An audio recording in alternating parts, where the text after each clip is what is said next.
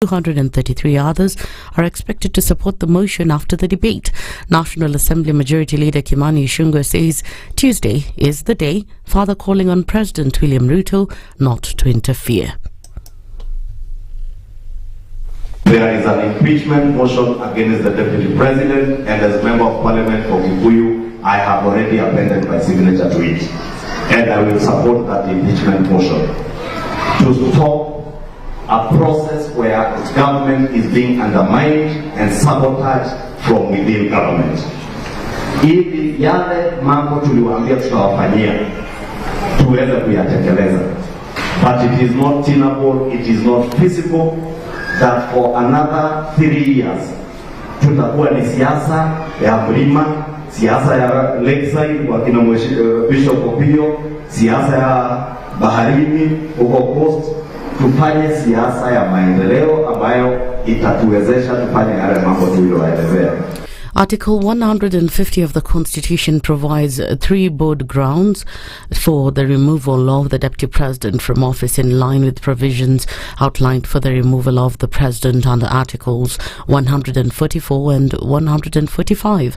In that argument, the Deputy President will be asked to defend himself about the accusations of buying luxurious hotels using public money, as well as violating national and international laws. At the same time, Gachagwa's previous offences of attacking High Court Judge Esther Maina and NIS Director General Nudin Haji have been brought up.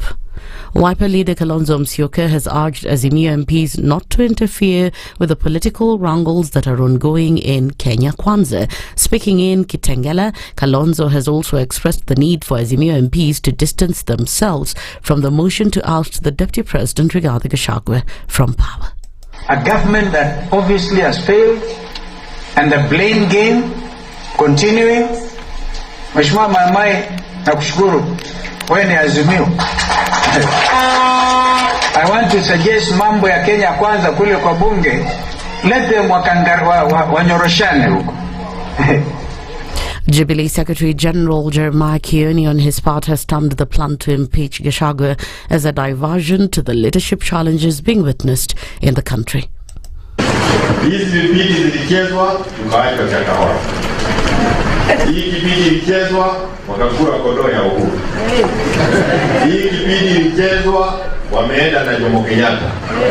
Kipindi imechezwa watoto wako nyumbani. Kipindi imechezwa hospitali hamna madawa.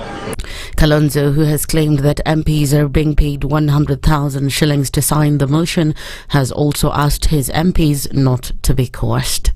But because they're going to tell us a lot, we want them to tell us a lot more, so that the country can be free. Lakini msio watu patiwa shilingi 100,000 unaweka sahihi. We don't want to go that way. Hey, before you sign, let us know what it is all about. We are not here. We don't want to agree to discuss those diversionary tactics. Jimmy atawelezeni akipata nafasi. Without Finance Act 2024, there is no valid government in place. Hakuna. Businessman and Sefina party leader Jimmy Wanjigi has publicly condemned what he describes as ongoing political harassment by the Kenya Kwanza administration. This follows a troubling incident that occurred at his Muga residence on Saturday night, where he claims police vehicles invaded his property and spilled the blood of an unidentified animal outside his gate. Wanjigi has characterized this act as intimidation and a direct threat to his life. Came with buckets of blood and poured at my gate in Muthaiga. Now, I want to say that normally that is an act of warning. That is an act to say, we are going to spill your blood. Tutamwaga damu yako. Na yako na familia yako. That's the news wire. I'm Lea Ubaga.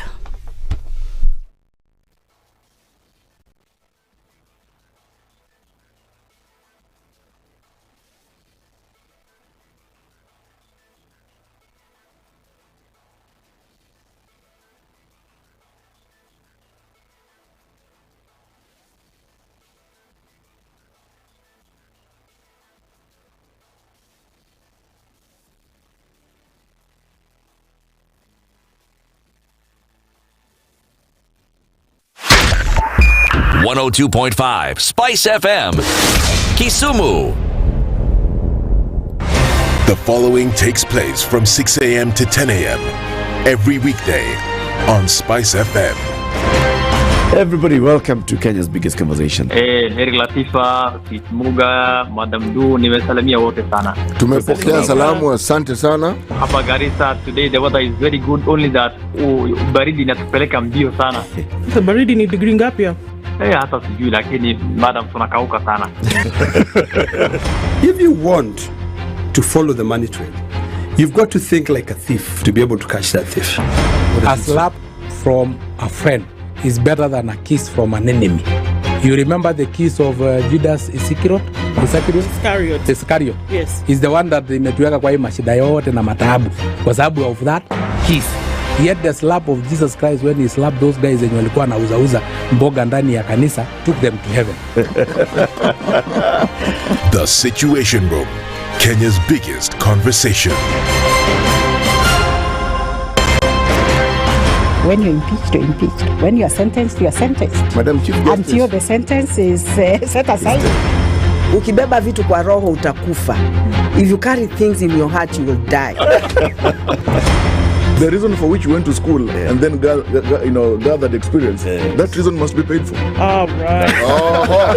Okay. This level. Shape up or ship out. Levels don't change. No. It's about shipping up. You know my business partner here. Shipping out. Are we talking about the ship in the bathtub? Or the ship man?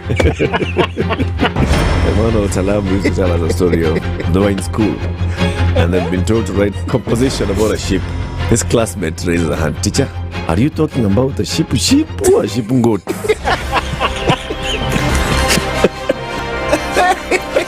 The Situation Room, Kenya's biggest conversation.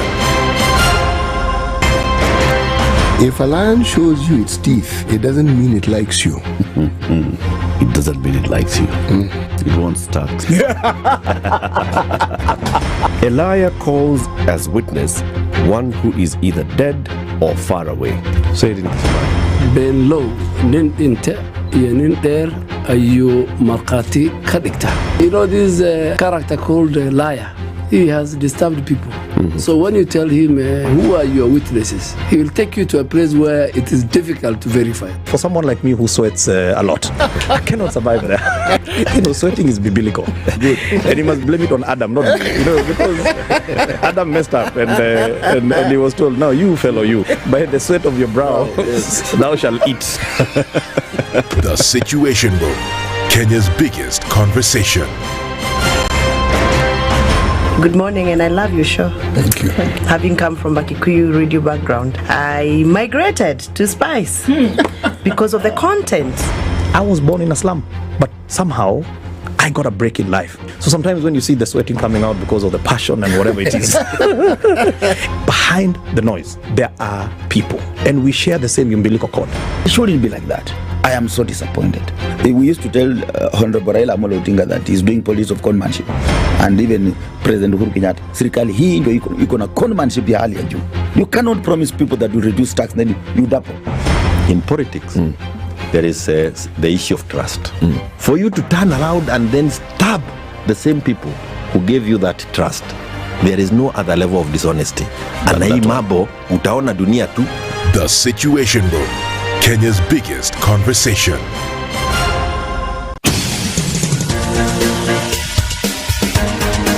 This is The Situation Room, the home of hard-hitting political commentary and penetrating insights about the state of the nation. This is a talk radio experience like no other. The Situation Room, a place for hard truths, debates, and elevated conversations. The Situation Room, witty, political, engaging, deep, controversial. In the room, we have C.T. Muga, researcher, academic, seasoned political observer, a fountain of wisdom in these politically uncertain times. Ndu Okoh, Nigerian by birth, Kenyan by choice, communications expert, Pan-Africanist, a truth seeker and believer in people power, and Eric Latiff, agent provocateur, the man in the chair, seasoned journalist, news hound, a man who believes in punching up, not down. This is The Situation Room. the only way to start your day.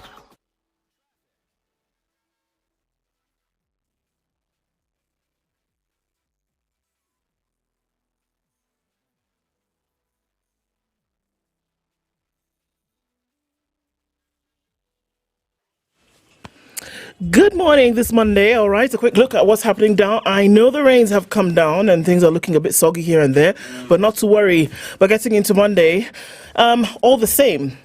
Let's take a quick look at what's happening on the Thika Superhighway. Just a smidgen of traffic as you're getting towards the CBD. And if you're coming out of Westlands, no problem here at all. Off of Jogo Road, you're fine getting towards Kamkunji at the roundabout. And as you come off Uhuru Highway, we're not seeing much of anything happening right now. Let's see how Monday morning kicks off. We'll be here for it. Let us know. SpiceFM KE on X. Hashtag the Situation Room.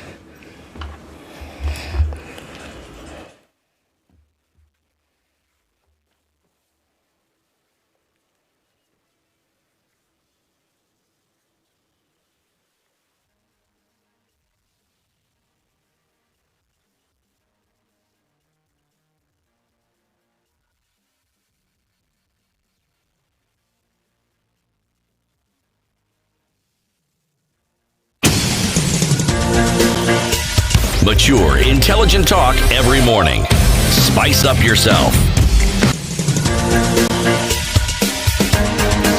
This is The Situation Room, the home of hard-hitting political commentary and penetrating insights about the state of the nation. This is a talk radio experience like no other. The Situation Room, a place for hard truths, debates, and elevated conversations. The Situation Room, witty, political, engaging, deep, controversial. In the room, we have C.T. Muga, researcher, academic, seasoned political observer, a fountain of wisdom in these politically uncertain times. Ndu Okoh, Nigerian by birth, Kenyan by choice, communications expert, Pan-Africanist, a truth seeker and believer in people power, and Eric Latiff, agent provocateur, the man in the chair, seasoned journalist, news hound, a man who believes in punching up, not down. This is The Situation Room, the only way to start your day. How are you doing? It's the 30th of September, 2020 what? 2024. How you doing? I'm all right. You had a good weekend? I did. Welcome to Monday. I didn't want it to end. You know? Even me, I'm just sick and tired of these 30-minute weekends. I know, right? You blink and it's over. Yeah. You breathe in and it's done. What on earth is this? Who signed up for it? Yeah? And it's just 6:13 on a Monday morning. Brody, come on. Surely. What nonsense is this? Nonsense. Hatupendi mambo kama hii. Sisi hatupendi. Sasa tunafaa kufanya nini? Yeah? Tuombe Mungu. Tuombe Mungu atujalie. Tuishi maisha bora, milele. Otherwise, you had a good weekend. So it was okay. Mm-hmm. What's Mbogi? Mbogi ni posy. That doesn't help me at all. Hey, see, when you have a posy, you have a posse. When you have a? Your crowd. Okay. Got it. Mbogi yako ni crowd yako. Umeelewa sasa? Nimeshika. Okay. So where is that coming from? No, so I was in the vehicle and I don't know, we're trying to get parking. So my friend was like, he was talking to the guy over there and saying, help us move. He said it in Swahili. Now the Swahili is gone. You know how you ask somebody to help you check when you're driving, to check if the thing is okay over there. And it was like, hey bro, nisaidie hapo. Then the guy said, we, uko sawa. Si, uko na mbogi hapo. Mbogi here was you. And the other people in the vehicle. Was you plus now you. So I wasn't quite sure. And I don't know in that moment why I didn't ask. What does that mean? So, anyway. Yeah, basically, alikuwa anasema you should be doing that job that you're asking him to do. Okay. Sawa. Hii kazi unanipatia nifanye? Uko nao kwa gari unafanya kazi gani? But they should earn the ride. Surely. War on earth. Yeah, just in that, like, passenger princesses. Come on. Absolutely no way. Passenger princesses. Okay. Anyway, Nisisi Baro ndio tuko. CT is coming back next month. So it is decided. Imagine next month. He's coming back next month. Hii mwezi hakuna maneno kama hiyo. September never. Never. So, here is the issue. Today, we shall have a conversation. First, we'll be joined by Arnold Maliba to discuss several things. Okay? Mm-hmm.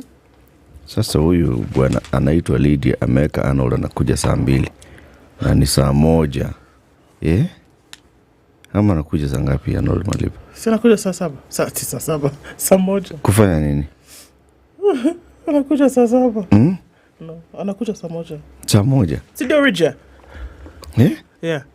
Alafu really I'm to mix up. Anyway, today we are going to be looking back into what's happened in this country, right? This year.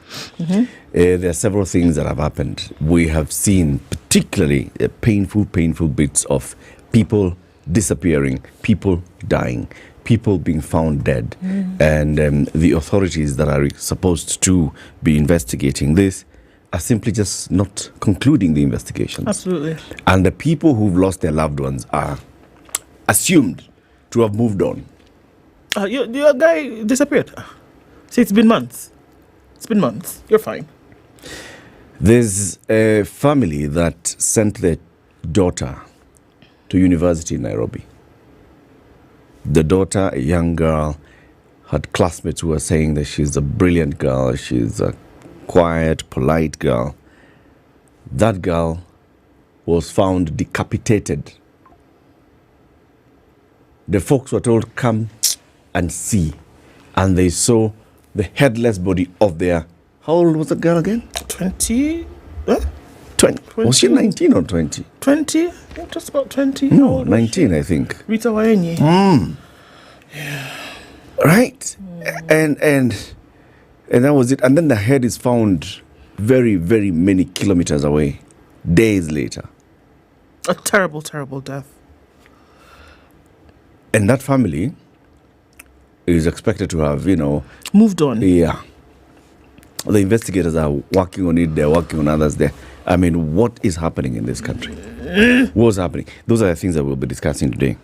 Just be ready. Yeah, it's not going to be fun to hear, but it's absolutely important to hear. Yep.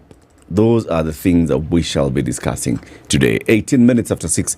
We're live streaming the show everywhere, Senor. Yes. Yeah. Let's do like that. Tell us about the weather, and then we look at who is online. This is the Situation Room, the only way to start your day. The weather with SpiceFM. Cloudy conditions this morning in Nairobi. We'll see highs through Monday of 24 and lows of 15. It's cloudy at 13 in Nakuru with highs of 23 and highs of 24 and lows of 14 in a mostly cloudy Nyeri. At 12 degrees, cloudy conditions in Eldoret with highs of 22, and Mombasa is cloudy at 24 with highs of 30. 30 will be the high in a mostly sunny Malindi, currently at 24. It's cloudy at 20 in Kisumu with highs of 28, and mostly cloudy at 17 in Kakamega with highs of 26. 18 in Kampala and cloudy, highs of 28, and Dar es Salaam at 24 is partly sunny with highs of 30. And we're looking at clear conditions at 7 in Johannesburg with highs of 20 and lows of 2. It is 25 and will be mostly sunny in Mogadishu with highs of 31 and lows of 24, while at 14 it's cloudy in Addis Ababa with highs of 21 and lows of 13. Lagos cloudy at 26 will go to highs of 30, while it's clear at 24 in Kinshasa. We'll see highs of 32. We're looking into a cloudy Paris at 13 degrees, highs of 17 and lows of 12, while it's a rainy morning in London at 13. We'll see highs of 16 and lows of 12. New York cloudy at 16 on Sunday night. Coming into Monday, highs of 17 and lows of 15.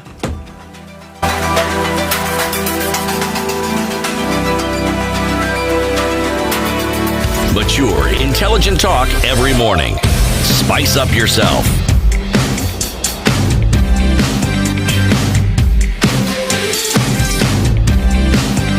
Mornings done right. 94.4 Spice FM. It's Nairobi. 6. Who's online? Hey, wait a minute. Get there. You threw me off. Just, people don't really know what goes on. Come back here. On the breaks when you're not on air. Let me just blame you.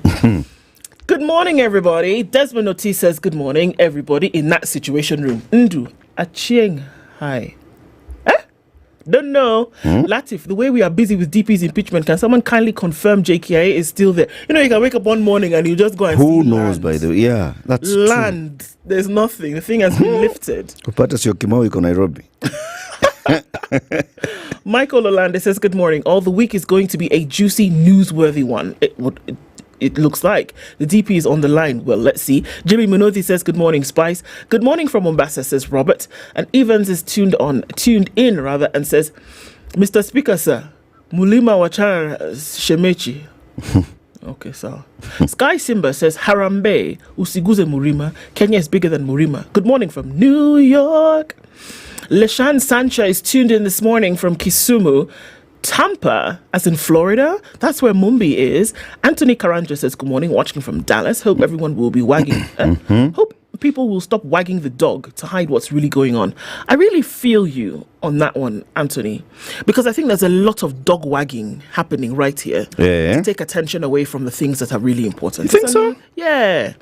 I think there's a lot of it currently going on. Peter Kiaria says good morning. They are selling to... Okay, you guys wanna... When you're writing these things, you write so that... Okay. The Gachagua impeachment story is what they're selling, thinking we will forget about Adani. You see? Do you see now? My prince, 100 million shillings for a national dress. Excuse me. Many years ago, I was not in Kenya, but I had read back and forth. I had left and come back.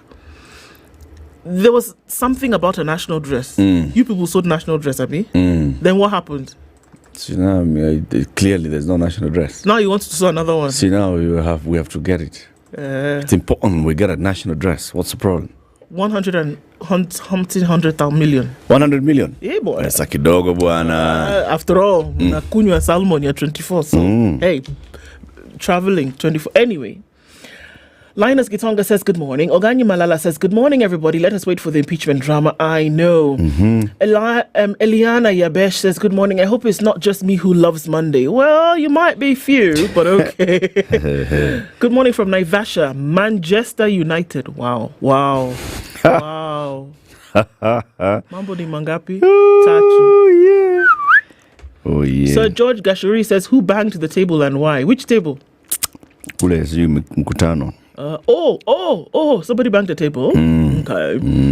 Kim, we see you. Good morning. You're saying everybody is corrupt, eh? Raphael Kige says, good morning, my good people, sitting back silently and watching as Kenya is thrown to the wolves. Whoa, no, don't sit back and watch back. Gitahi is saying, let me just tell you what he's saying. Tell us. Being rough this morning. And said that, you mean the whole of Standard Media Group company, no technician can fix an online radio problem? That's a radio guard in a letter, Shida.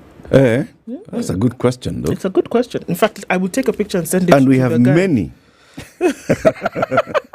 highly qualified and competent people. Can you see me taking the picture of your comment? I'll do something about it. Good morning, Leo. He says good morning to the princess. Soon to be queen. I'm just saying. Everybody. So now KK, after buying the church, now decides who's allowed to enter it or not. The Book of Lamentations that Rigathi is reading is an old script. It is corruption, says Tim. Is there any script that's not old? I don't know. Manuscript.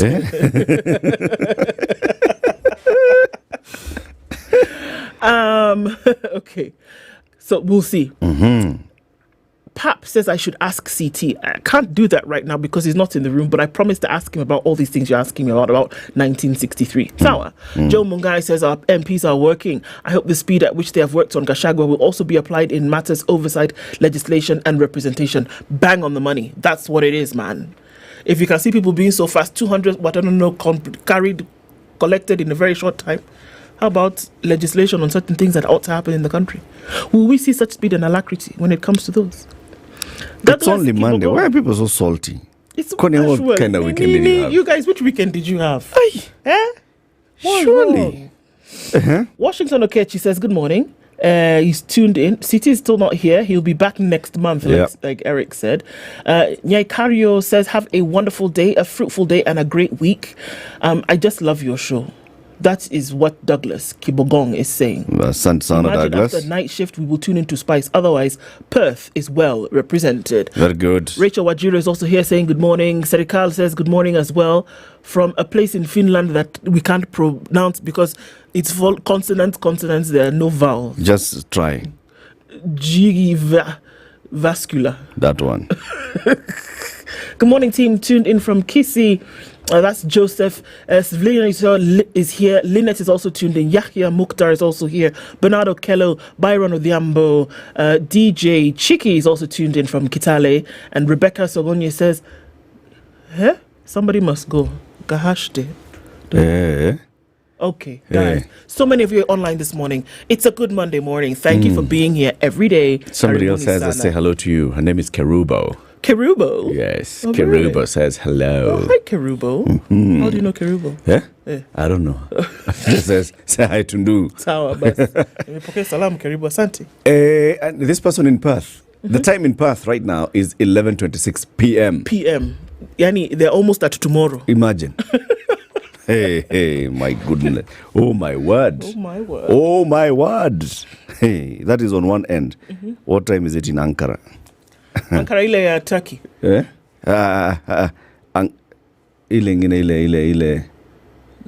Nchi gani hiyo? Anchorage. Time in Anchorage. In Alaska? Yes. Uh-huh. What time is it? Let's check. Let's see. Let's see what time it is. Still Sunday, Uko. Time in Anchorage is Sunday, 7:27 p.m. They're still on Sunday. They're 11 hours behind. It's 7:27 p.m. Yeah, boy. Sunday. Sunday. They're yesterday. What?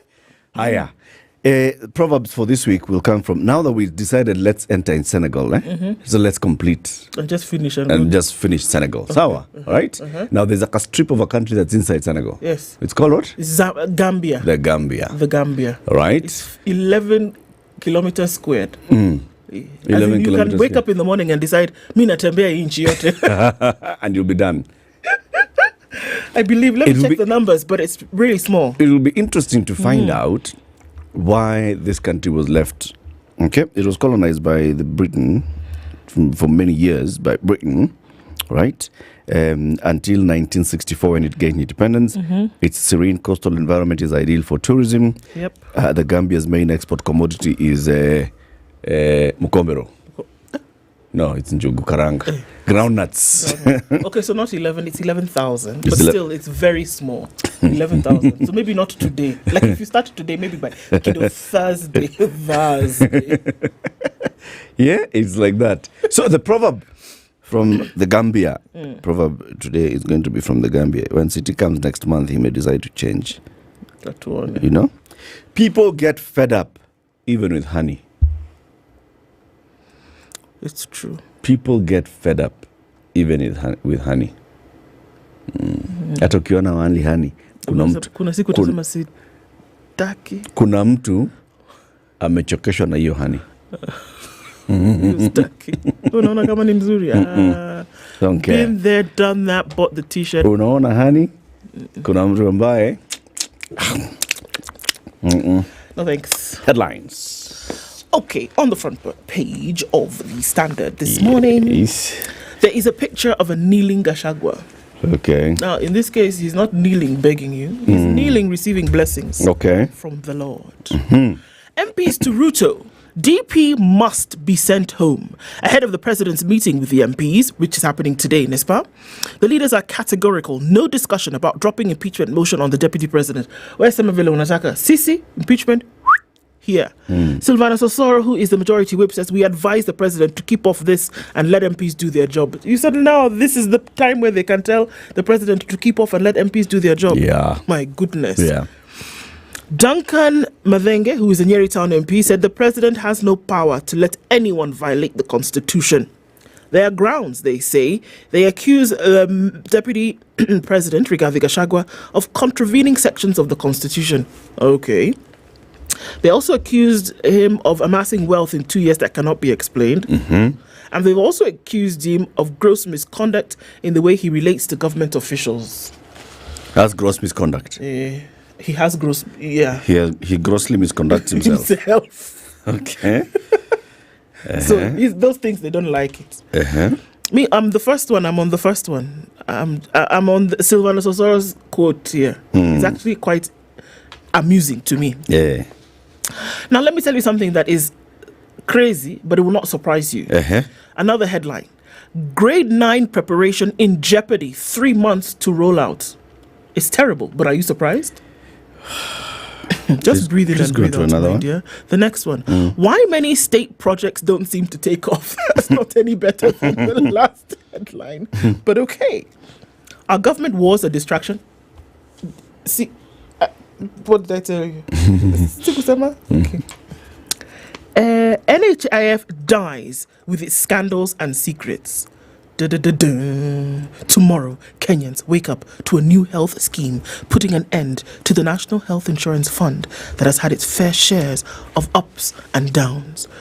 Secrets never to be told again. They will be buried in the NHIF.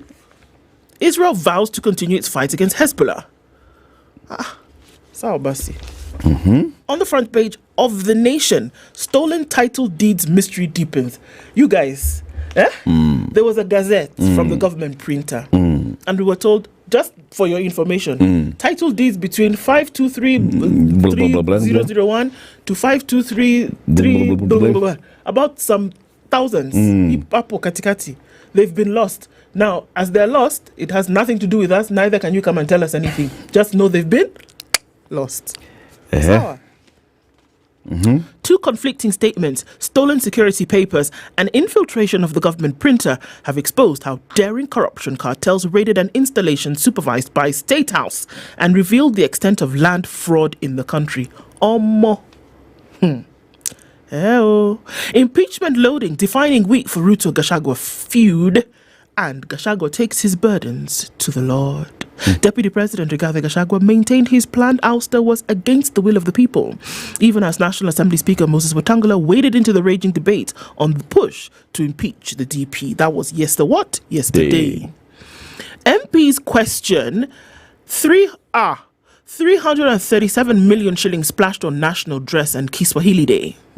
Where is the dress? See, that's why we're looking for it. Okay, wait. Okay, they have not made the dress yet. No, okay. It's 100 million is to start the campaign. Put together very many designers. It's a whole process. We can borrow you one of our old this thing. That's a Nigerian dress. So you cannot adapt. We want our own Kenyan national dress. I said you people look for it before you didn't find it. Now you want to look for it and spend another money. Those other people had absolutely no idea what they were doing. The people who did the one before where they did parade. Yeah, and they had no idea what they were looking for. As guys, we know. This now you know. Yes. Now you know. Yeah. Mombasa minister seized over gang rape.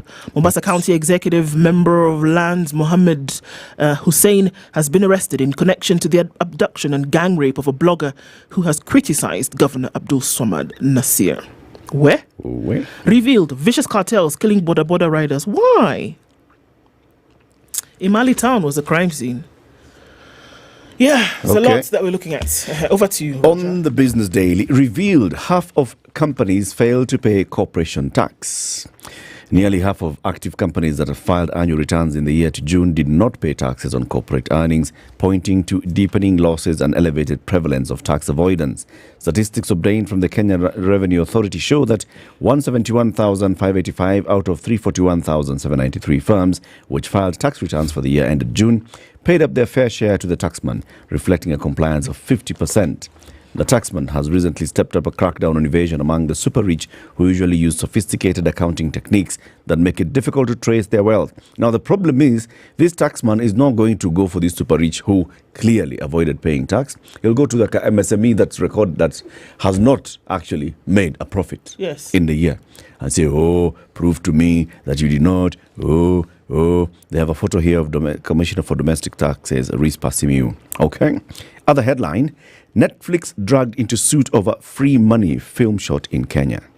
Netflix is entangled in a legal suit where the producers of a documentary aired by the US streaming giant are accused of commercially exploiting poor Kenyans whose lifestyle is captured in the film. 4 Kenyans claim they were not made aware that their penury lifestyle would be showcased in the documentary titled Free Money, which first premiered in Toronto International Film Festival and then shown at the International Documentary Film Festival in Amsterdam before it was sold to Netflix in September last year. They are seeking a slice of revenues that Give Directly, a US non-profit organization, earned from the sale of the documentary to Netflix, which is not subject to the suit. The 1 hour, 44 minutes documentary depicts the changing lifestyle of poor residents of Kogutu village in Kisumu County after receiving a monthly stipend of 2,842 from Give Directly for 12-year trial. Every month, these guys were getting 2 Gs, 842 for 12 years.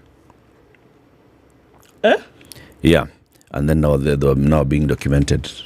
2,000 shillings? Yep. Every month? Every month. For 12 years? Yeah. Okay. Okay. This story was there for a while. It's some funny experiment that they were doing. You know, if you give people money, are you helping them or not? Are you helping them or not? Kenya targets 132 billion shillings on lifting mining ban.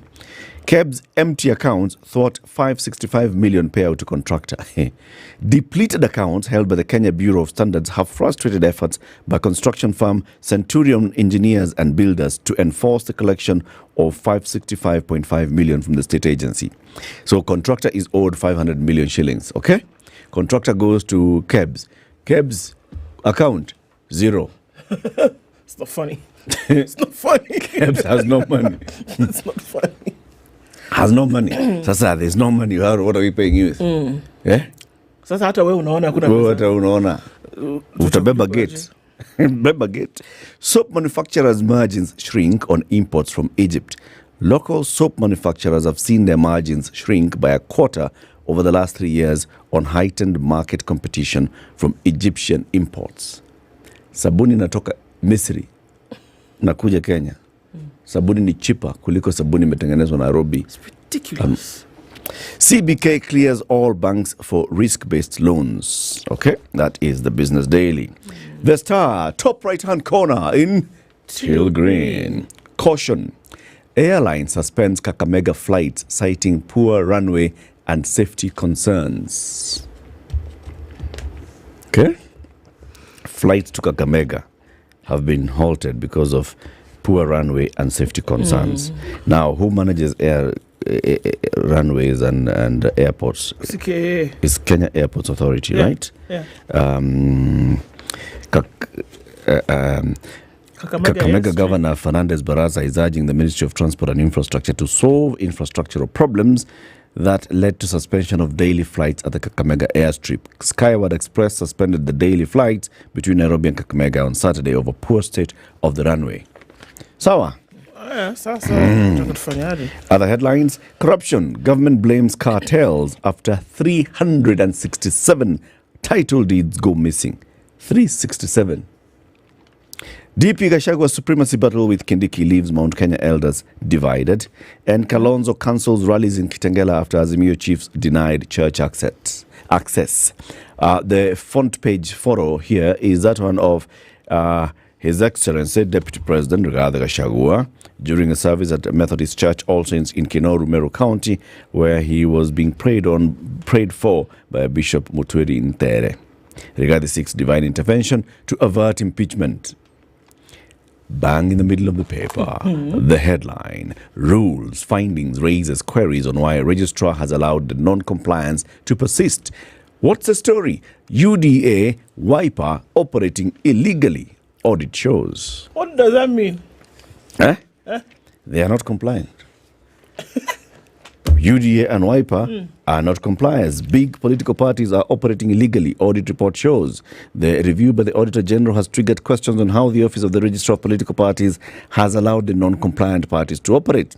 The Political Parties Act says a party shall be qualified to be fully registered if it has submitted to the registrar the location and address of its branch offices. The political party branches, according to the law, should be in at least 24 counties, more than half of the 47 counties. But the review for the period ended June 2023 established that a majority of the about 90 registered political outfits had fallen short of the requirement. Yeah, of course, we know this. Many parties. UDA, for example, has 21 registered in that time, June, 21 branches.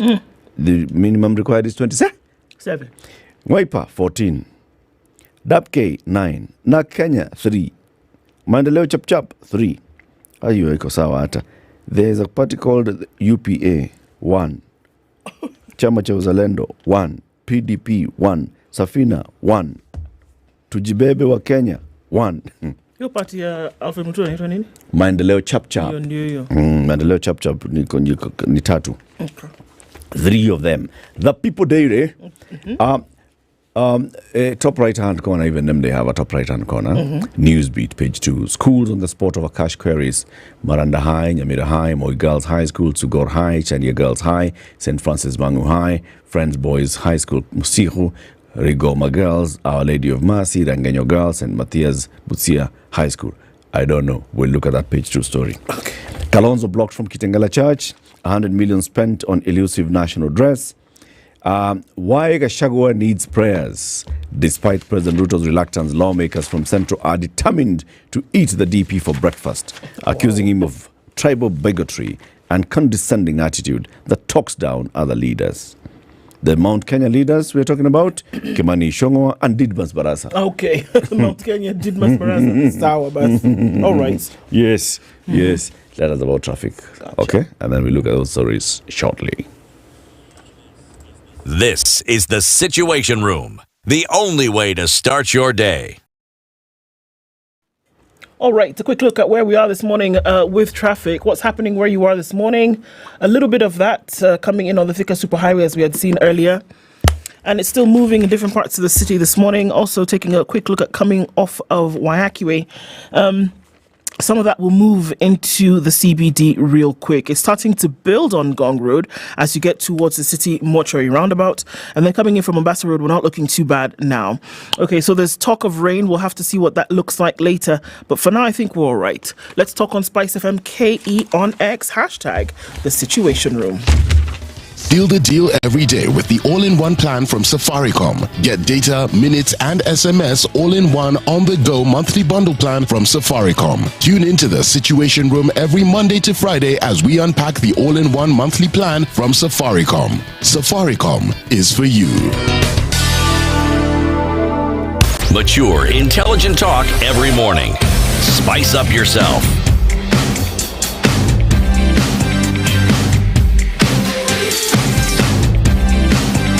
Mornings done right.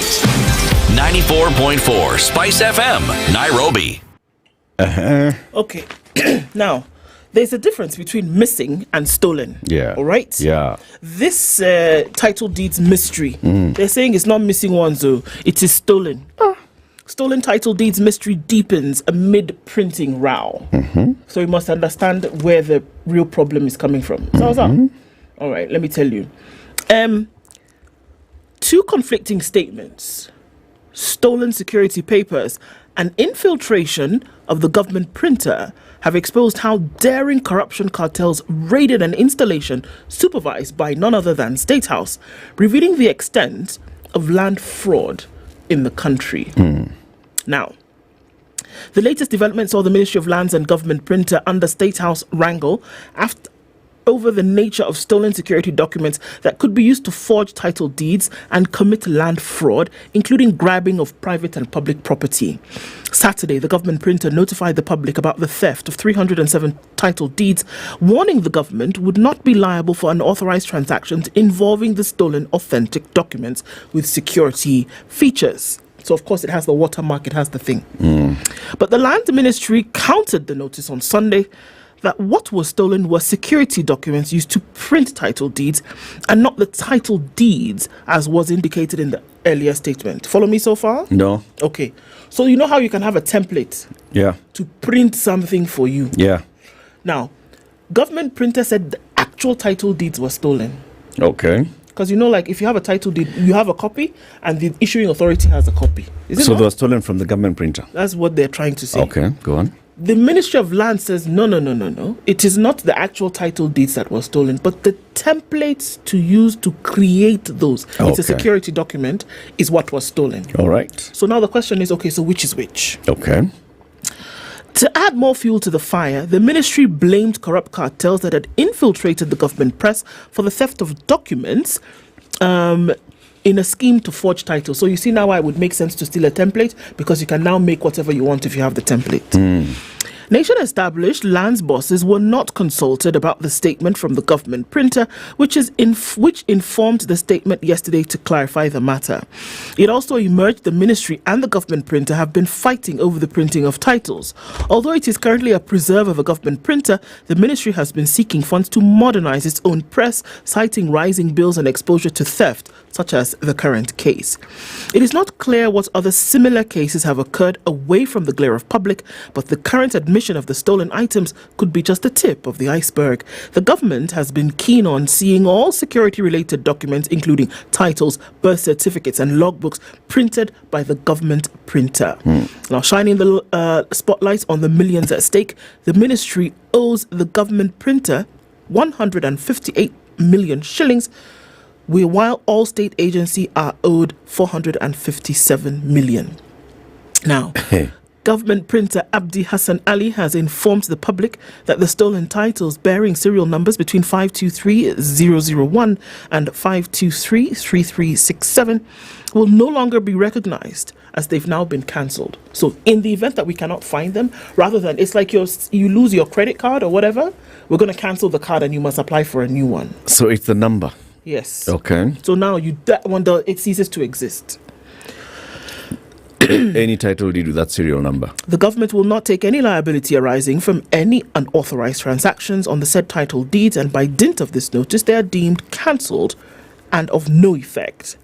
However, the ministry countered the notice, saying that it had some 367 security papers for printing of title deeds that were stolen from the government printer. Yeah? The ministry has them. No, sorry. Saying it is not that they have. Okay. They're saying what has been stolen is the templates for 367 titles. That's what's missing. And they got missing from the government printer. So how is that? Why is the counter there? Because the government printer is saying that the actual titles have been stolen.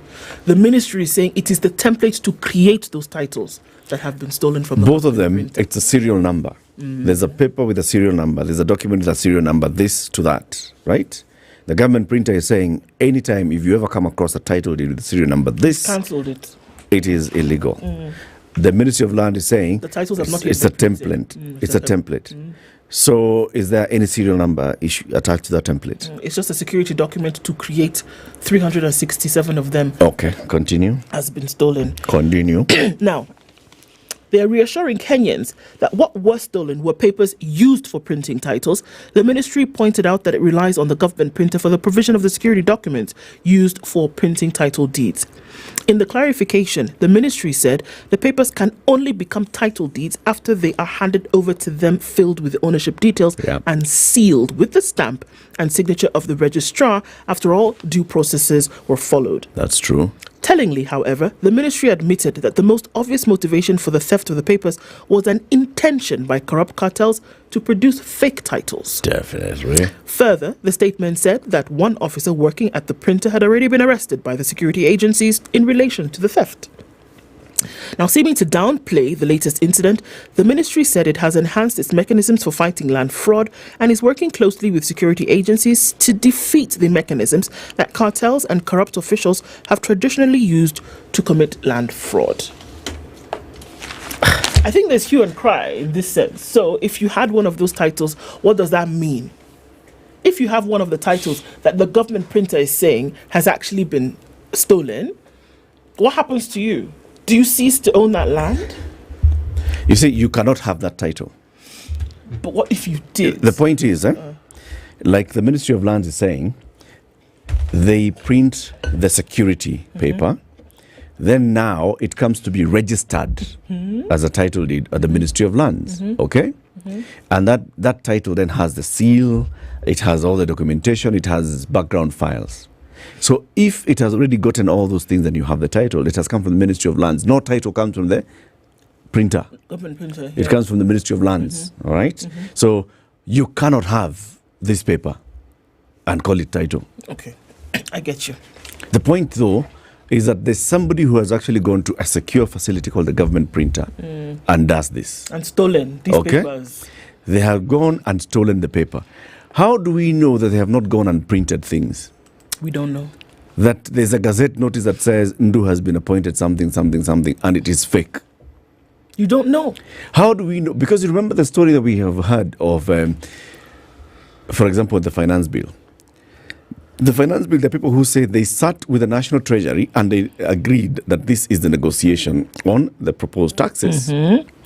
What has been seen that has come from the cabinet is something else. What then has come from the government printed and has been printed as the finance bill is different. There is monkey business that goes on at the government printer. So there's something amiss. It's not a secure facility at all. There's something amiss there. And so now what the ministry is saying about the possibility of corrupt cartels doing some hanky-panky from the government printer could be the case? That's an obvious thing.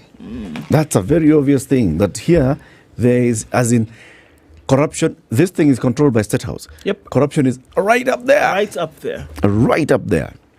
Right up there in State House.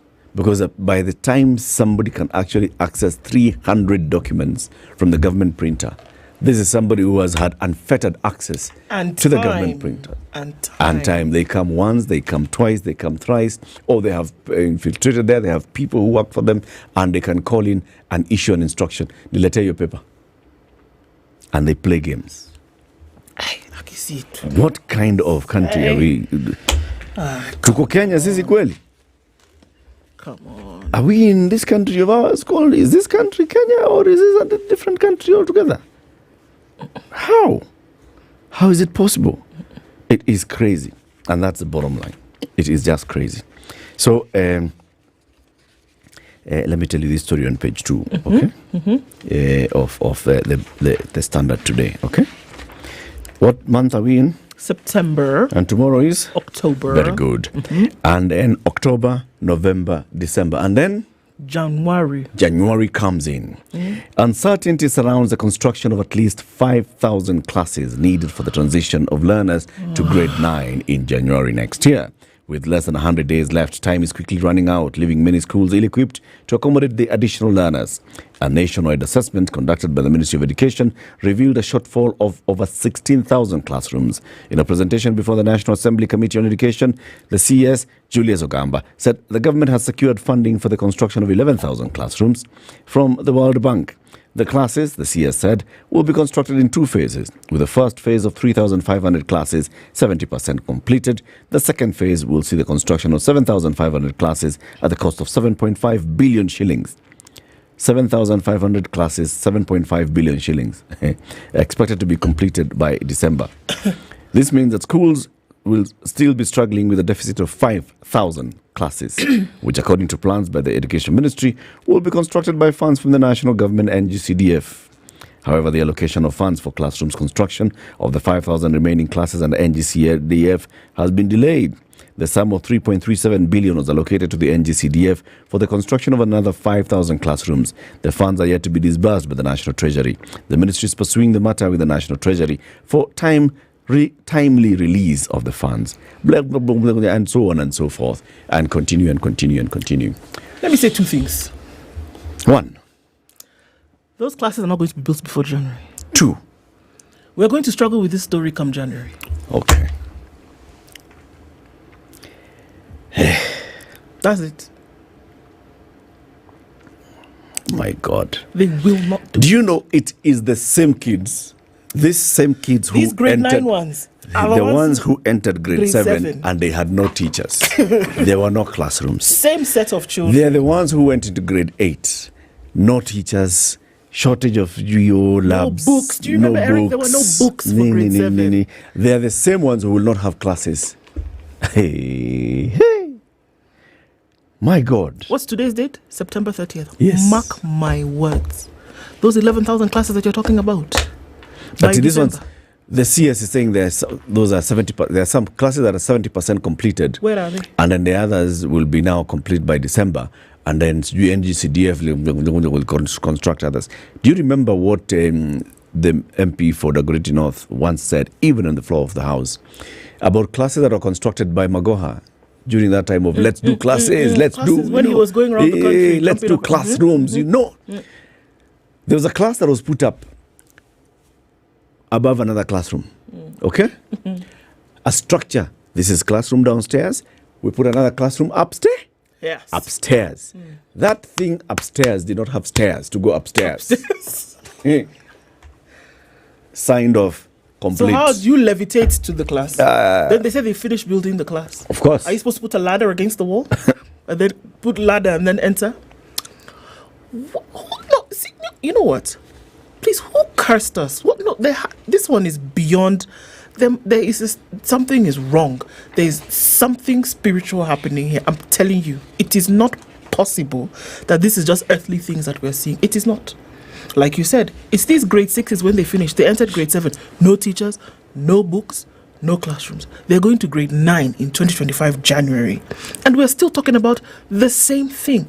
And then you want to tell me that there's nothing wrong. There's something very, very wrong. They said they finished 10,000 classrooms. Do you remember the story of the furniture? It was in Uhuru Kenyatta's administration. They were giving carpenters all over the country big contracts to build classroom furniture. Where are they? Where are they? And then when I say that education is in a crisis, people tell me that I'm being sensationalist. It is a crisis. And we're now... You know how on the Richter scale, the higher you go is the worse the earthquake. Yep. This one has passed the threshold. This one has passed the threshold. As in- and we're just toying with it like it doesn't matter. As in... But what we shall focus on, yes, That somebody's kneeling down in church to beg. is to impeach or not impeach the deputy president. Okay? That shall be our focus. That shall be the focus of this administration. And that's why economist Dennis Kabara is asking today, are Kenya Kwanza political wars a distraction from failing agenda? Failing agenda. That is one full-page coverage by the Standard today. Also, Biketi Kikechi has written, biting more than one can chew Ruto's projects that don't take off. So now that everything is just coming to a storm, these things are not taking off, and Gen Zs went to the streets, this administration cannot believe that actually people have seen through them and that they are not delivering. They're saying, actually, those Gen Z things, it's Gachagua. It's actually... No, there is no way the people of the Republic of Kenya, forward-thinking and wise as they like are, what we're doing. could actually be complaining about government projects. They like what we're It doing. is Gachagua who wants to become president through the back door. He cannot even wait. Yeah, that's and the that's reason. why he instilled that thinking in people's minds. They are not dissatisfied with government. They're not. People are happy. People are happy with the government. That's why we have to impeach him. Yeah. So that such oppression will never rise again. Children who are leaving home this morning and going to school and they're in grade 8, they're going back home and they're learning. Those in grade 7 are learning. Teachers who are going to teach them, they were hired as interns. They are happy with their internship status. They don't want to be employed for permanent. The children who went through 6 years of university, graduated with a bachelor in medicine and surgery, have been waiting to go and do their internship. They have been posted for internship. They have not received a single shilling. Those Gen Z children, they're happy. They're very happy. They're happy. People It's whose Kamasiga parents- Shagwa. Yeah. People whose parents can't afford meals every day or school fees, they're not complaining. Guys in university who have been told you have to pay 200,000 shillings A year. For university, and you have, because you belong to the rich category. Those ones are happy. They're very happy with those Gen Zs in universities and TVETs, they are happy. Why not for Gachagua? If Gachagua had not, put his hand behind this protest, we would not have any problem. Everything is okay. Yeah. Everything Things is are okay. working. Even our affordable housing project, haven't you seen people are moving into those houses? We've removed people from Nakuru, from all these other places, and we've put them in affordable housing. In fact, those places don't exist. If you go there now, it's just landfill. Beautiful. Yeah. Hey, 7 a.m. Aren't you happy?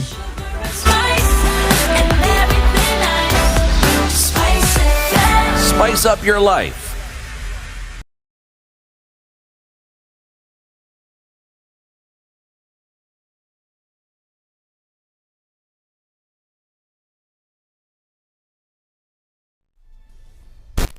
Good morning, this is the News Wire. I'm Leah Ubaga with a political hit continuing to rise in the country. Gachagua has now turned to prayer. Gachagua, who has been trying to put out the fire to remove him from power, seems overwhelmed and has been forced to turn to God to give him the strength to face his enemies. After a long prayer at the Methodist All Saints Church in Kinuru, Meru County, Gachagua knelt down at the altar and directed his suffering to the throne. Some of the members of parliament who accompanied him, including Juja MP George Koimburu, were seen to be overwhelmed with emotion to an extent that they began to shed tears.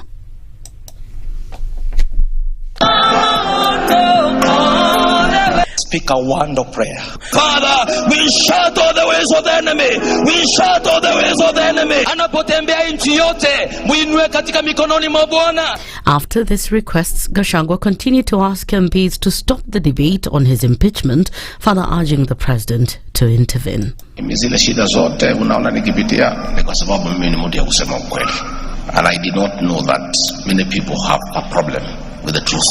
So nakuta watu wengi sana wako na shida na mambo ya ukweli. Sasa mimi niliumbwa namna hiyo. Mungu amenifunza na kuniongoza kuwa nikisema ukweli. President and I were elected on the joint ticket for 5 years, and that is the will of the people. Let us not fall into the temptation of overturning the will of the people through other methods. When Gachagua was in Meru, all the members of parliament in that county, Tharaka Nithi and Embu, did not accompany him after announcing their support for Interior Cabinet Secretary Kithure Kindiki. And after going before the Lord, National Assembly Speaker Moses Wetangula also expressed his disappointment towards Gachagua's values. Courage is not courage if you use it to hit your head against the wall. It's stupidity. Na tunataka tuwe na viongozi ambao wanajua the limit of where to go, what to say, where to say, how to say, and the impact on society. I know the Bible tells us don't revenge, but this one, God help me, I'm going to revenge while I'm alive. Leteni hiyo mswada mimi naiweka mara moja na maneno iendelee. Ametuambia ukiona kwa kiungo yako kuna kitu inaweza kukuzuia uende mbinguni, kata. Si ndio? So hii kutoka hii Tuesday hata sisi tutakata sehemu nyingine tumeona inataka kututenganisha na itakuwa noisy, messy na casualty anajijua. Si namna hiyo? This comes at a time when 4 MPs and 7 senators from Mount Kenya have accused Gachagua of undermining the government, vowing to remove him and ensure that his place is taken by another Mount Kenya leader. 11 days after his release, activist Bob Njagi has thanked Kenyans for pushing for his release along with the two brothers Aslam and Jamil Longton. Speaking when he attended a church service in Kitengela, Njagi also said that he'll soon give an explanation about what he went through during the abduction. Asante kwa Kenya wote kwa kusimama na sisi ambao tulikuwa tumetekwa nyara. Nilikuwa na ndugu yangu Longton Jamil na Asle Longton. Hatujaongea na vyombo vya habari bado, manake hatujapata nguvu ya kutosha. Wiper leader Kalonzo Musyoka, who also attended the same service, has given assurance to continue defending Kenyans denouncing cases of kidnapping in a statement that has been emphasized by DAP-K leader Eugene Wamalwa. Hakuna Mkenya akona amani because ajua atanyakuliwa usiku wa manane na kupelekwa mahali pasipojulikana kinyume na sheria. We call out those Subaru abduction squad in the name of God the Father, the Son and the Holy Spirit. You will not succeed. Kama upinzani na uongozi mbadala wa nchi hii, hatutawacha kuwapigania hadi haki itendeke kwa kila familia wamechukua watoto wao. Hii ni kitendo ambacho kimepitwa na wakati. Kenya ni Kenya huru, na hii huru ulipiganiwa na wale walikuwa mbele yetu. I want to appeal to the new IG. Ngoja aliyekuwa pale alileta hiyo. Kanja, don't agree. Stand there and make the difference. That's the News Wire. I'm Leah Ubaga.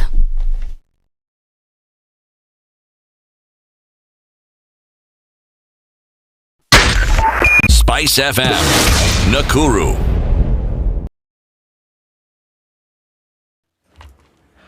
All right, a quick look at where we are this morning, coming around about after 7 o'clock, and traffic is starting to build up here and there. There's a bit of a drizzle in parts of the city, so you want to be careful. It's going to slow us down just a bit.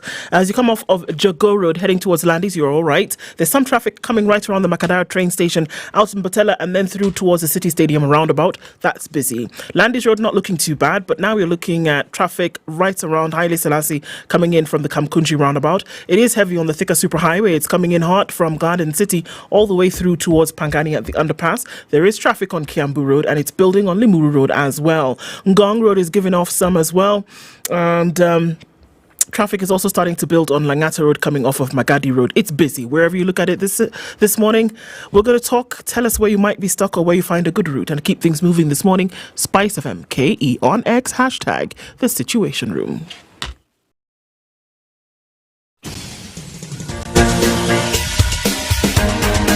This is The Situation Room, the home of hard-hitting political commentary and penetrating insights about the state of the nation. This is a talk radio experience like no other. The Situation Room, a place for hard truths, debates, and elevated conversations. The Situation Room, witty, political, engaging, deep, controversial. In the room, we have C.T. Muga, researcher, academic, seasoned political observer, a fountain of wisdom in these politically uncertain times. Ndu Okoh, Nigerian by birth, Kenyan by choice, communications expert, Pan-Africanist, a truth seeker and believer in people power, and Eric Latiff, agent provocateur, the man in the chair, seasoned journalist, news hound, a man who believes in punching up, not down.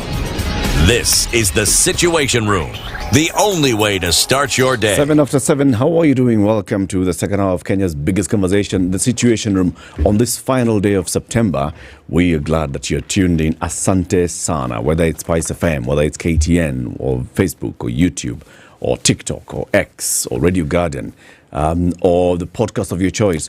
This is not a radio show, it's not a TV show, it's a show, all right? It's in everywhere. There is no other show in the Republic, or even in the region, that is in so many platforms live at the same time, and that you can find even after the show has gone off air. Yeah? Yep. None other. Sawa. We tell you to think about your own lifestyle, and you want to make it easier for you. That's why we make it easy for you to access us wherever, whether you can stream us on YouTube, or you can stream us on podcast, or on Radio Garden, or you watch TV, or you listen to the radio. It's about just making your life easier. Don't stress looking for the Situation Room. Same thing. Don't stress with your financial matters. Why wait while you can loop it? Absolutely. So imagine an app that basically allows you to loop everything that you need to do with your transactions, right? So on one place, you can get all your bills paid. You can transact between your mobile wallet and your bank account. You can set up standing orders. You can apply for an overdraft. You can apply for and get a personal loan. You can, even as a business merchant, pay your suppliers. You can advertise on it so that folks can know what's coming up next from your business. Imagine all of this from the comfort of your mobile phone. So all you did was that you downloaded the Loop app on the Google Play Store or Apple App Store, and then you're getting into this world of a lifestyle change which allows you to do everything from the click of a button on your phone. Why wait when you can loop it? Indeed. You know, when you talk about some of these things, that you can do these things online, you can do these things online, we make several assumptions. We assume that it's always been like this. We actually forget that just a few 15 years ago, if you needed internet at home, my God, I remember actually applying and getting some very slow internet speeds, and I wanted to go into IPTV. And I wanted to actually watch IPTV. Hey, the thing. Teeth pulling. 256 Mbps. There's no way you'd be able to stream. No way. Nowadays, people were watching Manu getting beaten yesterday, and they were streaming the game.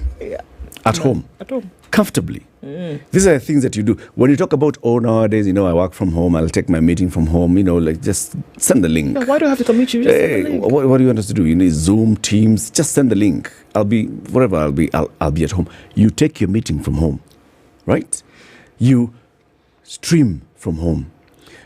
Your children don't need to go to school. They're, feeling unwell, a little bit under the weather, but then they can actually join the class from home. We make all these assumptions. Over the last 10 years, this has been made possible by Safaricom Home Fiber because they've invested extensively in this. And Safaricom Home Fiber is now countrywide.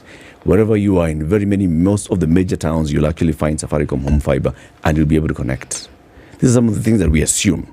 Because of that, investment, over 500,000 homes have been connected to Safaricom Home Fiber. And they make it easier and easier and easier. And those who are thinking, okay, I'd like to get some very good fast internet speeds, what do I do? It's simple. It's simple? Yeah, it's very simple. How do I go about it? Just star 400 hash. Just that. Star 400 hash.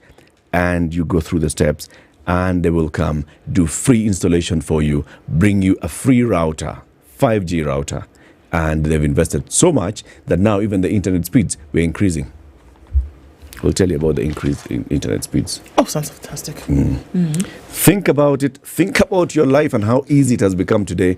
And remember, there's actually a company that invested so much over the years. To make it easy for you today. To make it easy for you today. And they have not stopped. They're still doing the same. Arnold Maliba is our next guest for the next 1 hour. Arnold is very many things at the ruling UDA. He is the head of policy and public affairs. That's a big title, right? Comes second to party leader. We have a deputy party leader. Okay. And by the way, before we actually move anywhere, Manchester United was not beaten. Oh. Okay, they were throttled. Okay, sorry. No, again, that is wrong. Okay. Just a little fear of God that we learned yesterday as fans. Okay, actually, one of those things I wanted to ask is if it's possible to ask Parliament to prioritize, probably they need to impeach the current head coach before they do any other thing. Tomorrow, when whatever current head coach of the country, they can actually deal with the Ten Hag. I mean, so that they serve voters. Otherwise, we will not have voters. It's not a problem. If it involves anything that doesn't actually include representation, legislation, and oversight, Parliament is very quick to act. So they need to save their voters. Parliament of Kenya. Yes. So I said anything that doesn't involve. If you want Parliament of Kenya to impeach Ten Hag, they will do it. They will do it quick, fast. Tomorrow, that should be the curtain raiser before they do any other thing. Before they do any other business. Yeah. How are you doing, though? I'm fine. Good to see you here. Karibu sana. Asante. Mzee is still away. He's taken some days off. He'll be back next month. So who's doing the proverbing? I'm giving you the proverb. Okay. This week, the proverbs will be from the Gambia. Do you know how many countries neighbor the Gambia? I think just one, because Gambia literally runs along River Gambia. So I think it's only embedded in one country. Which one? That one. but I know it's a country embedded inside another one. Inside another country. You got that right. What country is it, Ndu? Senegal. The Gambia is inside Senegal. Last week the proverbs are from Senegal, so today we have now entered into the belly of Senegal and found the Gambia. Senegal Pro Max. Today's proverb: people get fed up even with honey. People get fed up even with honey. What do you think? I think it has got an English equivalent that says too much of something is poisonous, I bet. That everything has got its threshold upon which then it should be engaged or indulged in. So whatever you're doing, you have to get to a point where the statement fair enough makes sense. Yeah. Did you think so, right? Yeah. In 2022, at the end of August like this, going into September, it appeared that the honey was UDA. Do you think people are fed up with this honey? UDA as the leader of society, the party that then guides where we are going for the next 5 years. Literally at this particular moment, I think we've covered 2. We now have got 3 more to go. You wouldn't necessarily say that in 2022 that was the honey, because slightly less than half of the population still felt that they weren't properly represented then. Then UDA alone is not what constitutes the governance structure of the country today. We have got people who are elected on other parties elsewhere. That too is government. So Which party got the most elected leaders in 2022 elections? Of course, UDA. Okay. Yeah. So UDA was the honey in 2022. Unless you talk about the other parties as deputy honeys, but Yes. We are talking about UDA. So Was UDA the honey or not in 2022? It still is. Okay. Yeah. People are not fed up. People could be fed up with ideas, but not the concept of what UDA stands for. Okay.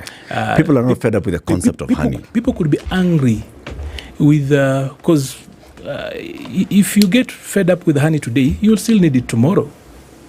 You'll need it a day after. It doesn't lose its value or essence just because today I've had enough of honey.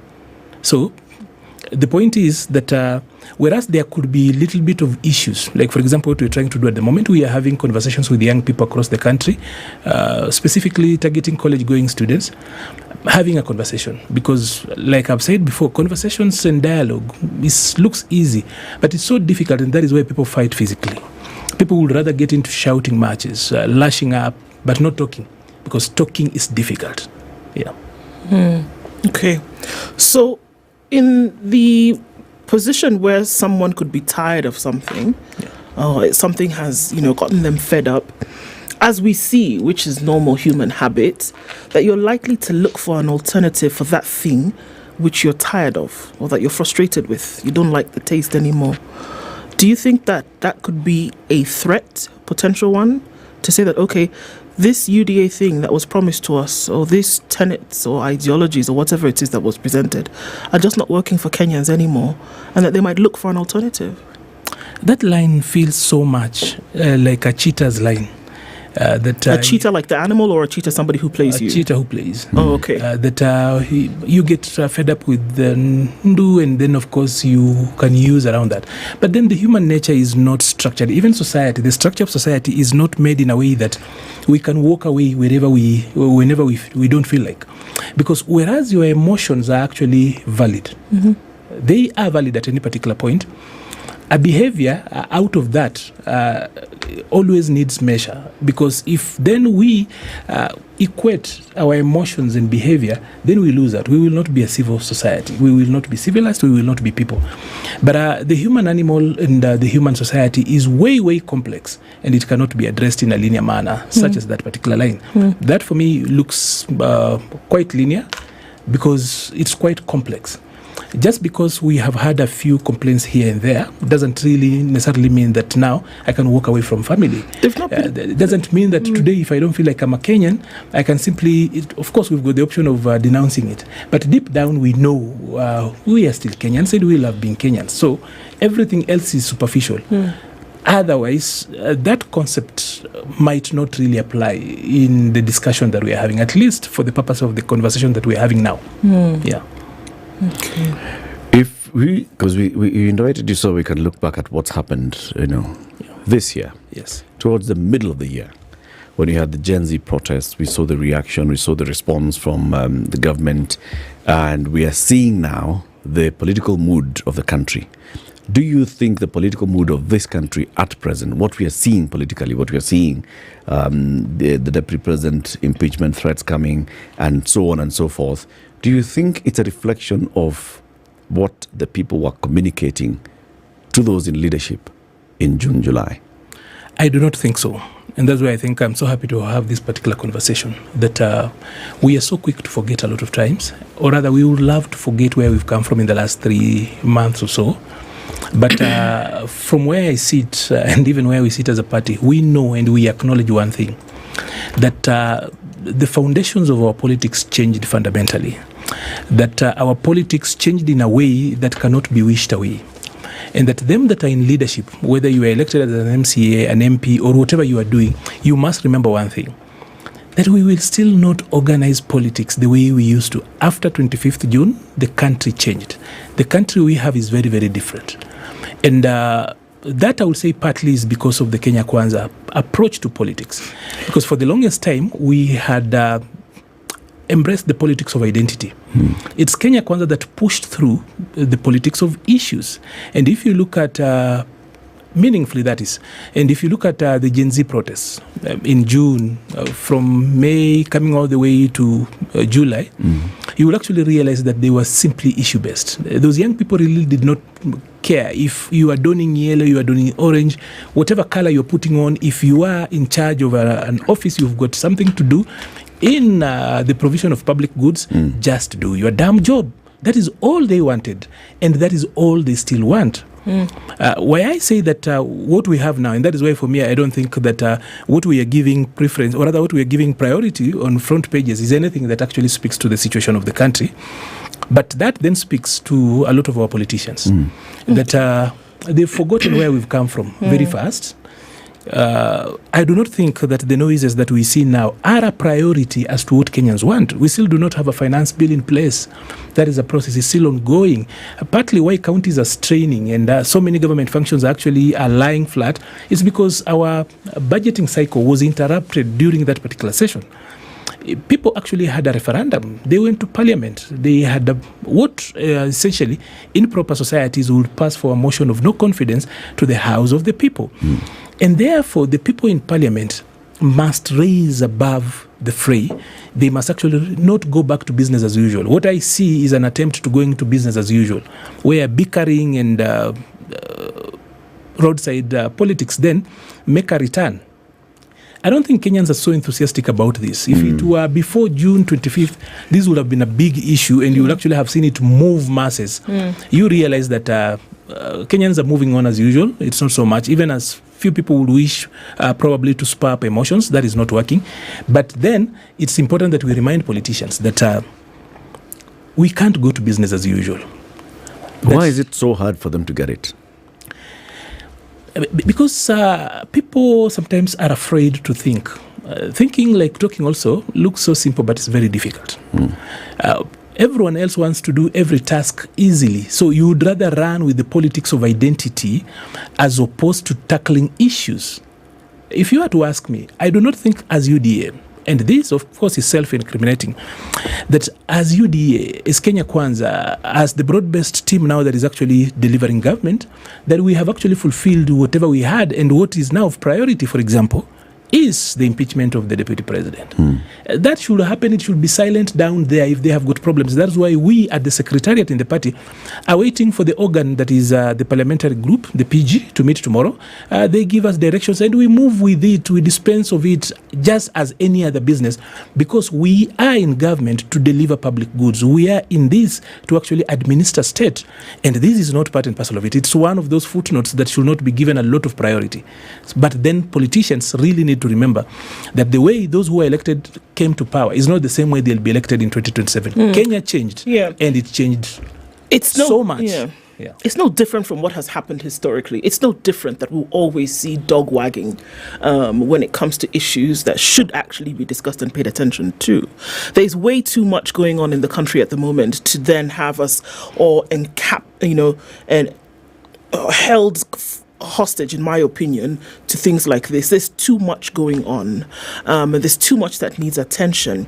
But I'm curious as to what you said has changed in the way politics is being done, because if you ask me, nothing has changed and it still continues to be the same thing. From June 25th until today, September 30th, what would you say has changed in the way things have been delivered for Kenyans from a government perspective, from a political point of view? I think so far the government did align with the changes that had actually happened, because the body polity actually brought new rules to how we do our politics. And up to now, I do not think that the issues that brought people out there have really fully been worked on. Because a number of them, of course, were systemic, a number of them take long, but the quick ones that were worked out ended up there. But there are still a few issues that I feel, they're not few, there are still many issues, specifically in the way we administer state, in the way we provide public services, in the way we treat running of public affairs, that need to go back to where the post-25th Kenya.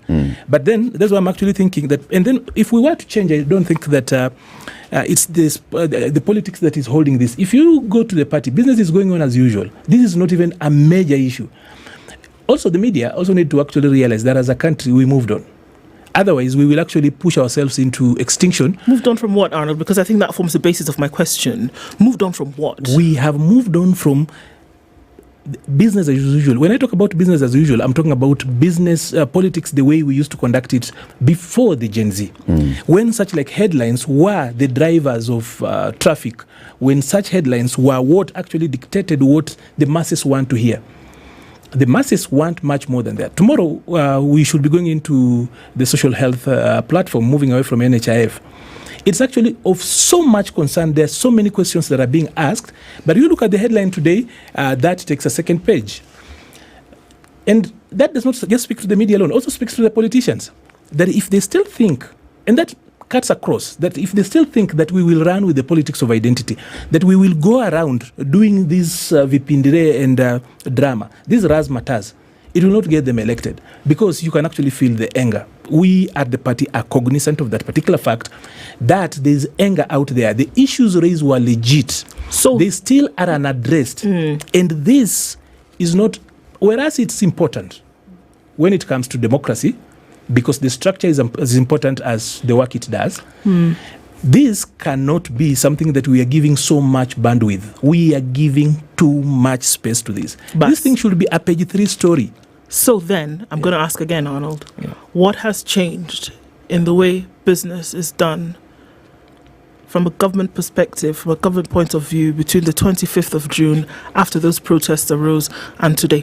What did those protests bring about that has made the administration of the day sit up and say, okay, actually, you know what? We can't do this. We can't continue to have corruption through every single fiber of government. We cannot continue to give lackluster leadership when it comes to things like education and health and infrastructure.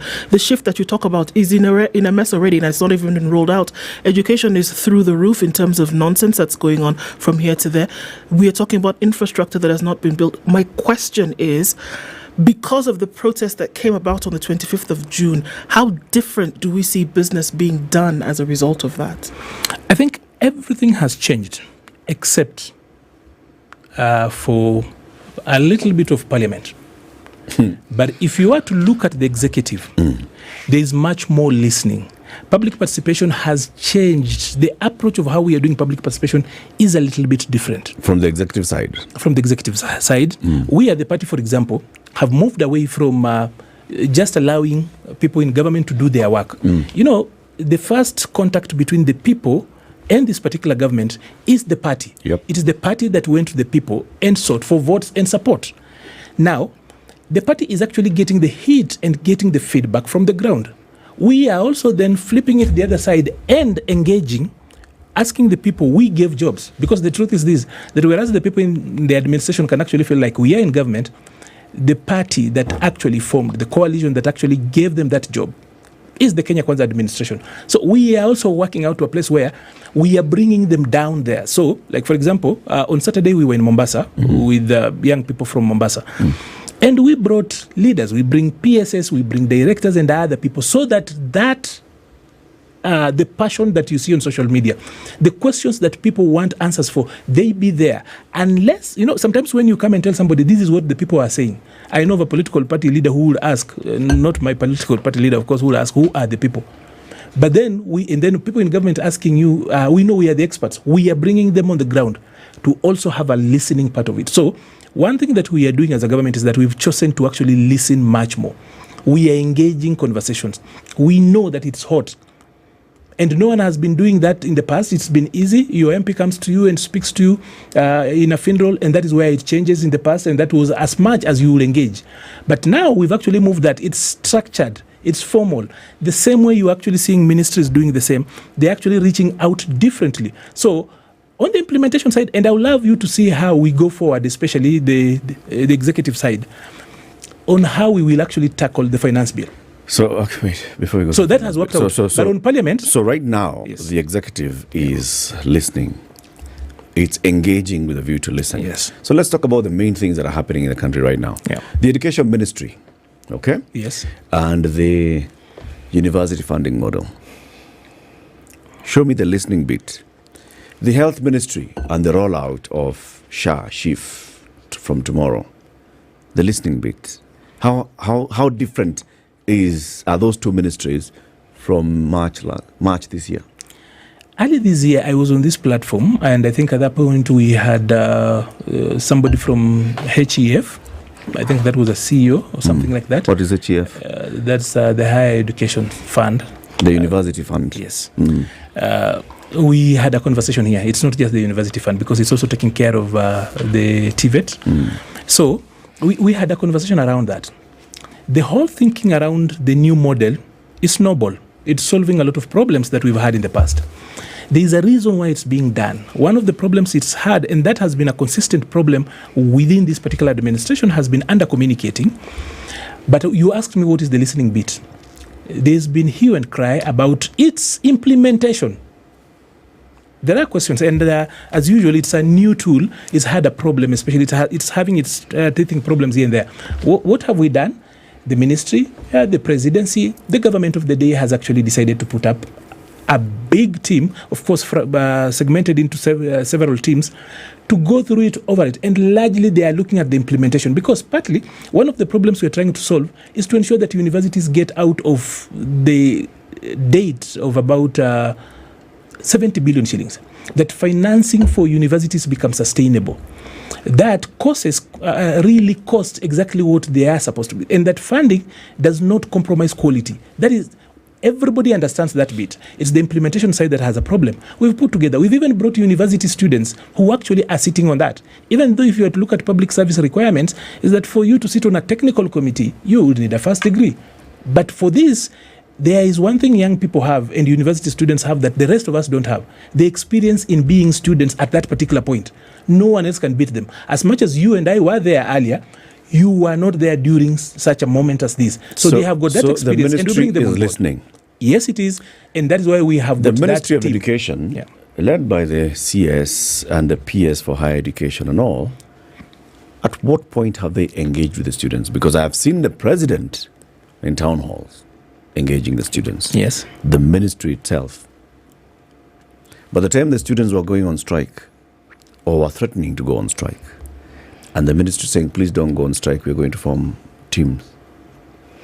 At what point was this listening ministry engaging with the students? The ministry had gone through the policy cycle, as it were, for everything else. By the time when we were coming here, I think we were 3 of us here at that point, that when we actually sat through that, the ministry had done policy the way we actually had done, with a very light public participation arm. But largely, I'm thinking one of the priorities that Parliament should be prioritizing should be effecting the public participation bill. 13 years down the line, we can't have a bill lying somewhere on a shelf. So the bottom line is, because we don't have a public participation bill, we cannot really say that the Ministry of Education in July, August, September has done anything different from how it was doing things in January, February, March. Yes. The Ministry of Health, again, the same. Ministry of Health is rolling out a new health program from next week, from tomorrow, right? Yes. As employers are deducting money from their employees, this time it's end of the month, has there been proper engagement for the employers to know now, when we deduct the 2.5% or whatever, this is where we are directing it to? Can we say that this Ministry of Health is doing anything different from how it was doing things in March this year? Other than who is doing what and who is implementing what, this is one of those programs that has actually been out here for a very long time. It's been litigated upon. We've gone to court so many times over here. This thing was supposed to actually be onboarded last year, not this year. We know that. Yes. I'm saying it's a whole year. What has actually been happening is that we've been having a conversation, sometimes through courts, sometimes through legislation, sometimes in open conversations, as we are doing now. There's been sensitization. They've gone out there and spoken. So for the many times that it's been postponed, and again, it will be important that we communicate this properly, that they are migrating to a new platform, and that we are not starting from scratch. That even as the employers work out that, there are systems in place to migrate it easily onto the new platform. That is understood. But of course now there are other procurement attendant questions that are actually are coming up now. So those questions should not cloud the process. Don't mix two issues. There is the issue, yes, that you're raising, the accountability in the procurement process and all. And then there's the issue of the user. Yes. Right? Yes. Does your relative, where is that village that you told me?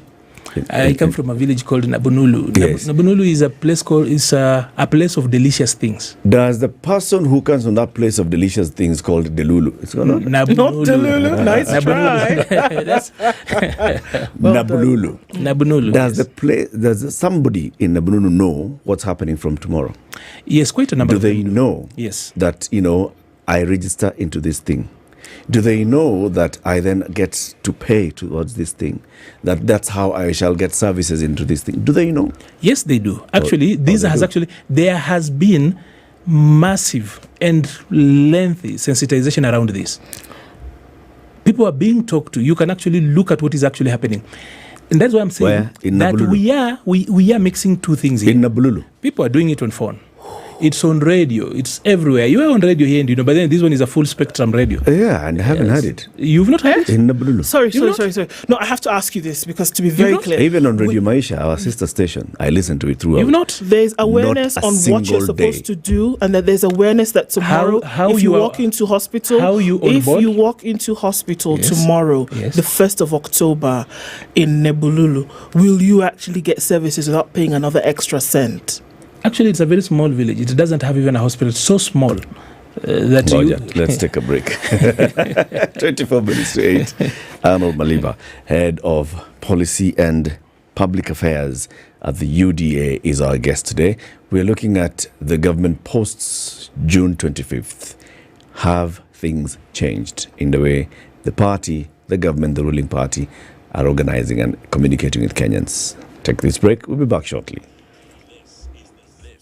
The Situation Room, the only way to start your day. Seal the deal every day with the all-in-one plan from Safaricom. Get data, minutes, and SMS all-in-one on-the-go monthly bundle plan from Safaricom. Tune into the Situation Room every Monday to Friday as we unpack the all-in-one monthly plan from Safaricom. Safaricom is for you. The weather. Morning in Nairobi, 16 degrees, highs of 25 and lows of 15, and we'll see highs of 23 and lows of 14 in a cloudy Nakuru at 15 and cloudy in Nyeri with highs of 24, and we'll see highs of 22 in a cloudy Eldoret at 16. Mombasa at 25 is cloudy, highs of 30, and we'll see highs of 30 as well in a partly sunny Malindi at 27. It's 20 and cloudy in Kisumu with highs of 28, while at 18 it's cloudy in Kakamega, highs of 27 and lows of 15. Kampala is cloudy at 18 with highs of 28, while Dar es Salaam at 24 is sunny with highs of 30. It's 6 degrees and sunny in Johannesburg with highs of 20 and lows of 3, while Mogadishu at 27 is sunny. We'll see highs of 31. Addis Ababa is cloudy at 16 with highs of 21 and lows of 13, while Lagos cloudy at 26. We'll go to highs of 30 and lows of 25. It's clear at 23 in Kinshasa, highs of 32 and lows of 23.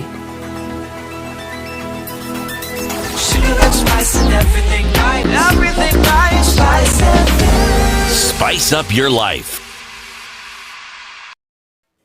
All right, so where are we that we're getting into traffic hour right about now? There is traffic coming off of the Eastern Bypass, heavy through towards North Airport Road. It's also heavy on Outer Ring as you approach North Airport Road. Kangunda Road, some traffic in and outbound, and also then getting onto Outer Ring, some traffic here as well. It's very busy on the Thika Superhighway. We see traffic coming in all the way from Clayworks out towards Pangani at the underpass. Very, very busy on Murang'a Road, and also then coming into the city on Limuru Road into go towards Westlands or towards the city. We're starting it off. Let's see what happens as we do. SpiceFM KE on X, hashtag The Situation Room. Mature, intelligent talk every morning. Spice up yourself.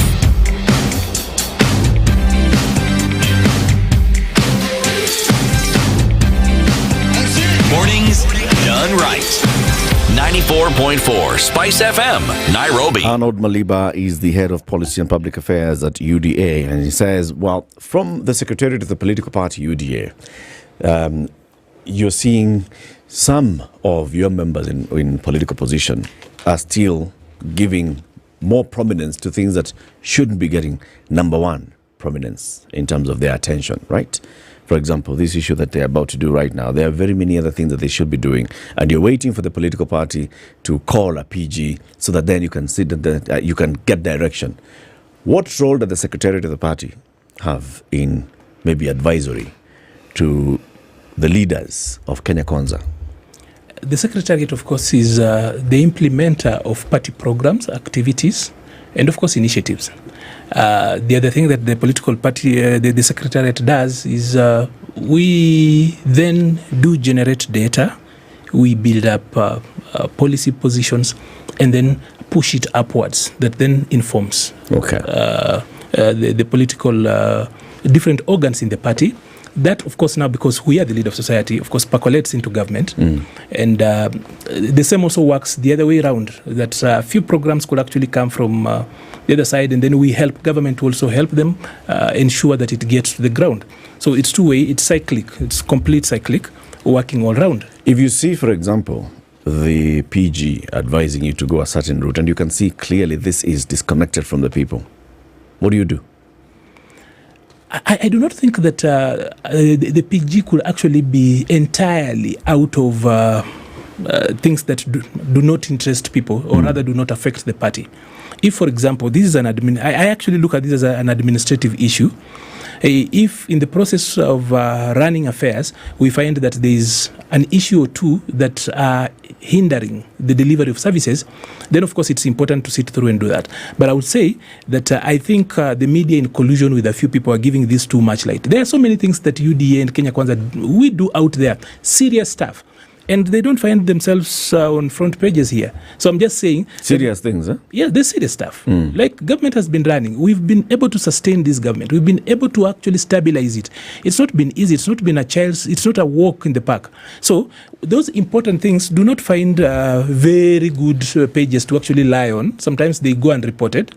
But then when we have got this periphery stuff, like just a party trying to whip its members into line to ensure that it's working optimally, then it's now stealing headlines and everything else. Like I told you, at the party, at the head, at the Secretariat specifically, this is not big news. We are busy doing other things. What the media is doing is basically just highlighting that your leaders appear to be taking this as their primary focus, their primary attention of your leaders. They have not told us as at the Secretariat, and that's what I'm telling you, this is one of those issues that you discuss as a by the way. This is not a priority. So this is a by the way issue? It's a by the way issue. It's a small issue that the PG, one organ of the party, is dealing with. The other organs of the parties are busy. Next month we have got elections running in November. Arnold. The National Elections Board is running with that. Arnold. We at the Secretariat are running our programs. Arnold. We've given the PG this little matter to deal with and dispense of it. Arnold. Yes. Vacancy in the office of the president or deputy president is not a by the way. It is a by the way matter. It cannot be a by the way. Because number one, vacancy in the office of the president cannot be a by the way. Eric, show me how that's a by the way. Eric, if this was a vacancy or a vacancy, whatever way you want to use it, in the office of the people, I'd be worried. The office of the people, the body politic that we serve, who actually have got all sovereign power, are out there. Their business is unaddressed.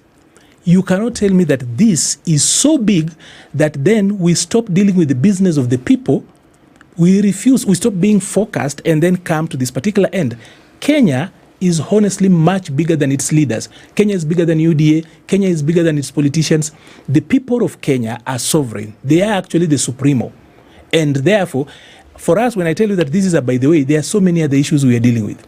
We've got bigger issues that are going to transform the lives of the people. And just keeping discipline, housekeeping on a matter of leadership up there that involves one or two people, that cannot be a priority issue. And that's what I'm thinking. The collusion between the media and a few people to actually give them this one front page. Why is your party leadership making this? Have you heard the president, for example, speak about this? No, he's not spoken. The president is busy doing other things. Even those who are commenting, like in Parliament, the speaker the other day just said, this is a little matter, we will deal with it. It's not as big as headlines are making it. The deputy speaker said, we shall impeach and I will lead. The leader of the majority has said... Does he have an option? He's the leader of the House. So he has to do it. The leader of the majority is spearheading this and has said, I will vote yes if it comes. Whips of the party in the House have said, we are taking this head on. Let me read a quote for you. The majority whip, Silvanus Osoro, we advise the president to keep off this and let MPs do their job. Gachagua must go. Exactly my point. And that reinforces my point. And this Arnold, this is not removing the deputy party leader of UDA from a party position. Because that would be UDA internal housekeeping issues. If it implodes, let it implode at the corner. This is occasioning vacancy in the presidency. Again, that is a job that is done by Parliament and the independent body. The head of the executive that you say is now responding to the people of Kenya is chopping itself in half. I'll tell you, if politicians seated out there, this is not entirely a UDA affair, because if you're going to impeach the person of a deputy president, it is the function of Parliament, and then of course it has got a long process. There will even be public participation. It's not something that they're just going to vote on and it ends at that particular point. But if you look at Osoro's point, reinforces my point that this is by the way, even the president should stay out of it. It's none of his business. Parliament is an independent body. If Parliament is dissatisfied with how an individual is actually working, they censure ministers, they censure PSs. And there has been processes, for example, where Parliament, specifically the Senate, goes through and ensure that people are impeached, including just the other day we impeached Kawira Mwangaza. So this is a process that will be around for a long time. And once Parliament has actually satisfied itself of this particular matter, then it will move to the party organs. As it moves to the party organs, when it gets to our part at the secretariat level, we will also do the needful. But at this particular point, it is in Parliament.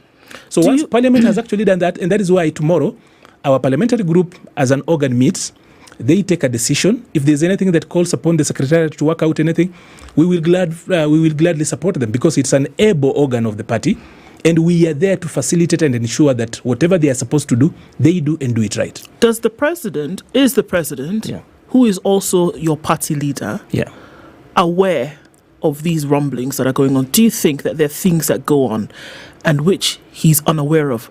He's the president, he's the party leader, but he's also Dr. William Ruto, who is very involved in details. Do you think it's possible that he's not aware that there are people who are pushing a particular agenda and is either okay or not okay with it?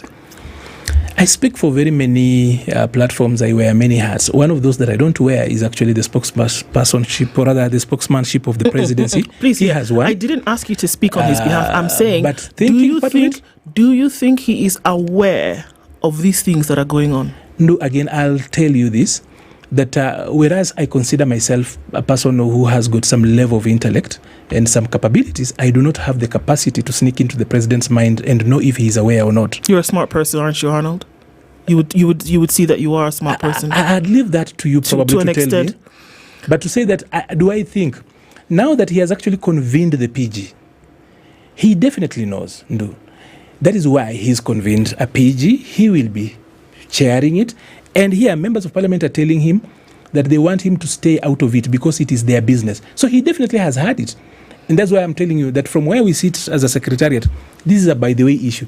Unless and until a competent body organ like the PG has sat and given us direction, we are just reading these things in newspapers like the rest of you. I think I'm a bit worried. I'm a bit worried because unless it is an Arnold Maliba position, that if you can see the presidency and half of the presidency seeking to be removed by the House of Parliament as a non-issue. No, can we get this properly? That's a wrong way of framing this issue.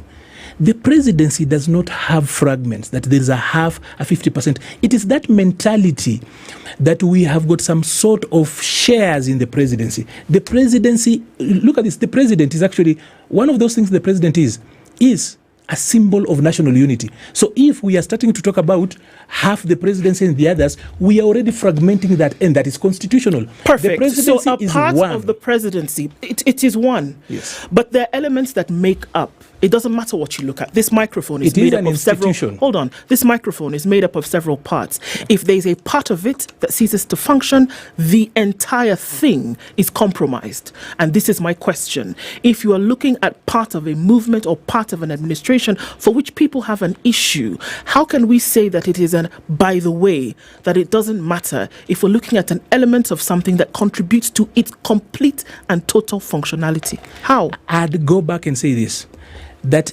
if it were in the office of the people, if it were about the people, that the office of the people ceases to function or becomes dysfunctional, I'd be worried. That speaks to the exceptionalism with which we treat our leaders and leadership and politicians in this country. We must remind politicians that they are ordinary people. They are stewards who simply have been given an opportunity to serve the people of Kenya.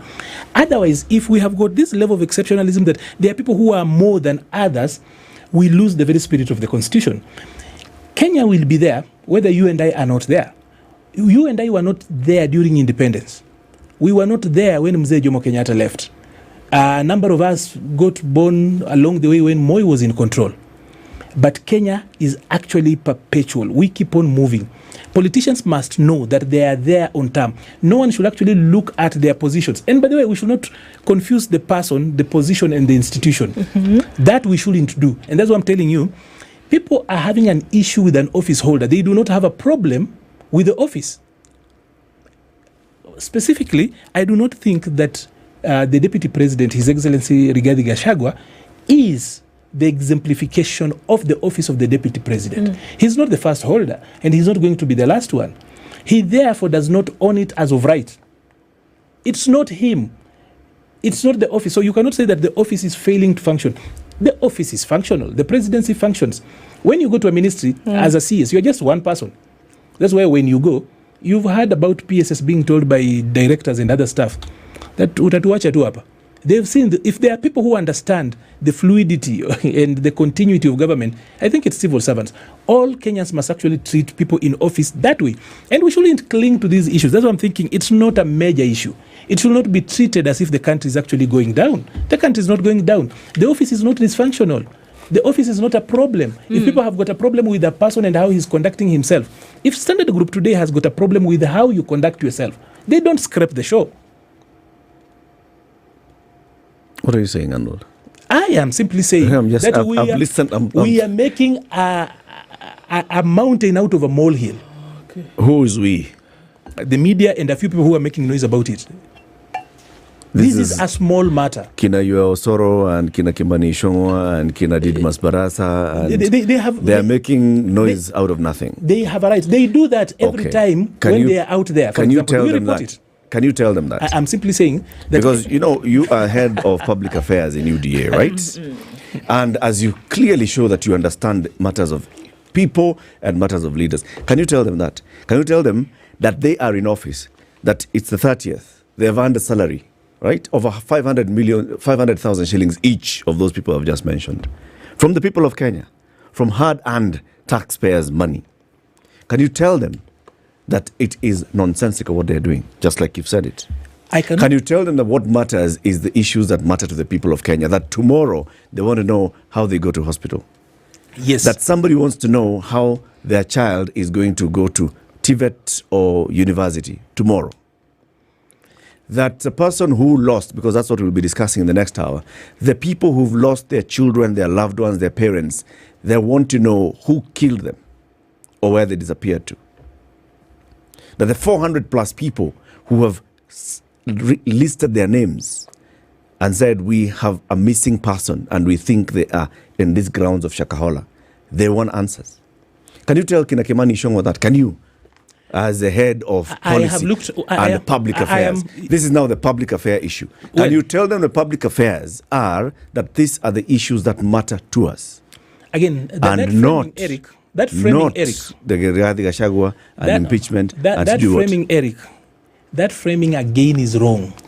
It comes from the place, and you will allow me to actually say this. Please say it. It comes from a place where we give some issues that really shouldn't be holding too much water. We give them too much prominence. This is the point. If you look at the order paper, there are other businesses that are going on. And like I'm telling you, this is just a by the way. It's not a major issue that should be occupying our spaces, filling news magazines when you look at television. It shouldn't be taking front page. Tomorrow, for example, I am glad as an individual that so for the first problem time, is the media here. Tomorrow. I didn't say that. I say there's a collusion between a few people in the media and they're looking this for traffic. This is not an important issue. It should not be here. Let's talk about tomorrow. So, can you tell your party leader and his deputy and the leadership of the party that calling a PG to discuss this issue is actually wasting their time? That's not entirely what the PG is about. This is one of those issues. Can you tell them that it should not even be one of those issues? It's a by the way. It should be an AOB.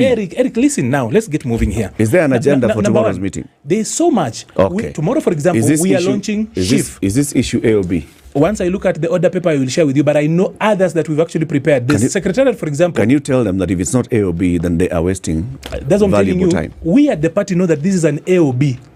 It's not an important issue. And it must stick to that. The rest of Kenya should not be treated to this charade. Tomorrow, people for the first time, you can walk into a faith-based institution, to a private institution, so long as it's registered, and get the same level of services as we used to get in government hospital, for example. There are newer things that we will not on board. But we won't get it tomorrow. Okay. But until we launch, you and I have not been to tomorrow, and I am in the planning part. So until you get there, Eric, you cannot, as a matter of fact, say that we will not.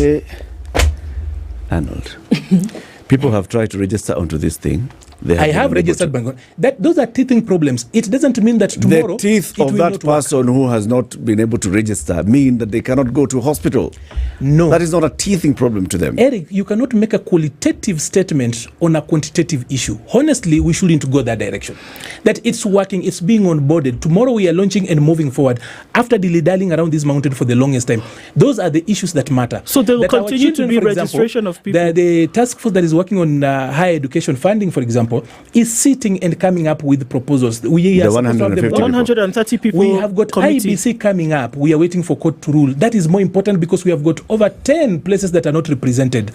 That people want food on their tables. We have harvested. We want to find for value addition. Those are the issues that should be moving on. This is a by the way issue. It's a small one, and we should not make it big. Anyone trying to make it big is taking us back to business as usual. It's a constitutional issue. It would be. I would agree with you. It's a very small issue. Even my food on the table is constitutional because Article 43 is in the Constitution. If UDA was calling a PG to discuss the removal of their deputy party leader, among other things, it would be okay. But if UDA is actually calling to consider spending valuable parliament time to discuss the impeachment of a deputy president, then that's a big thing. It's important. It tells you the thinking of the leadership of UDA. It's one of those things. For example, how many bills are pending in that parliament? They have not moved. How many bills? There's a bill on disability that has come from the Senate. It's sitting in the National Assembly waiting to be processed. Will it be processed? No. Why? Because time will be taken to discuss this particular issue. This is a motion and not a bill. A bill has got a process to it. That's what I'm telling you. This is a by the way. It's a small issue. Time in parliament is time in parliament. This is if UDA is considering that these are small issues that you want to occupy our time, the media, we are asking the media to treat this as a small issue. That's what I'm here actually here. But you are giving it headlines. Yes. You are not considering it to show the people of Kenya how their leaders are thinking. You the priorities. are thinking as Kenya before the priorities. This is not a priority. As NHIF dies. This is Look what. At this. It is not the government that actually gave NHIF a very small this is what the leadership and made this bigger. It's not UDA that did this. As grade 9 preparations. This is the Standard Group that did this. Arnold. This is important. As grade 9 preparations. Issue is important. But you are making this a sidebar. This is what the splash for the leadership of the party. This is not important, Eric. Please, in that PG tomorrow, as the head of public affairs for this ruling party, I wish they give you time as a secretary to present what the people of Kenya consider to be important. We have done all that. And I hope that they'll listen to you. We have done all that. And I hope that in your presentation you'll tell them that the removal of a deputy president should not be occupying the time of a leader as busy as the leader of majority in the National Assembly, or a leader as busy and head of an institution as the Speaker of the National Assembly, or the Deputy Speaker of the National Assembly, or Majority Leader in the Senate. That those are not the issues that they should be concerning themselves with. It should be they're concerning themselves with delivery and making sure that the next bill that they process in Parliament goes through proper public participation so that we don't go to court and call it unconstitutional. Because Parliament is just doing unconstitutional things apart from this one that they consider most important. No, I'm just saying that it's not Parliament that published the Standard today. It's not Parliament that actually decided the headline. It's your editorial board that sat down and chose this. That's why I'm saying that this is a small matter, like so many other things that are happening down there. For example, my water yesterday broke up. It cannot be a headline. So let us push these things. As in the piping broke down. So it cannot be a headline here. It's a small thing. Thank you. He's head of policy and public affairs at UDA. He's been our guest. You are a spoiled man. I got a bit shocked. You're a very spoiled boy. Your water broke yesterday. 8 a.m. Congratulations.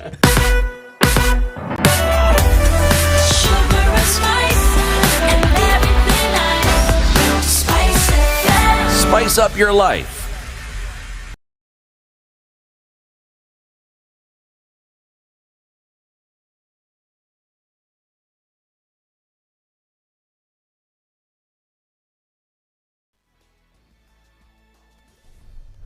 Good morning, this is the news wire. I'm Leah Ubaga. It's now official that the motion to impeach Deputy President Rigathi Gachagua will be presented at the National Assembly tomorrow. 302 MPs have already shown their support for the motion by submitting their signatures, while 233 others are expected to support the motion after the debate. National Assembly Majority Leader Kimani Ichung'wah says Tuesday is the day, further calling on President William Ruto not to interfere with the process. There is an impeachment motion against the Deputy President, and as Member of Parliament for Kikuyu, I have already appended my signature to it. And I will support that impeachment motion to stop a process where government is being undermined and sabotaged from within government. Hivi yale mambo tuliwaambia tutawafanyia tuweze kuyatekeleza. But it is not tenable, it is not feasible that for another 3 years tutakuwa ni siasa ya mlima, siasa ya lakeside kwa kina Bishop Opio, siasa ya baharini huko coast. Tufanye siasa ya maendeleo ambayo itatuwezesha tufanye yale mambo tuliyoelezea. Meanwhile, Wiper leader Kalonzo Musyoka has urged Azimio MPs not to interfere with the political crisis in Kenya Kwanza. Speaking in Kitengela, Kalonzo has also expressed the need for Azimio MPs to distance themselves from the motion to oust the Deputy President Rigathi Gachagua from power. A government that obviously has failed, and the blame game continuing. Mheshimiwa Mamai, nakushukuru. Wewe ni Azimio. I want to suggest mambo ya Kenya Kwanza kule kwa bunge, let them wanyoroshane huko. Jubilee Secretary General Jeremiah Kioni on his part has termed the plan to impeach Gachagua as a diversion to the leadership challenges being witnessed in the country. Hizi vipindi zilichezwa tukaacha chakahora. Hii kipindi ilichezwa wakakula kondoo ya Uhuru. Hii kipindi ilichezwa wameenda na Jomo Kenyatta. Kipindi imechezwa watoto wako nyumbani. Kipindi imechezwa hospitali hamna madawa. Kalonzo, who has claimed that MPs are being paid 100,000 shillings to sign the motion, has also asked his MPs not to be coerced. But because they are going to tell us a lot, we want them to tell us a lot more, so that the country can be free. Lakini msio watu patiwa shilingi 100,000 unaweka sahihi. We don't want to go that way. Hey, before you sign, let us know what it is all about. We are not here. We don't want to agree to discuss those diversionary tactics. Jimmy atawaelezeni akipata nafasi. Without Finance Act 2024, there is no valid government in place. Hakuna. And in the international scene, 6 people have died from an outbreak of Marburg virus in Rwanda. The health minister has announced. Sabine Nsanzimana said most of the victims were healthcare workers in a hospital intensive care unit. 20 cases have been identified since the outbreak was confirmed on Friday. Marburg, with a fatality rate of up to 88%, is from the same virus family as Ebola. It spreads to humans from fruit bats and then through contact with bodily fluids of infected individuals. And finally, a zookeeper has been mauled to death by a lion in southwestern Nigeria after he failed to secure the locks on its enclosure when he went to feed it. Police say the victim, a 35-year-old man, worked at the Presidential Library Wildlife Park owned by the former president in the capital of Ogun State. Local police spokesperson Omolola Odutola said in a statement that the lion inflicted serious fatal injuries to the man's neck. He said the lion was then shot to release its grip on the handler. That's the news wire. I'm Lea Ubanka.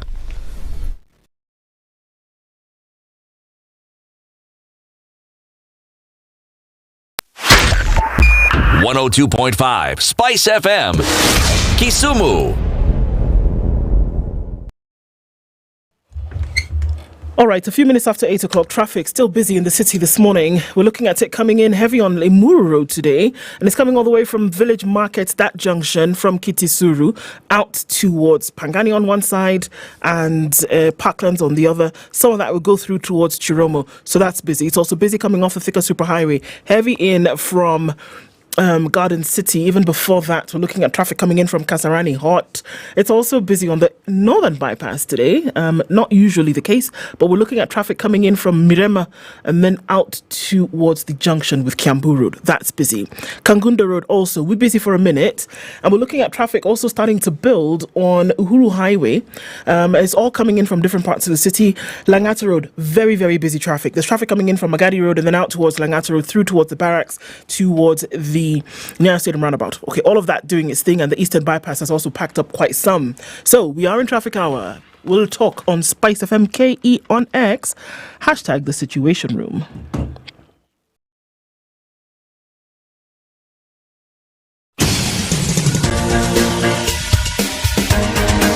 This is The Situation Room, the home of hard-hitting political commentary and penetrating insights about the state of the nation. This is a talk radio experience like no other. The Situation Room, a place for hard truths, debates, and elevated conversations. The Situation Room, witty, political, engaging, deep, controversial. In the room, we have C.T. Muga, researcher, academic, seasoned political observer, a fountain of wisdom in these politically uncertain times. Ndu Okoh, Nigerian by birth, Kenyan by choice, communications expert, Pan-Africanist, a truth seeker and believer in people power, and Eric Latiff, agent provocateur, the man in the chair, seasoned journalist, news hound, a man who believes in punching up, not down.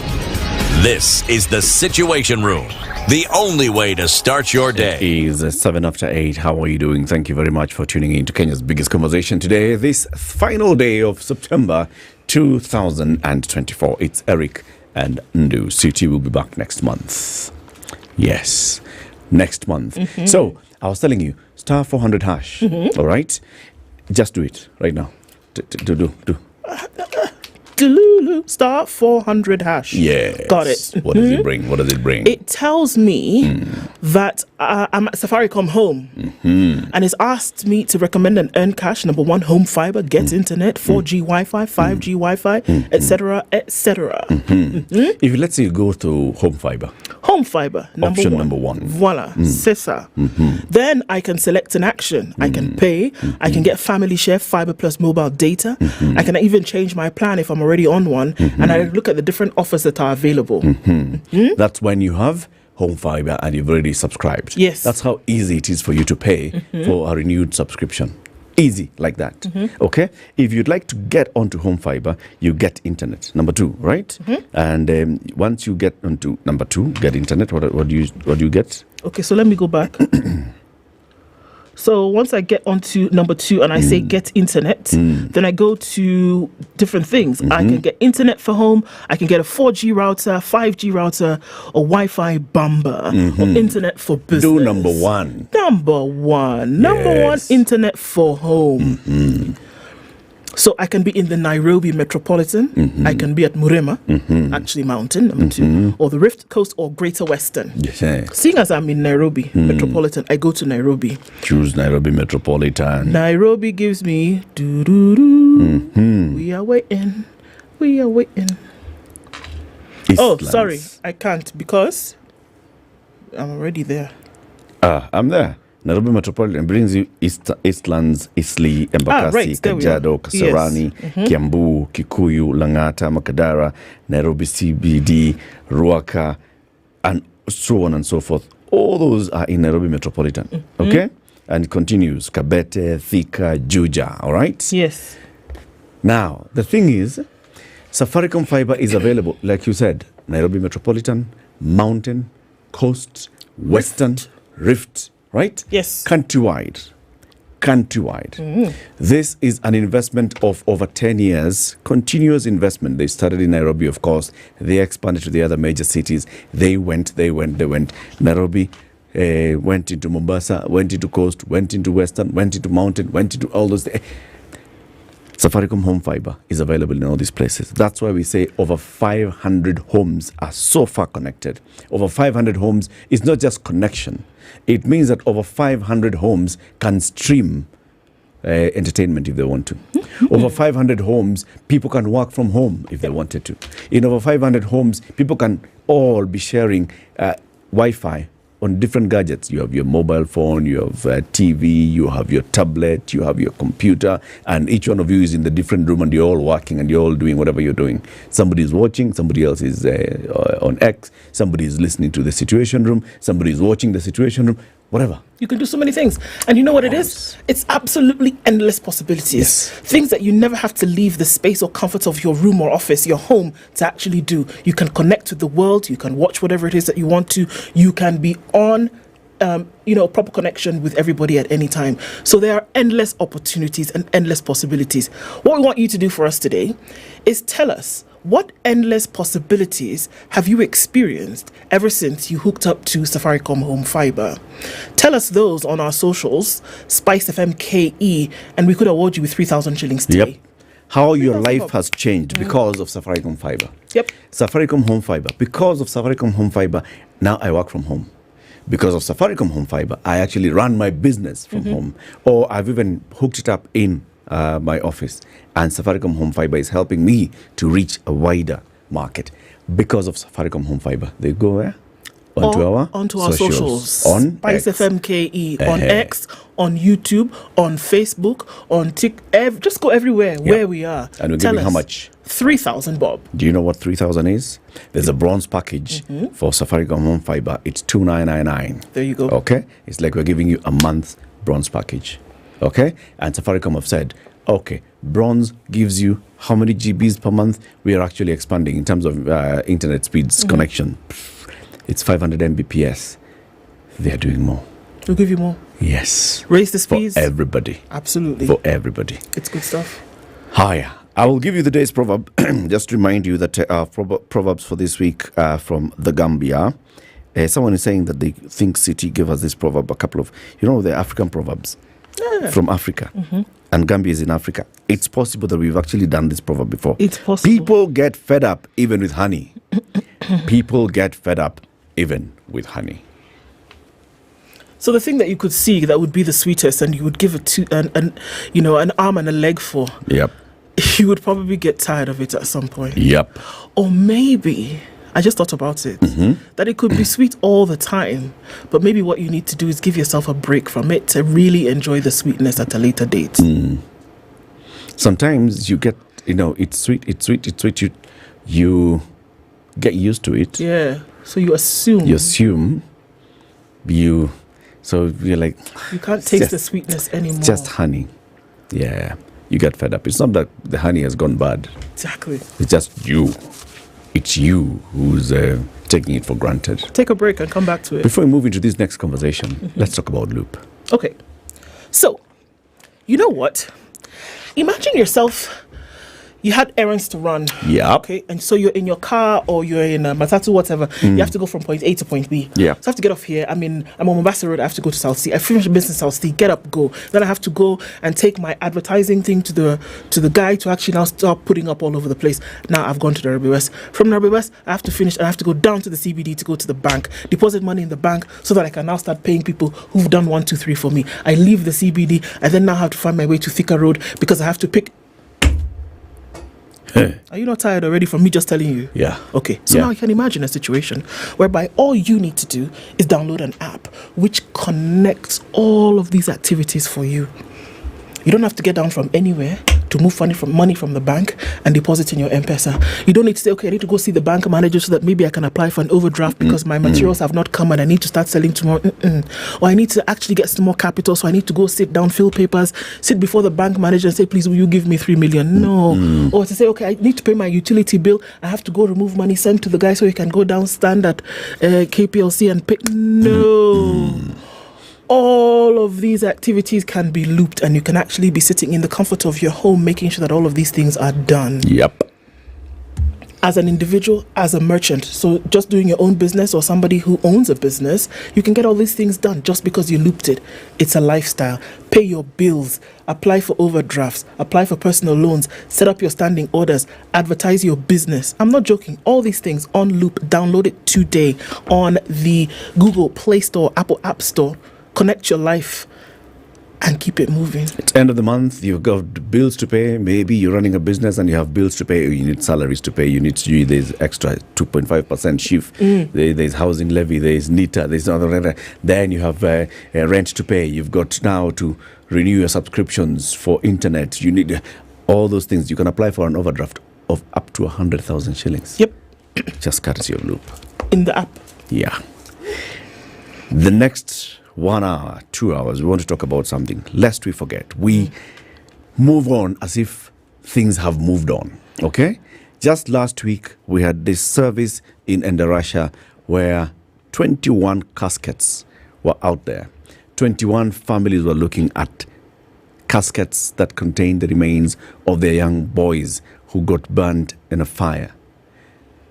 They were told, all right, they started burials. We're moving on. Investigations are ongoing. We don't know what caused that fire. Yeah. There are very many other deaths that have happened in this country. We don't know. Lest we forget, there are people who have died. There are families that are still waiting for answers.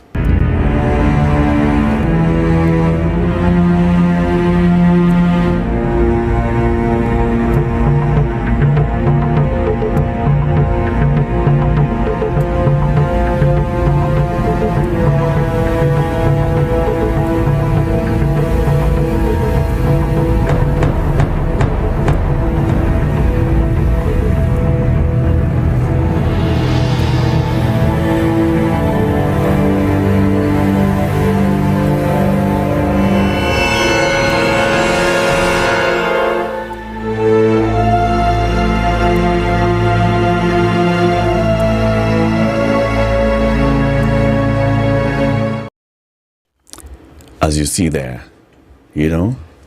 police and acts of brutality where some people have died.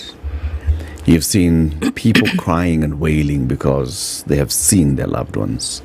You have seen the quarry where young men in quarry were being hoisted down by their neighbors to go through garbage, and within that garbage were human remains. Investigations are ongoing. Many people have died. Because we can't forget, and I think that we're at a place whereby, unfortunately, we are dealt with a lot of rhetoric, and we're dealt with a lot of things that don't matter. We're also dealt with stories as though they can be swept under the carpet, and I think we've come to the place where if we do not continue to remind ourselves about what really is the dire situation, then we do ourselves an injustice by not speaking up and speaking out. When we hear of the millions of shillings that are taken from this country on a daily basis, or how things have been wasted, that's one thing that ought to be paid attention to. When we hear about the very many things that have not been done, that is what needs to be paid attention to. But if I'm just going to take what happened in Quarry a few weeks ago, a couple of months ago, we've forgotten about that. We've forgotten about the fact that people were killed, Kenyans were killed, and their bodies cut into pieces, whatever it is that happened to them, and they were tossed into a water-filled quarry. We also know that there was somebody who was arrested as an alleged perpetrator of these particular crimes. What else do we know about him? That he escaped from a jail cell here in Nairobi and has never been seen again. Who are these people who were killed and dumped in the quarry? We know of one person who was identified and she was buried by her family. Who are the other people? Do we know whether there are other bodies that are underneath that quarry, under that water? What is the reason why we saw a few days after this was discovered that it was now in flames and that somebody was trying to destroy whatever was beneath? How much value do we actually place on life? And I keep saying that once you're able to do that formula, to bring up how much value you place on life, then it'll be much easier for you to connect the dots between the value placed and then the action that is taken towards their health, towards their education, towards feeding them, towards making sure that they can do 1, 2, 3 in the nation. But are we numb? Have we become numb as a society? Have we become numb as a leadership and government?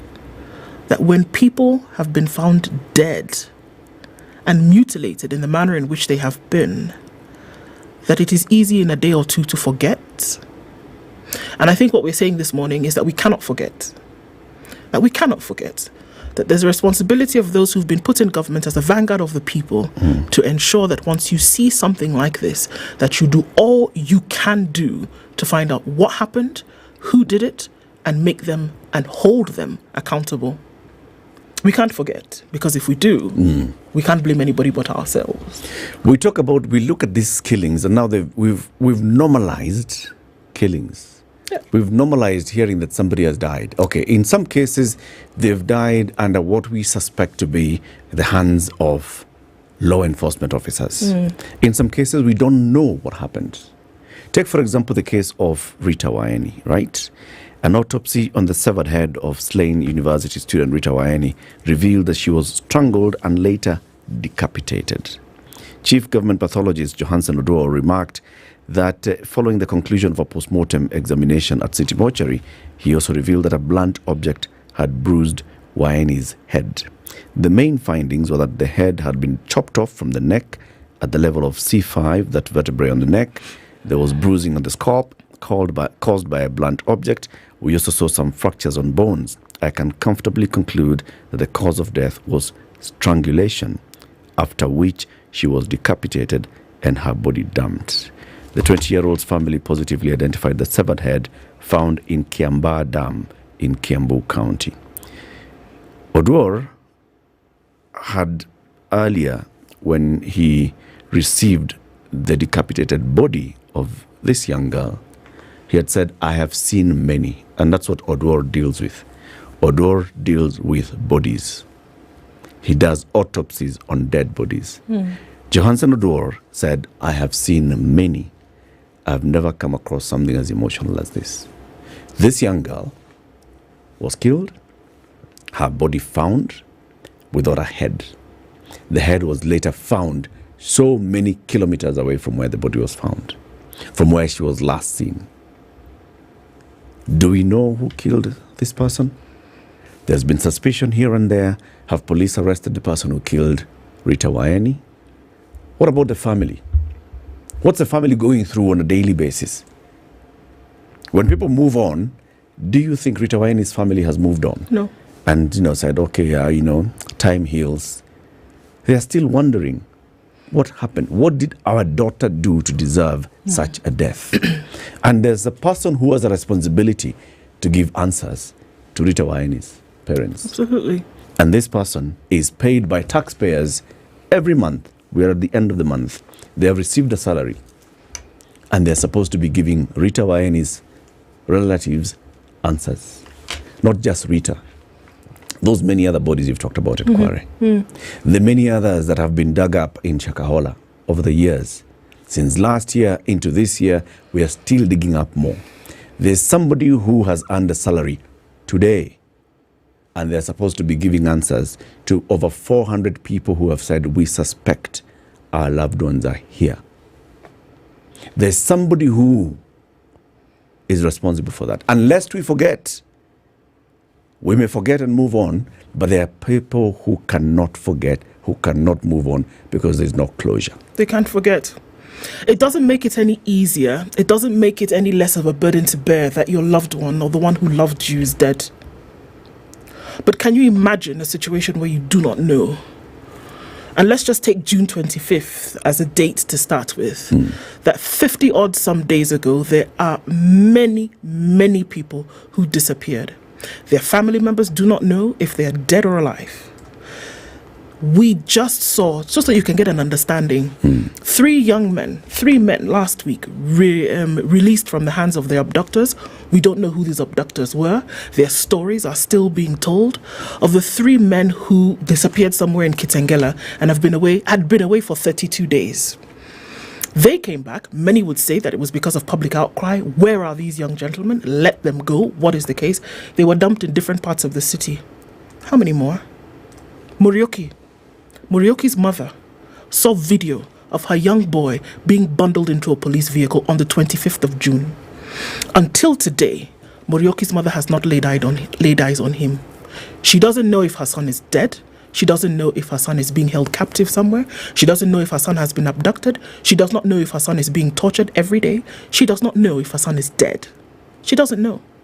That's the picture that we paint of Kenyans in this country who've been taken, obviously against their own will. But for what purposes, till today, we still do not know. We still do not understand. We hear inklings of some of the things that they have said. People want to know why they were involved in protests. People want to know why they were involved in anti-government, whatever it is that you want to call it. But have we sunk so low that we can disappear people, not give any reason, not give any justification for their disappearance, and then they turn up on a lonely road at 3 a.m. one morning? Have we sunk so low? Have we devalued human life so much that you can torture people, keep them away for days on end, for almost months, and the families of those that they love and those that love them have no idea what is going on in Kenya today, against the backdrop of a promise where such disappearances would never happen again? How many are dead? Many. How many are floating along some river somewhere? Many. That they will never know about? Many. How many are locked up somewhere and their parents, their husbands, their wives do not know where they are? How many? And why is it okay to wake up every day in this country with security agencies and an executive and an administration knowing that those people are knowing that they've disappeared? How is it okay to wake up every day and to go about business as usual with that hanging in the balance? How is that okay? How is it okay to report to work? Okay, to report to Parliament and go and just put it as a figure. So there's conflict between 2 government agencies. One is the state-funded Commission on Human Rights, and the other one is the state-funded security apparatus. How many people died during the demonstrations countrywide around June and July? Okay, one says 60-something, the other one says 40-odd. Which is which? Let's put it as a number. Let's even 47. say. Okay? To those in government, 47 is just a number. But 47 are names of people. 47 is 29-year-old Wanjiko. 47 is 22-year-old Kagwera. 47 is Rex Masai. 47 is Kelvin Odhiambo. 47 are people. And people who are buried. And their parents and siblings and uncles and aunties and relatives just know that we know Rex was a good guy. And I was just called in the middle of the night and told, Rex has been shot. And I was told, go and identify him at the mortuary. And I went there and I found, yes, Rex had been shot. And we had to start organizing to bury Rex, to bury Wanjiko, to bury Kagwera, to bury Calvin Odhiambo, to bury... It's not 47. It's not. And what were their crimes? It's people. And lest we forget, nobody is in court today to answer for the death of this 47. So let's say according to Professor Kithure Kindiki, they're 47. Let's say they're 47. Who's responsible for their death? Who's going to take responsibility for having killed them? None of them. And we shouldn't say they're 47. Mind you. Because they're more than 47. Absolutely. Those who've been killed that we know about, mind you, they did not just drop down to the ground. They were killed. They were killed and they were disappeared. That's what has happened. Yep. Somebody took their life and nobody's being asked questions about why their lives were taken. And what was their crime? That they stood up and asked for a better Kenya. That they stood up and had the will to say, we can do better than this. And stood up and said, you know what, no. If I have to stand in the street and protest, so help me God, I will. So that Kenya comes out of this better. And then you kill them. And you snuff out that voice, which is standing for transparency, which is standing for accountability, which is standing for good governance. And they're 47. Eric, even if it was one. Yeah. One is one too many. For us to go to sleep and wake up every morning and to continue counting that number one as though it did not matter, there is a fundamental problem. And that is continually the bane of this existence. Ask yourself why things are not going right. Ask yourself. Just ask yourself, why can't we just seem to get it wrong? Because what value do you place on life? Why is it okay for Morioki's mother to wake up today, again, September 30th, and ask, where is my son? Why is it okay that the 3 men who were let go from wherever they were being held, that every day for the last 32 days, their families, their wives, their daughters and sons, their fathers and mothers asked, where is my person? And then you below dignity throw them at 3 a.m. in the morning, at 1 a.m. in the morning, as though they didn't matter. And then you put it back in the hands and the mouths and minds of Kenyans to continue asking the questions about where were they, who took them, why were they taken? What about those who didn't make it? Those who are under the ground now, those who are underground at the ages of 22, 29, one who is unknown. They didn't just drop to the ground and die. They've died. They were killed. And lest we forget, nobody is answering for these deaths. Lest we forget. And we're talking about very many deaths. And there are agencies that are tasked with finding answers and bringing answers. And the longer it takes, we forget that the longer we are dragging the pain of those that are waiting for answers. Simply because we've gone 18 months without answers for Shakahola doesn't mean that Shakahola is over. Simply because we have gone so many days without getting answers for who killed the protesters in June and July doesn't mean that the pain is over. Simply because we do not know who those women were whose bodies were picked up from Kware doesn't mean that the pain is over. There are people who are looking for them. Those people were Kenyans and they deserve justice. And justice is just getting the simple answer. Who killed this person? How did this person end up in this quarry? That's what we are asking ourselves this morning. And lest we forget, these are still live and active cases. This is the Situation Room, the only way to start your day. Seal the deal every day with the all-in-one plan from Safaricom. Get data, minutes, and SMS all-in-one on-the-go monthly bundle plan from Safaricom. Tune into the Situation Room every Monday to Friday as we unpack the all-in-one monthly plan from Safaricom. Safaricom is for you. The weather with SpiceFM. Cloudy conditions in Nairobi, 16 degrees, going to highs of 25, and we'll see highs of 23. In a cloudy Nakuru, currently at 16. It's 16 and partly sunny in Nyeri with highs of 25, while in Eldoret it is cloudy at 17. We'll see highs of 22. Mombasa is sunny at 26 with highs of 30, while Malindi at 28 is sunny, going to highs of 31. Kisumu at 21 is cloudy with highs of 28, while Kakamega at 18 is cloudy, going to highs of 27. Kampala at 18 is cloudy with highs of 28 and lows of 17, while it's is sunny at 25 in Dar es Salaam. We'll see highs of 30 and lows of 24. Johannesburg, 8 degrees, sunny with highs of 20 and lows of 3. While into Mogadishu, it's sunny at 28 with highs of 31, 11 degrees and cloudy. 18 degrees and cloudy in Addis Ababa with highs of 21 and lows of 13. Lagos is cloudy at 25 with highs of 30, while it's mostly cloudy at 23 in Kinshasa. We'll see highs of 32 and lows of 23.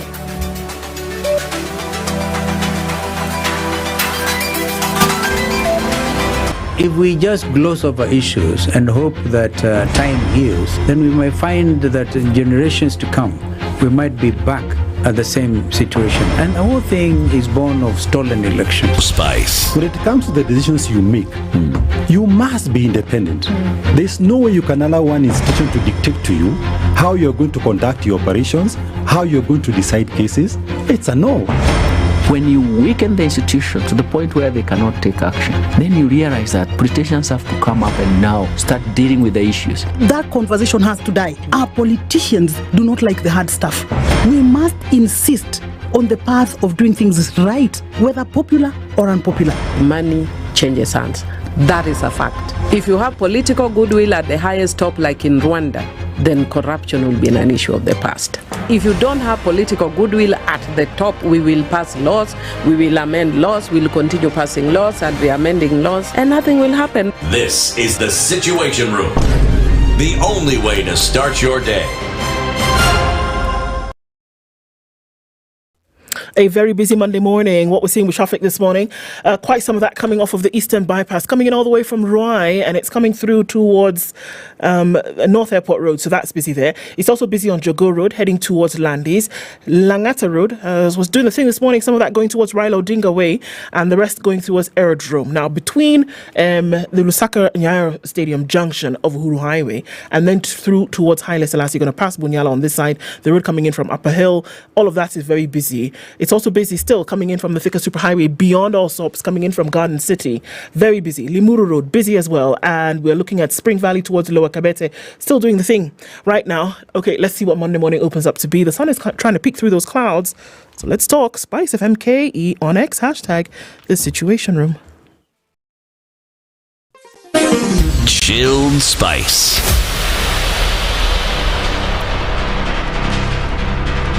Mature, intelligent talk every morning. Spice up yourself.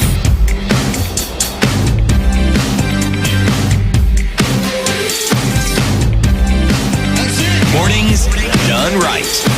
94.4 Spice FM, Nairobi. We are talking about the unexplained, unresolved deaths in this country. We're getting to a point where it's almost like we are normalizing death. No, absolutely. A body turns up somewhere dead, mysterious, and we don't know what happened, and it sort of like goes, you know? Somebody is shot in the middle of the streets in Nairobi. Oh, they collapse and die. Then later it appears they were shot, and we don't know who shot this person in the middle of the streets in Nairobi. Very many cases of deaths that are unexplained and cases that are still open cases. More and more and more open cases. Some you can see, it's like what we've just been discussing. It is protests, people shot, people dead. Kithure Kindiki, the cabinet secretary, took on a lawyer's hat last week in Parliament and said, you know, as a law professor, I've got to say, the fact that somebody has turned up dead and shot and there were police there doesn't necessarily mean that they were shot by the police. That's one. There are people who just turn up dead in a quarry. 9+ bodies are picked up from a quarry, wrapped in gunias. What happened to those people? We don't know. Bodies turn up at a river, Rivayala, body. How did these people die? We don't know. We move on. We fire the CID boss. We bring in a new Inspector General of Police. But it's like that case goes with them. And the people who died and turned up in rivers just move on. The people who die. So a university student takes a selfie in Parliament saying, Mr. Speaker, I am here. Turns up in a quarry as well, floating somewhere in some dam. We don't know how he died. We don't know how he left his university hostel. He just turns up there, dead. and sort of we move on. We're just adding into, if you die today, you disappear, you die, your body turns up. No They'll be biggie. like, oh, okay, so that one died. just one of Another them, file. okay. Another file. We are Add to the normalizing the idea that somebody can just die and you don't have answers for it. You know, the thing is, Eric, absolutely, and that's it, that somebody can just die. That's true. By virtue of the fact that we are living human beings, somebody can die. You can, and that's normal. What we're saying here, however, is that the abnormality of these deaths and the lack of questioning into what happened and the lack of holding somebody responsible for this is what is actually going to turn up the demons in this country. Yeah. That is it. You can turn up dead, but there is no death that doesn't have an answer. Exactly. There must You be are an in hospital. explainer. This person You was are sick. unwell. The doctors say, yeah, we tried our best. The person died while receiving treatment. Yes. Okay. You are in a vehicle. You are involved in an accident. You died. How did this accident happen? Those are the answers that are sought. That's it. It can't just be because, alikuwa kwa gari na ikagongwa ikakufa. Even that, if somebody is walking in the streets and collapses, the person will be taken to hospital and they will be said, okay, what happened? Did they have a heart attack? Did they have a seizure? Did they have a stroke? There will be an explanation There has to be for an what answer happened for to every this death. person. Even Okay? if you die in your sleep, there will be questions and somebody will have to come up with an answer and say, the probable cause here is this person was A, B, C, D. They suffered an aneurysm, they whatever, deep vein thrombosis, whatever the case this may is be. what caused the death of this person. You turn up dead somewhere and your limbs have been chopped off. Somebody has got to answer. Now, you know what? We have created in our institutions an institution whose job is purely that, to find out this person who turns up dead, how did they end up How here? did they die? Who are they? How did they die? And why? And that institution is the National Police Service. I want to. I'm glad that There's an Inspector General of Police. Yeah. There's a Director of the DCI. I'm glad you've landed at that doorstep. That is the person who we have tasked with saying, if somebody dies, you have got to find an answer. And the assumption is already placed at your doorstep that because this person has died, you already do have an answer, but you are not giving it to people.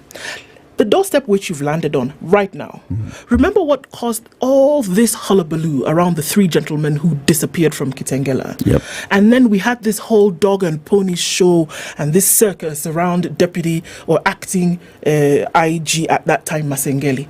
The reason why this whole thing went into court the way it did is because there were no answers for these three gentlemen. They had been missing for around about 20 days. Nobody knew where they were. And by the time this whole circus happened is when they said, look, tell us where these men are. You do not show up in court to give us answers. You also then will be punished for what you have not done.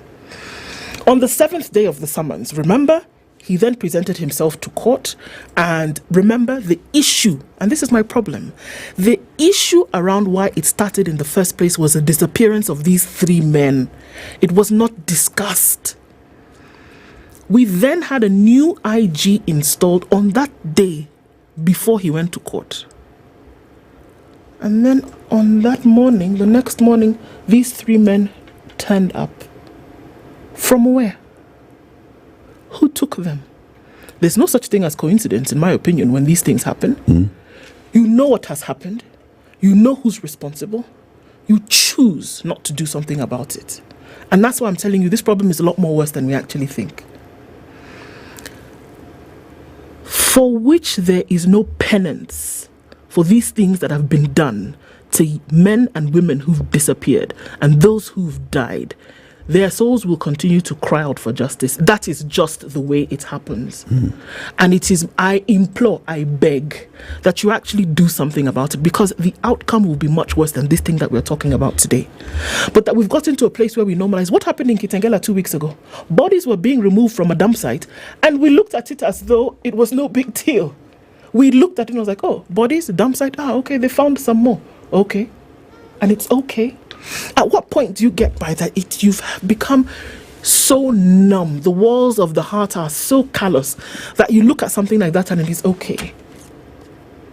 Why is it okay? Okay, so maybe a grotesque death has taken place. Somebody's limbs have been chopped off. Somebody's head, somebody has been decapitated. And we don't have to look for answers for it because it doesn't matter. Okay, let's go to something that maybe will touch your heartstrings just a little bit more.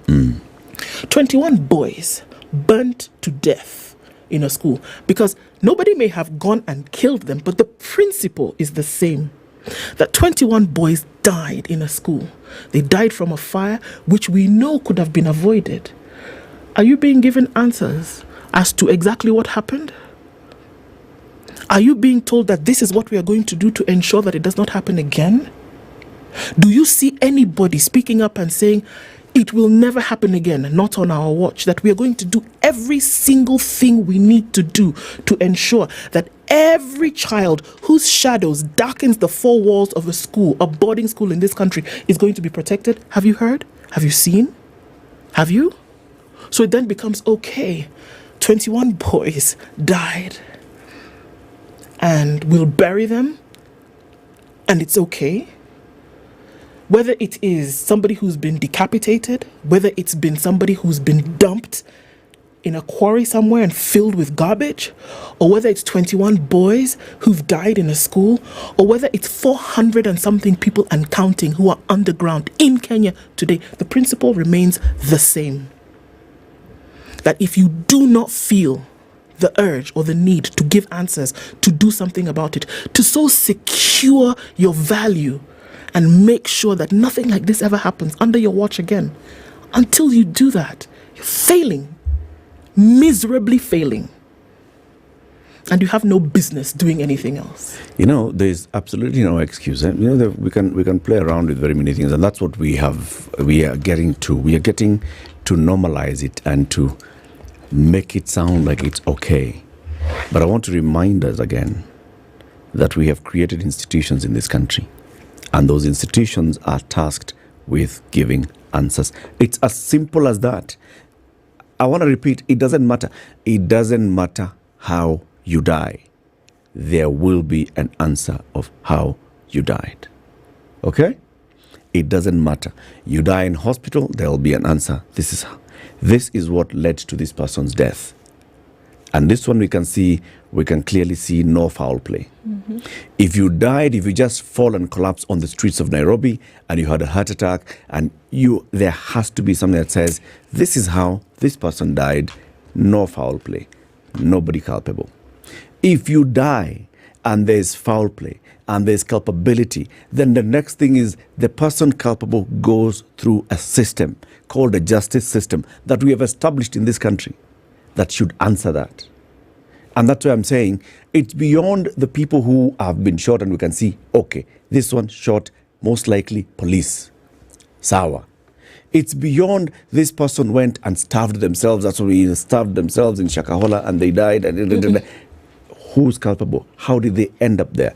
It's beyond that. It's beyond Waini's family sitting there and wondering, how did our girl end up in this place that they say they found her? How did the body remain there, but the head leave and go all the way to Juja? It's beyond that. It's beyond somebody saying, oh, this person fell off a balcony and they died. So what happened? Did they jump? Were they pushed? What caused it? And the people who are responsible for giving us those questions, the National Police Service. Bottom line. And when we don't give those answers, then we are normalizing. It's okay for you to die. Well, if you turn up in a river, we can just say, we give it like a whole national thing, or it's extrajudicial killings and it's police officers, and we have done away with that police officer. And in fact, the squad that was dealing with these things is that individual people must be accounted for individually. If it is 10 bodies that are found in Rivayala, those 10 bodies are 10 people. How did each of them end up there? I've seen something, and I think that is actually the fundamental problem that we're dealing with today, and it irks me to think about it. When somebody says that you dramatize an issue too much, and that right there is the problem. Because what has happened is that it has become so normal that when you hear people talking about the loss of life in this manner and that nothing is being done about it, that you've been so scarred that it seems as though somebody's making noise for nothing. But how did we get to the point whereby lives can be lost in the hundreds every year, unexplained, and you get to the point where you say, you guys, that's just drama? There is the problem. That exactly is the problem. It's drama until it comes close to your to doorstep. You. It's drama until your brother, your father, your relative, your cousin, your uncle, somebody whom you are very close with, actually turns up dead in a river. Unexplained. Unexplained. After they went missing for an entire weekend. Yeah. And when you find them, you find that they were bludgeoned to death. And you don't know what happened. That's when it ceases to be That's drama. when drama ends. That's when reality comes in and you see it has come close to home. And that's why this idea of drama could be what I'm saying. We have normalized dying such that si alikufa. Kelele ni nini si tutamzika. Okay? Really? So actually you're right. Maybe it needs to be dramatized for us to understand what we're really talking about here. That when you devalue, and we're going to use that word so many times today and as many days as possible, that when you devalue it so much that somebody can actually stand up today, and because somebody opened their mouth in a way that displeases you, you decide that the best thing that you can do is to keep them in the dark, waterboard them for weeks, and that you can torture them to the point of silence, whereby you've asked for a vibrant people who will demand a particular kind of leadership and governance. And that you can think that is okay. That people are afraid to speak out today because they do not know if they will sleep in their homes tonight. That people are afraid to go to the streets to demand for good governance in a place where you call democratic because they do not know if they will be dead tomorrow. That mothers and fathers are begging their children, please stay at home because I do not want to bury you tomorrow. In a democratic, robust space where things like this are supposed to be happening, that you can speak up about injustice and that you can demand that a better Kenya be there for the people that will come after you. In a place where these things are happening, that the dramatization of it becomes something that is necessary for you to see that this is not how things are supposed to be. The dramatization is necessary for you to see, I repeat, that this is not how things are supposed to be. That you should be able to look at a police service and find refuge. That you should be able to look to a police service and say, please, actually do help me. Not that I am afraid of you or that I weaponize you for my own selfish gains. That's a problem. And I believe that we are more warped than we can actually imagine if we think that it is okay. That for you to see a body being pulled out of a quarry and it doesn't touch you in any way because there's no explanation, then we have more problems than we can even begin to imagine. More problems. That nobody is accountable. Nobody is accountable for the theft of money. Nobody is accountable for the loss of life. So what are we accountable to and for? And then nobody has to answer. And you can do whatever you want, however you want it, to your own satisfaction. And you're a human being. Nah. How are we getting so desensitized to many things? You know, we've gotten so much. We have become desensitized to things. For example, for a long time we have now been desensitized to the issue of millions. Now it's billions. If it's billions, okay. If it's millions, 100 million shillings for only 100 million. Okay. For national dress, okay. 200 million shillings for Kenya House in Paris, okay. Yeah, if it's billions, that's when. In fact, even in billions, 2 billion shillings, 1 billion shilling, you're like, one. You look at it as one. 100 billion shillings, okay, that's becoming a very serious figure. We are desensitizing ourselves as a society to very many things. But how do you become desensitized? Maybe that's City would say is a condition. That because you are so battered, you actually desensitize yourself from the pain. Absolutely. If you find the people who live in the streets, they have become desensitized to the condition. The fact that you go and pick food from a garbage pit and you're eating it, Ordinarily, you wouldn't do it. But it becomes part of your life so that now you no longer can smell it. It doesn't smell bad. All you just need to do is eat it. It is so cold, it's been raining. Nairobi was raining overnight last night, right? It is so cold, it's wet, it's damp, it's everything, but you are a homeless person and you have nowhere else to go. You become desensitized to the vagaries of the weather. You're just looking for a place where you can shelter yourself. And sleep and wake up. You basically just numb everything off. We have gotten to a place as a Kenyan society where we are desensitizing ourselves from very many things. You do not want to accept that you can just imagine people dying and not found and disappearing and so you just you desensitize yourself to it. You're like, okay, wamekufa sawa, hiyo ni mbaya, okay, sawa. You move on to the next thing. You desensitize yourself to the issue of 100 million, 1 billion, 2 billion. You're like, okay. You desensitize yourself to the issue of children who are in grade 7 going into grade 8, going into grade 9. They don't know how they're going into grade 9. It's the same children. But because you're not in that situation, you do not want to put yourself in that situation, you say, okay. You desensitize yourself like that. That's why even today, unless you have a child in CBC, in junior secondary, if you hear at grade 9 preparation in jeopardy, 3 months rollout, you're like, okay, yeah. No problem. If you hear that, these kids are the same ones who got into grade 7, and for an entire term they did not learn because there were no grade 7 teachers, and then there were no books, and that they were being taught by their junior primary teachers who were just giving them revision work for an entire term. After all. And then they got teachers, and they got one teacher who's supposed to teach them everything. Because you're not in that situation, you're like, okay, yeah, move on. They'll deal with it. Because you don't have a child in university or tertiary who has to now look at this new funding model and how much they ought to cough. Because you've got private insurance and you're thinking, well, private insurance, I'm going to be using my private insurance. When I go to the hospital, I'll be fine. You hear moving from she to sha to she. Yeah. No, it doesn't touch me. We have, that's what we've become. And what is leading us to that position? What is it that's causing us be such kind of inhumane people? What is it? How can we just say, okay, yeah, they died. How many? And they're all women. And there are 9 bodies. And they're in a quarry. And they were in a gunny bags. And they appear to have, blunt force. Or mutilated. And they were mutilated. And they died. Wow. It's terrible. And we move on.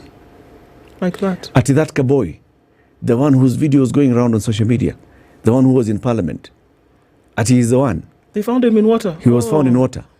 He died. Wow. We move on. Oh, 637 people total now have been found underground somewhere just past in Kilifi County. Underground, dead. What happened? Somebody took them to church. Then told them to starve and die. Children, yes. They're still digging up. Yes. There could be more than 637. Yes. How many have been identified? Less than 100. Where are the remaining? They're in storage somewhere waiting to be identified, DNA analysis. There could be more underground. Yes. Are we going to exhume more? Yes. What's going to happen? We'll know. There's a court case going on. Okay. Shakahola happened when? 2023. We're in 2025. But see, we want to elect a president in 2027. Let's focus on that. People died going to run away from a situation so bad that they had to go towards religion, which Karl Marx said is the opium of the people. They found their own opium. So, see, walienda kutafuta. They took themselves there. They took themselves there under somebody, and then they died. Okay. Numb.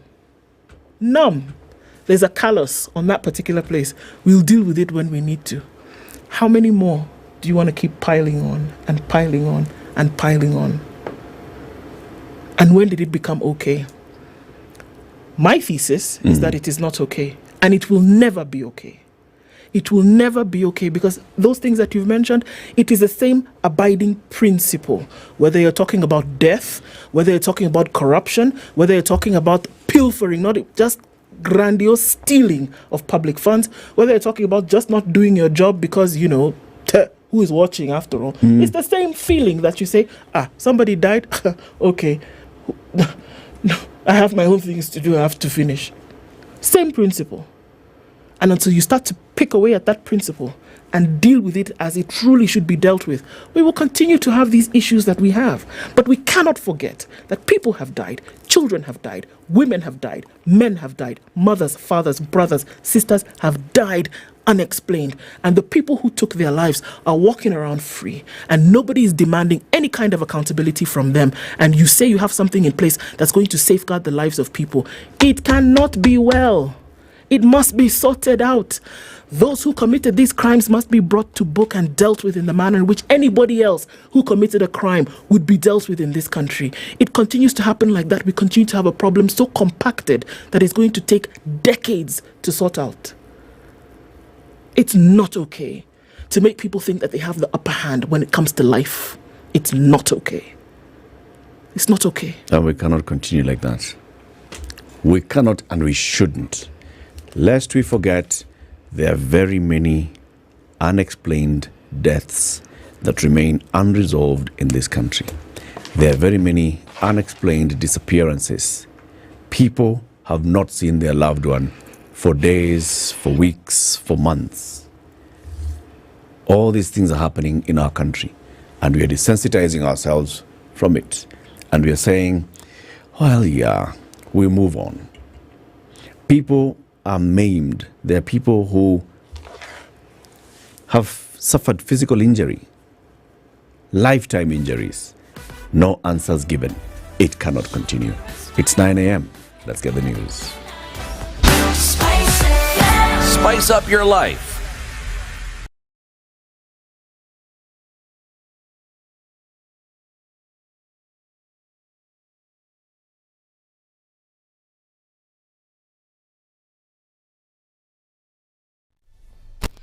Good morning, this is the News Wire. I'm Leah. Ubanga Deputy President Rigathi Gachagua has urged ODM MPs to distance themselves from the motion of impeachment. Gachagua has reiterated that if ODM cooperates with the Kenya Kwanza parliamentarians to oust him from power, then it will bring a bad image in the quest to Raila Odinga's AUC chairmanship. Kama watu yake ambayo wanamusikiza sana watatumika kukoroga nyumbani kwao pahali yametoka, credentials yake kwa Africa itakuwa affected to a large extent. Na pia sisi kama atatumika kutufukuza, itakuwa ya kwamba ile rais alituambia anakuja kusaidia was not true, it was deceit. Alikuja ndio atufukuze, then ile rais aliniambia, mimi rais tuliketi na yeye na nikamwamini. Na mimi rais namwamini kwa sababu hata tukiingia kwa hii arrangement mimi hakuna kitu tuliandikania na yeye. Lakini wengine wote walidemand aandike. Musalia ameandikania, Wetangula ameandikania, Kingi ameandikania, Mutua ameandikania, hata JB Muturi waliandikania. Mimi peke yake kwa sababu mimi ni Mkristo na mimi kwa sababu mimi ni muaminifu na amini wengine, mimi ni muamini. According to Gachagua, if President William Ruto approves his dismissal, then it will be a big betrayal even for Kenyans. Hata walipokosana na Uhuru Kenyatta, Uhuru hakumfukuza kwa serikali, aliwacha akae. Akienda idhinisha ati mimi nifukuzwe kwa serikali, itakuwa ngumu sana kwa Wakenya kumwamini tena. Hata hapa kwanza hapa kwa mlima. Hata watu wanasema tayari. Anasema akifanya hii hakuna kitu atasema hapa mtu amwamini because alisema mchana. Kila mtu akiona akasema mimi nitaketi vizuri na naibu wangu, nitamtunza, sitakubali atukanwe, sitakubali hangaishwe vile nimehangaishwa, atakuwa na kazi ya kutosha. Hiyo tayari imefanyika, mimi nateswa na hangaishwa imefanyika. Hiyo hapo hiyo uaminifu imeenda chini. Ile kuaminiwa. Sasa akiidhinisha ati watu waende waningatue kwa kazi, sasa yeye kuaminika tena hata akienda kanisani, hata akija hapa Meru, hata akienda Embu, hakuna mtu anamwamini tena. It should be noted that the motion to oust Gachagua will be presented tomorrow at the National Assembly, with 302 MPs having already approved it through their signatures. Kakamega County Chiefs are continuing with grassroots mobilization to encourage residents to register for SHIF. Busotso East Chief Justice Mokoshi has asked residents to register for the program, which will solve their health challenges. It should be noted that SHIF will officially come into force on October this year, which actually starts tomorrow. The big question remains, have you registered for SHIF? Treasury CS John Mbadi has urged PSV drivers to observe traffic laws to avoid road accidents. Mbadi also asked them to renew their insurance covers, adding that strategies are being put in place to ensure that laws are adhered to by the transport sector. First of all, public transport, we want discipline. There is a report which a task force which was constituted by the Cabinet Secretary, National Treasury and Economic Planning to investigate and find ways and solutions on how to underwrite public transport. There are a raft of recommendations which I will liaise with my colleagues, especially in interior transport, so that we can see how to bring discipline and order in the public transport the way the late John Michuki left public transport. And finally, the Ministry of Lands has connected the recent theft of security papers at the government printer to land cartels. In a statement, the ministry announced that the cartels steal such documents in order to print counterfeit land titles. However, the ministry was quick to point out that the stolen security papers were not title deeds, as had been previously claimed, but papers used for printing land ownership documents. It has since been confirmed that one officer working at the government printer has been arrested by security agencies in relation to the theft. That's the Newswire. I'm Leah Ubaga.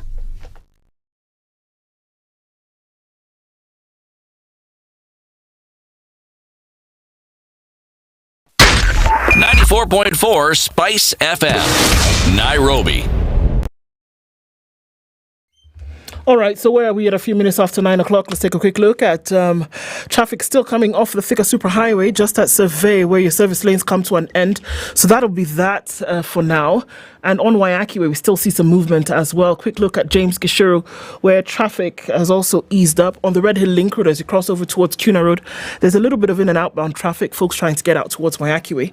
As you approach Westlands itself, there is some traffic. King and Ring Road, West, Kileleshwa, also pretty busy right about now. All right, quick look at Jogo Road heading towards Landis. Landis is now where we see some inbound traffic. And Uhuru Highway is going to be pretty busy for most parts of the morning. We're seeing a lot of inbound traffic to the city coming up here. All right, an eye on things. SpiceFM KE on X, hashtag The Situation Room.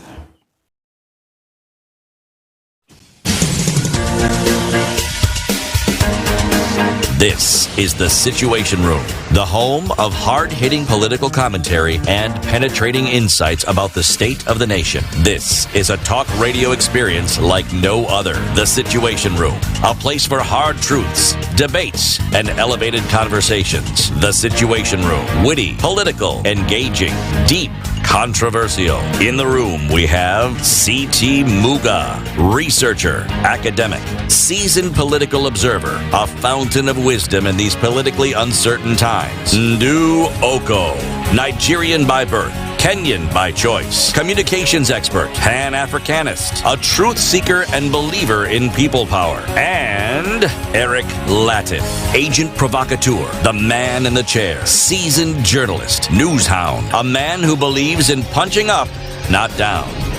This is The Situation Room, the only way to start your day. Okay, 10 years plus of investing in fiber connectivity across the country. That's what Safaricom Home Fiber is. Fiber, fast internet connectivity right into your doorstep, to your home. So people are now using Safaricom Fiber to connect for entertainment, for education, for learning, for meetings, for everything. It's just become part of your life. And because of that investment, over 500,000 homes are now connected to Safaricom Home Fiber, the largest market share in terms of connectivity. And that investment means that you've got to think about how best you can ensure that there is seamless connectivity throughout. So, for example, how does the fiber come to your home? Fiber comes to your home because it's a fiber cable, right? And it brings in data. How is it connected to the world? The undersea fiber cable. Where? Undersea. If that undersea fiber cable gets cut, and we see it happening all the time, then what happens? You have issues. So then Safaricom has got to invest, and they have done so in latency. So we have one line here that is undersea. If this one is affected, we have other sources to make sure that we are trying to ensure that you continue being online. We know that you need to continue being online because of infrastructural development. Some guy will go somewhere and start digging a road because he's been contracted. So you to do, so you quick alarms, you are as they're doing that, they cut cable. Now, Safaricom has been working as well with those responsible this. Nairobi City County Government, Kenha, Kura, Kera, you guys. If you're telling someone to dig up a road, can you tell us where we tell them where our cables are so that they don't affect Ndu, who is in a meeting and she's zooming or teaming or whatever. And then she gets cut off. Right? That kind of continuous investment, that's why you need a company that's like that. Yes, you go. 10 years of investing in Safaricom Home Fiber. Are you connected? If you are connected and you know that, yes, this thing has helped you, has changed your lifestyle, tell us how it has transformed your lifestyle. Go to our social media, SpiceFM KE on Facebook, on X, on YouTube. Tell us how. 3,000 shillings could be coming your way. Exactly. 3,000 shillings is like a monthly subscription to the bronze package. Which is 299,999. Maybe you're on silver. Yeah, we are paying part of your silver for the next 1 month. Sir, yeah, maybe you're on platinum. We are paying part of your connectivity for the next 1 month. Sisi ni wale watu. There it is for you. Loop your life, okay? And you need to make sure that all your transactions are seamless. You need to make sure that you're not running helter-skelter like a headless chicken trying to get things done. Well, Loop does that for you. And it's a lifestyle which you can embrace today. So all your payments in one place. Whether you are a business person, make sure you can also do advertising on this app. You can make sure that you can get overdrafts if you need to. You can set up standing orders. You can be in one place and conduct all your business from the comfort of this app. How'd you get it? You download it on your Google Play Store or your Apple App Store, and then you get to business. You can basically get into this lifestyle of Loop and get into this cyclical way of doing things where everything is connected to the other and you don't have to separate things in order to get business done. It's a lifestyle. Loop it today. Kabisa. Again, let me remind you the proverb today is from Gambia, right? And it goes something to do with honey. People get fed up even with honey. People get fed up even with honey. Let's talk about getting fed up. Are people getting fed up with these unexplained deaths, with disappearances? You know, we've become desensitized. Someone was actually reminded, just think about post-election violence in this country. Over 1,000 people died. In a short period of time, about 30 days, 1,000 Kenyans died. Many others lost their property. They were displaced. Others were completely maimed for life. Right? Where are we? That's a long time ago. 19 what? 2000? 2007. We moved on. Since then, deaths happen. Death here, death here. You die, you disappear. You turn up in a river, you turn up in a dam, you turn up somewhere, and you die, and we don't know what happened to you. You're shot in a demonstration, you're buried, we don't know who shot you. Yeah. Let's go with law professor, Professor Kithuri Kindiki, who says it doesn't necessarily mean that it was a police officer who shot this person. Okay, so who did? Find out who did. The only person who's supposed to give that answer is the police officer. Who shot this person? They've been given the mandate and the monopoly to investigate and find out what exactly happened. When people die and we move on, we are desensitizing ourselves. We are basically just removing the value of human life. That expecting that somebody, because they fell down a balcony and they died, it's okay. That because this person does sex work and they turn up dead, it's okay. I mean, what kind of work are they doing? No, absolutely no way. It doesn't matter who it is.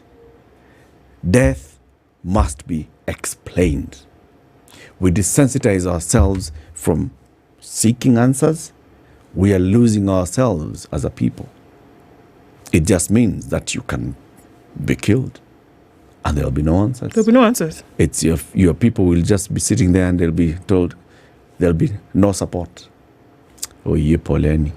alikuwa mtu mzuri, msijali. And that's the best that you will hear. Yeah. And that's it.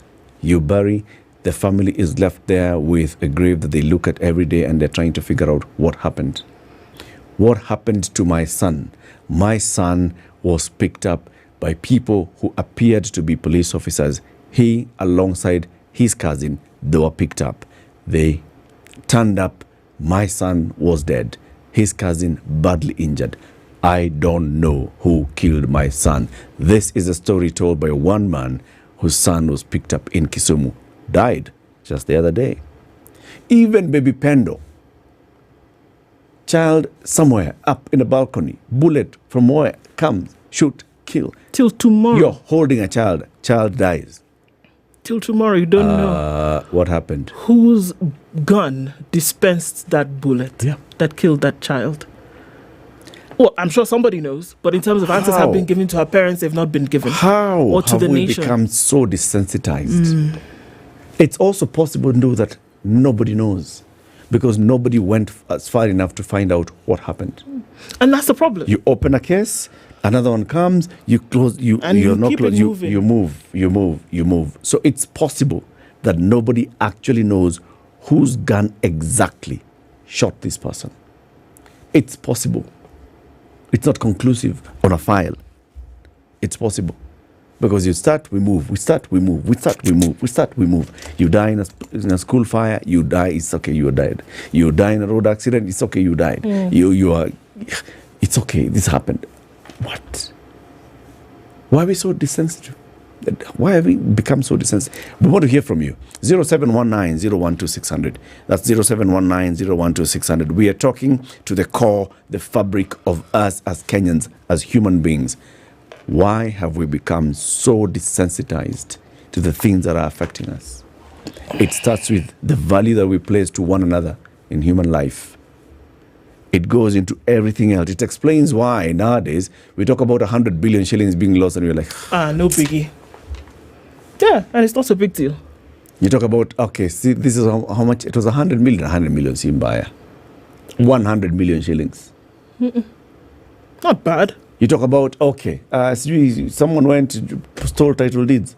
367 title deeds. 300 title. Don't worry. They were stolen. Okay.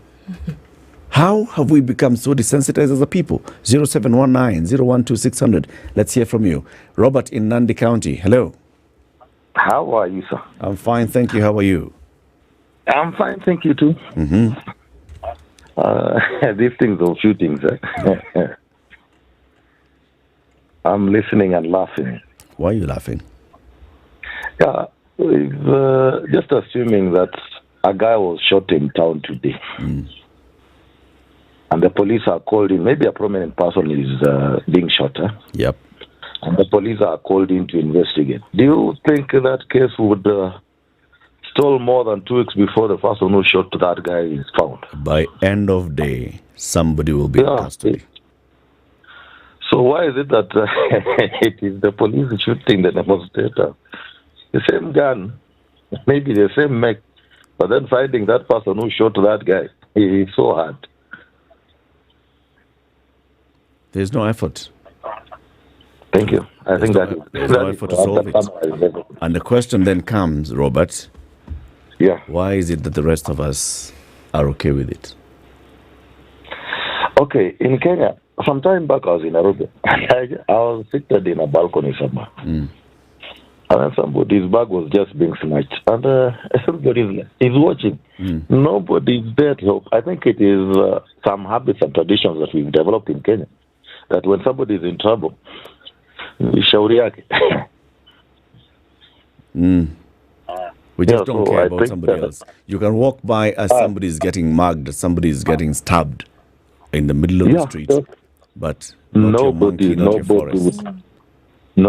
will take any effort to help that person. It has gone to even the shootings, even the ones that are looting our economy. Nobody cares. So long as amepata yake, Wow. Let's go to other callers on the line, and Lydiah will be putting the name so we can call you out by name. But good morning. How are you? I'm good. Good morning, Alex. Very well, thanks. What's your name? Moses, huh? Yes, Moses. It's quite devastating what is happening in this country. We can't have people dying left, right, center. Yeah. And when and we claim to have a government in place. My take on this is that the government clearly understands and knows it is right to protect the lives of Kenyans. But for sure, when you have people dying, and most of them they are from very humble backgrounds, this leaves a lot of questions unanswered. Now, and this is what is happening is what used to happen in the late 60s when we had an evangelist mine disappearing. To me, my call to the government is that they need to, to have up their game. This should stop. But most importantly, Kenyans should rally up. And let's look at what happened the other day at Ednah. Those 21 young souls, their mothers will never heal, let me tell you. But what is happening? People are just talking about let's revive the school. Nobody is being held accountable. And that's the tragedy in this country. Something happens, we just embarrass. Thank you, Eric. Thank you very much. Francis, good morning. Good morning. Welcome to the show, and thank you for calling in. Why are we so desensitized, Francis? Eric, let me ask you, what is the opposite of a desensitized people? The reactive people. Engaged, aware. There are people who are sensitized. All right? What do you think is the best platform that we can use as a country to sensitize people? Tell me. It is you, the media. Okay? So we are desensitized because some people have also not been proactive enough to join in the quest to sensitize each other. Yeah. So the media, if they decide, they can say we are going this route, we are helping our country, we are helping our people.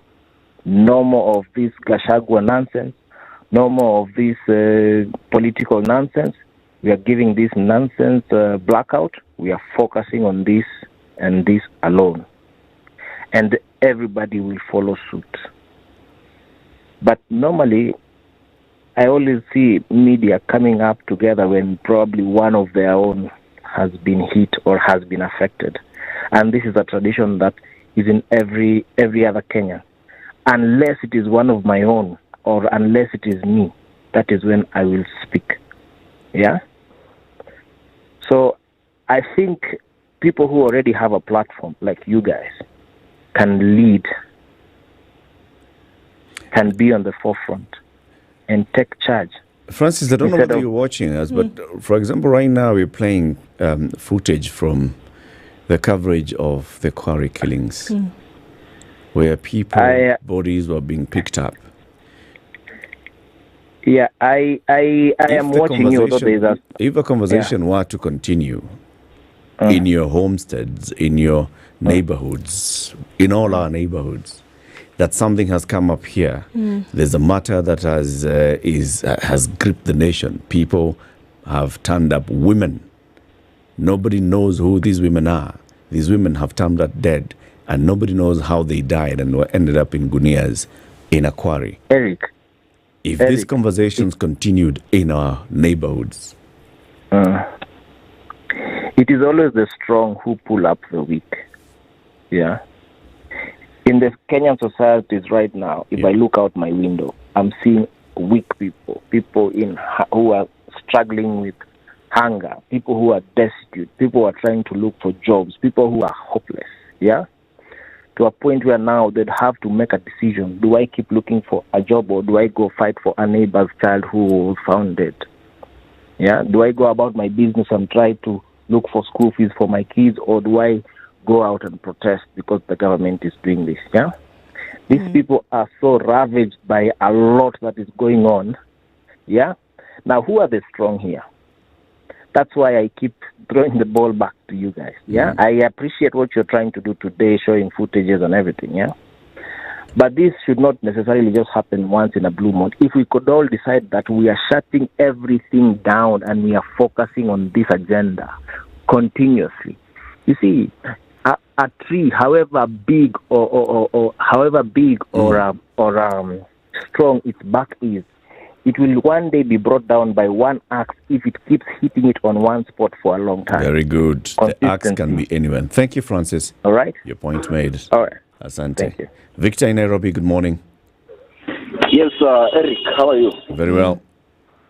So we are talking about desensitization. This aspect comes like kuna hii idea. I have a lot of my own, so why should I bother? You know, that's one aspect. That I've got mine. I'm going through them. I'm trying to work them out, and I don't need to. I don't need to add more, especially from the second party or. That's number one. So, and another thing, I must confess that I kind of get emotional today on your second hour when talking about the current situation in the country. Because a normal human being, you're supposed to have the picture. You're supposed to see that this is exactly what is happening. So when you feel comfortable, when you don't get to that point that you can really feel that, this is something wrong, this is touching, then... I don't know who the kind of person you are, but it's really, really sad. I have a son who is about to get to school, but when looking at what is happening, there is that, I don't know, there is that, is this really that my son is about to, this kind of life get into? It's really worrying. And lastly, Mr. Eric, let me ask, do you normally prep your visitors before maybe calling them to the station? Because when I listen to your conversation, I'm a truck driver. When you wear earphones, I normally listen to them. So everything tends to follow. The structure seems to be flowing. Every visitor mwenye nakujanga, I don't know whether they are telling us what we want to hear, but everything seems to be effective and efficient. But when ukikuja kwa ground, I don't know where the disconnect. I don't know where the disconnect actually, because when the visitors, all of them, the conversations, how these things supposed to work, at least there is no disconnect. Victor, it's the reason we have this show every weekday morning, so we can ask the questions and also get your feedback so that we then know how to raise those questions. Thank you, Victor. Let's get from others as well. Otieno Luther in Kisumu, hello. How are you? Very well. I'm very happy about what you are presenting today. And I think the missing link in this country is parliament and political leadership. And I think also the press, like remember the 3 which were released, we have been looking forward to an interview with them live and all that kind of thing. But the other thing, if you remember the GMC thing, what happened was the young people who came out, they were not badly off. But the people who came to attack them were badly off. They were from slums and all that kind of thing. So there's illiteracy and poverty playing around here. Thank you. Thank you very much. Ali in Mombasa. Good morning, Eric. Good morning, Ali. Fine. The Situation Room. Good morning. One of the best in our country. Asante. And you are asking why are we desensitized? Yep. I have to take a deep breath. Oh. The question is very simple. I have been employed by my employer because of my education, because of my experience, because of my creation when I was interviewed. Then at the end of the month, I'm supposed to get my salary. Yep. Is that my right or is it a favor? It's a right. You've worked for it. It's my right. So my employer right now is making a salary as a favor to me. That is how I can answer to the sensitization. It's a parable. I think if there's anything more than that, then one day you might ask to call me and I give a detail of what I'm talking about. It is my right. But unfortunately, my employer is making it as a favor. Maybe I should give him, maybe not, because it's not his right. Thank you. It's a good parable. Thank you very much, Ali. We'll pick up more calls after the break. It's 28 minutes to past 9. Kenya's biggest conversation. This morning, we are asking ourselves, have we become desensitized as a people, as a country? People die, we move on. People disappear, we move on. They reappear, okay, we move on. Yeah. That's how we get to a point where we hear, our children are not in school, they're not learning because their lecturers have gone on strike. Why are the lecturers on strike? Because they haven't been paid. Okay, we move on. Our children are not learning because they are not teachers in grade 7. Why they are not teachers in grade 7? You know, we haven't hired teachers, you know, we move on. And we move on. Tomorrow, people turn up to hospital. In fact, already we're hearing that there are some facilities that are already saying there's going to be a new health insurance scheme. So this one, we don't know it. So we are not admitting people with this old NHIF. We don't know what's going to happen. People at that point, at their most vulnerable, at the point of need, we hear it, we're like, okay, those are teething problems. We move on. We move on. In the midst of that teething problem, somebody will bury their loved one. Why have we become so desensitized? Let's take a break. We'll be back shortly and we'll pick more calls. 0719-012-600. You can also post your comments on our live streams on YouTube and Facebook, SpiceFM. This is the Situation Room, the only way to start. A special report. Good morning, kid. Leo, to pay our listeners some game. Imagine kuwa na a reliable squad all through your day. Squad unaweza count on, maze. Uta enjoy all things finance and fun. Talk of transacting seamlessly. Plus, unaweza link other bank cards kwa app. Ulipe bills easily na uweke standing orders, eh? Ku access loans za kugrow life yako nayo. It's just one time. Squad sasa ni loop. Loops here to suit your lifestyle. No matter what your financial or lifestyle need is, the Loop Squad will be there by your side to sort you out. Download Loop today. It's not just an app, it's a lifestyle. Why wait? Loop it. Regulated by Hey, baba boy, gas imeisha, shopping imeisha, na ujue tokens bado zinalia. Msupa, nipe mbao na 20 minutes. Mbao, like 20 bob. 20 minutes, kwani kuna nini? Na ujue mimi nataka kupika haki. Jaber, kwani ujui dakika mamilini every 20 minutes, halafu wanapea na 10 million every 20 minutes, na hadi kuna 3 millionaires every hour. Daka mamili virahisi. Uko na nafasi 3 ya kuwa millionaire kila hour. Usipitwe. Cheza Daka. Ushike mita yako sasa. Chagua nambari zako 4 za bahati and win up to 10 million every 20 minutes. Nenda kwenye paybill 440440. Account Spice amount. Cheza na shilingi 20 hadi shilingi 2000 na ushinde mamilioni. Daka mita. Kuwa bingwa. The weather with Spice FM. All right, so we're looking at sunny conditions now in Nairobi at 19, highs of 25 and lows of 15. 19 and cloudy in Nakuru with highs of 23. And we'll see highs of 25 in a mostly sunny Nyeri at 20. It's 19 and cloudy in Eldoret with highs of 22 and lows of 14. Mombasa cloudy at 28 with highs of 30. And we'll see highs of 31 in a partly sunny Malindi. Okay, looking into Kisumu, it's partly sunny at 23 with highs of 28. And at 20, it's cloudy in Kakamega with highs of 27. Kampala sunny at 20 with highs of 28. While Dar es Salaam at 28 is mostly sunny, we'll see highs of 31.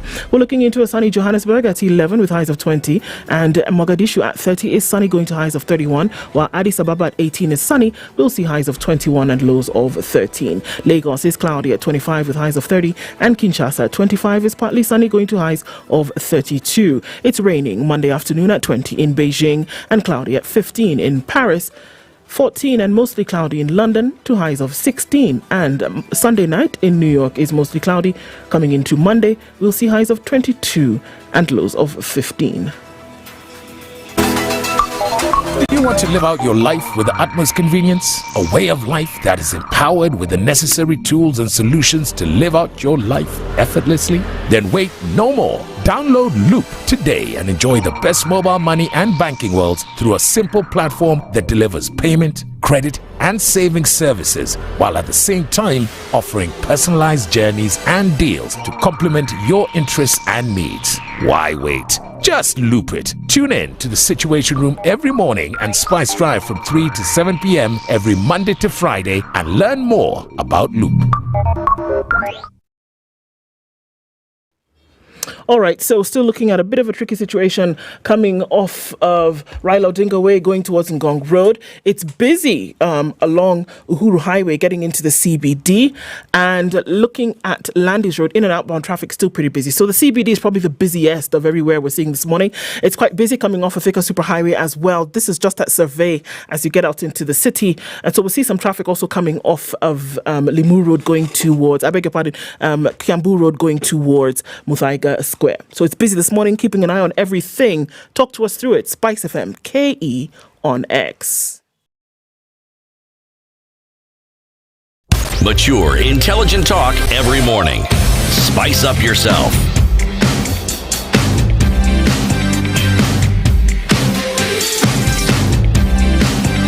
Mornings done right. 94.4 Spice FM, Nairobi. 26 minutes to 10. Let's hear from you continuously. It's 0719-012-600. Why have we become so desensitized? Herino Okoh says, as a nation, we've become desensitized to distressing events like death, violence, and economic plunder. We have sunk low. Some Kenyans are endangering the country with their bad behavior. We've just become completely, as in things happen, you're like, okay, yeah. Okay, yeah. Okay. Is it social engineering? Is it social engineering that people want to get? Look, I mean, we can't run away from what possibilities are there. But don't you think it's easier to govern over a people who've become numb? Or to govern over a people who've, just become docile over the way things are happening? Then it's easier for you to put across a particular agenda, that if people are not going to ask questions, are not going to be robust in the interrogation of certain things, you can basically get away with murder. You can.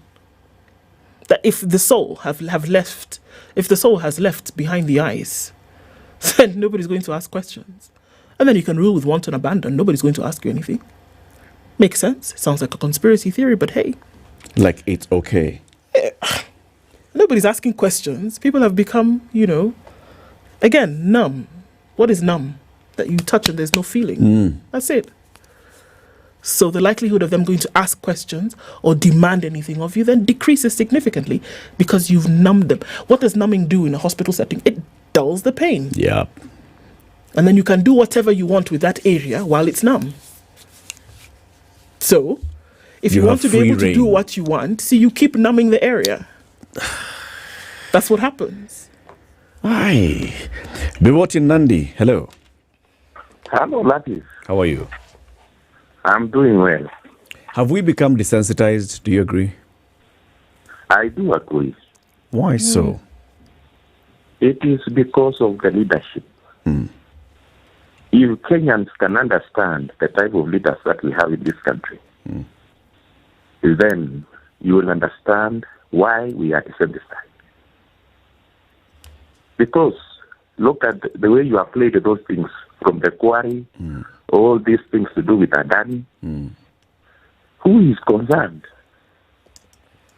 It's only you people from the media that are trying to tell the Kenyans what is happening in this country. But the leaders that we have in this country, oh my brother, we have a problem. They don't feel a thing. Nothing. Where is the president? Where is the deputy president? Going home. What you are seeing now is just only fighting. Fighting over, maybe the way I may think is they are fighting over the bills. The Mwananchi has no business. Be what? Thank you for your call. I am telling you. Thank you. I am telling you. Mary in Mombasa. Yes. Please switch off your TV or radio. Okay, I have. Now, Yes. the only one thing I would like to say is,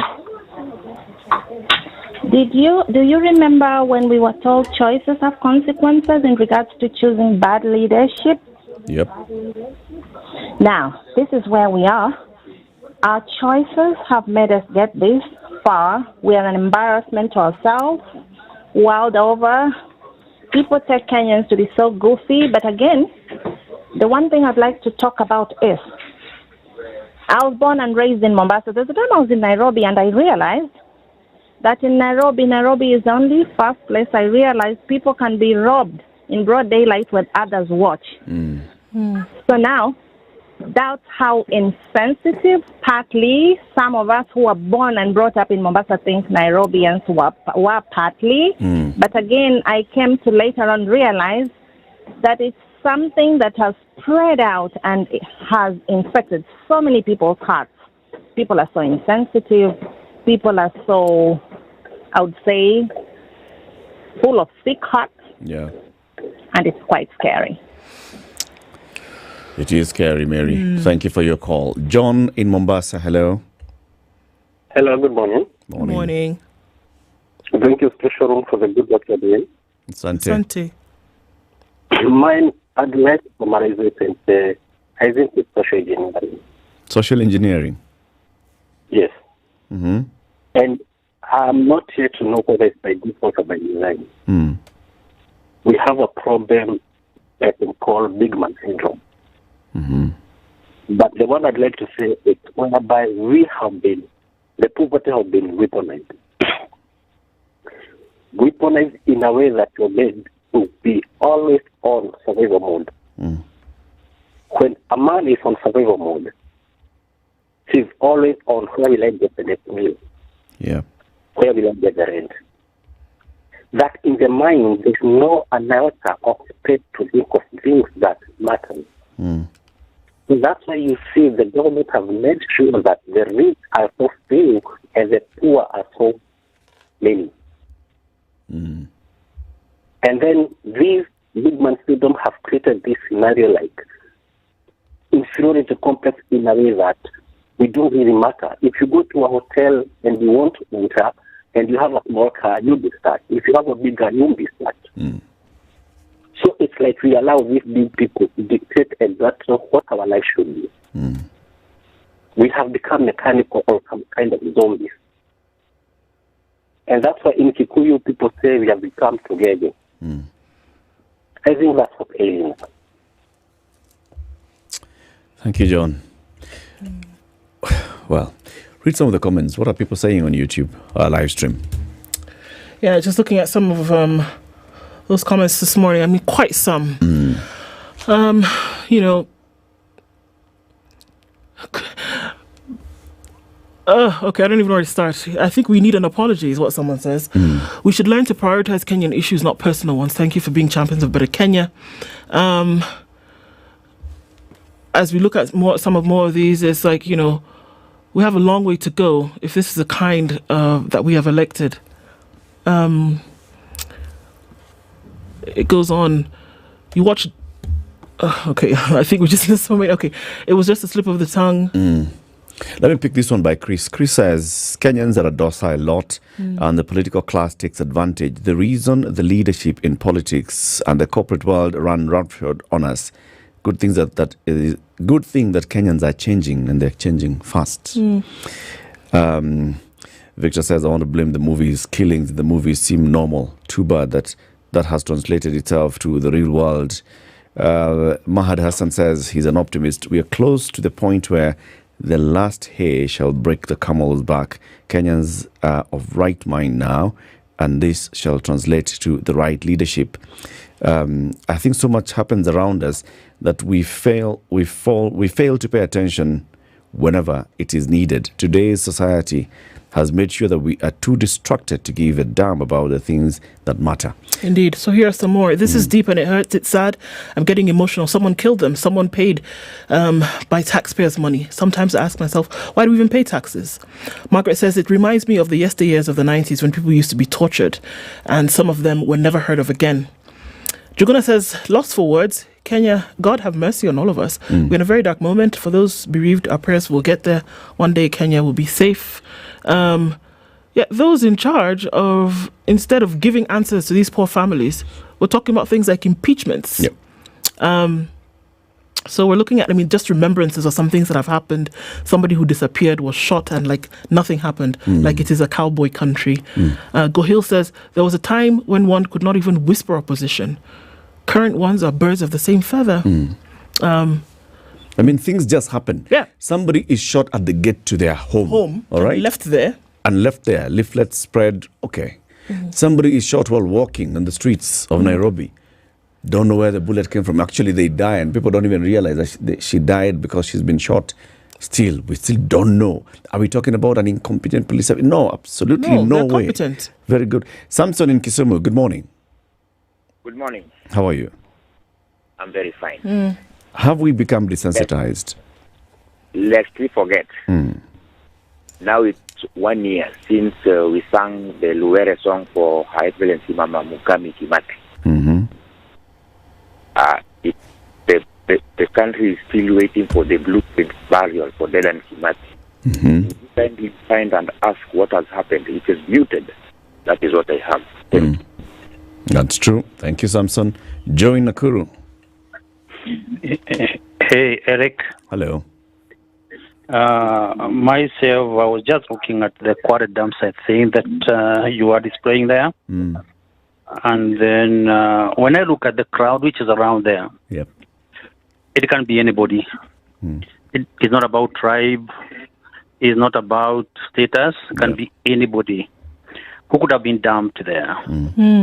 And then actually when you look at their role actually in the whole issue, we are seeing actually people, some of them actually like they are just spectating, and others are participating in removing the bodies. The people have totally been abandoned by the government. That is the law the government should have been playing.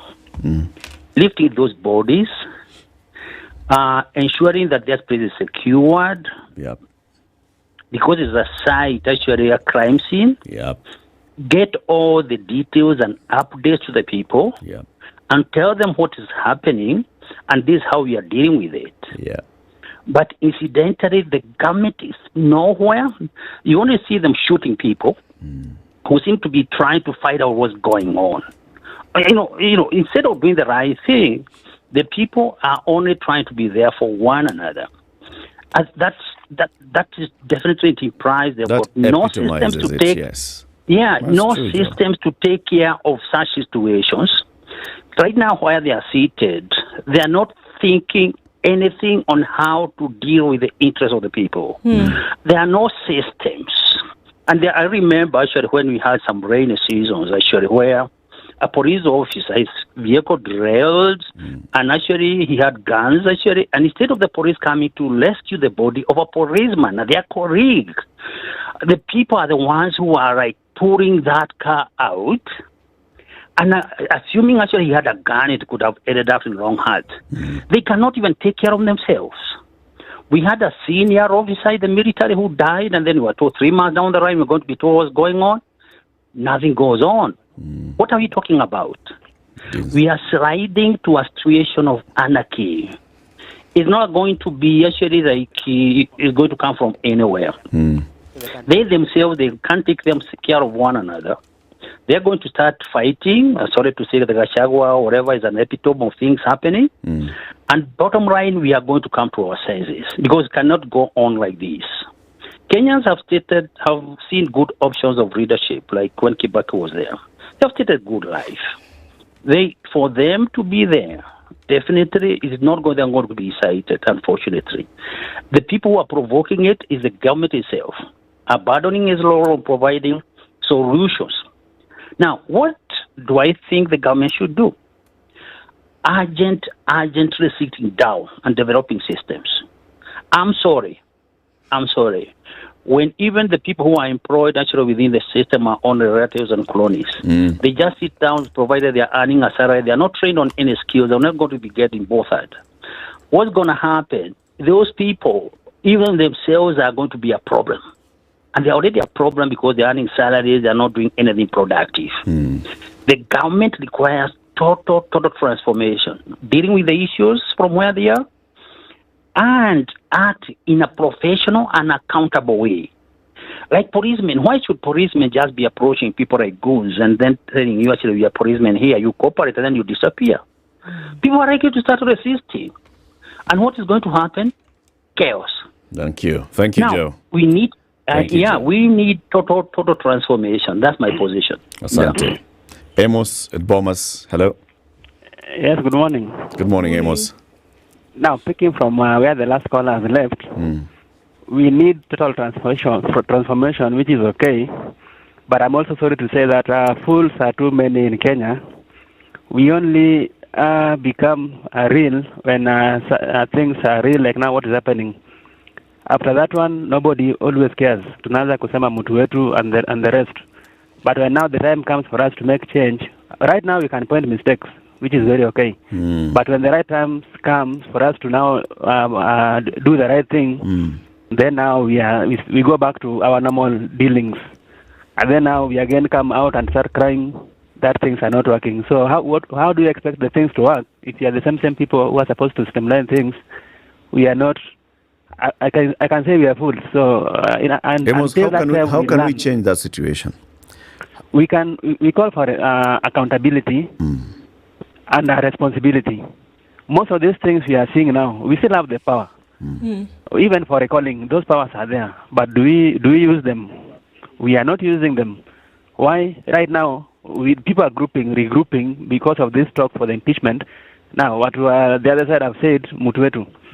When these people were talking the other time saying the shareholding and the rest, nobody ever questioned. It was people were happy. Now that it is on the other side, it is now Mutuetu. So until when will we be in this mess? I think we've not had enough. That day we'll have enough, and then I will sit down and say, now enough is enough, and that change will come. But for now, the circus continues. Thank you, Amos.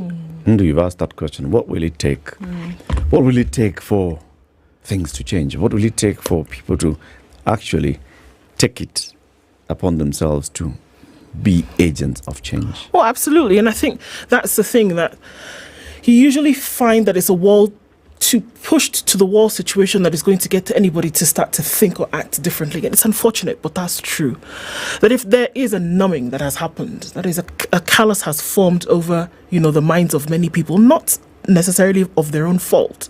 But if you find that is a situation, usually things are going to have to get much worse for folks to be able to realize, hold on a minute, we cannot continue to live like this. That there's something that happens through because the numbing cream, when you put it on, it'll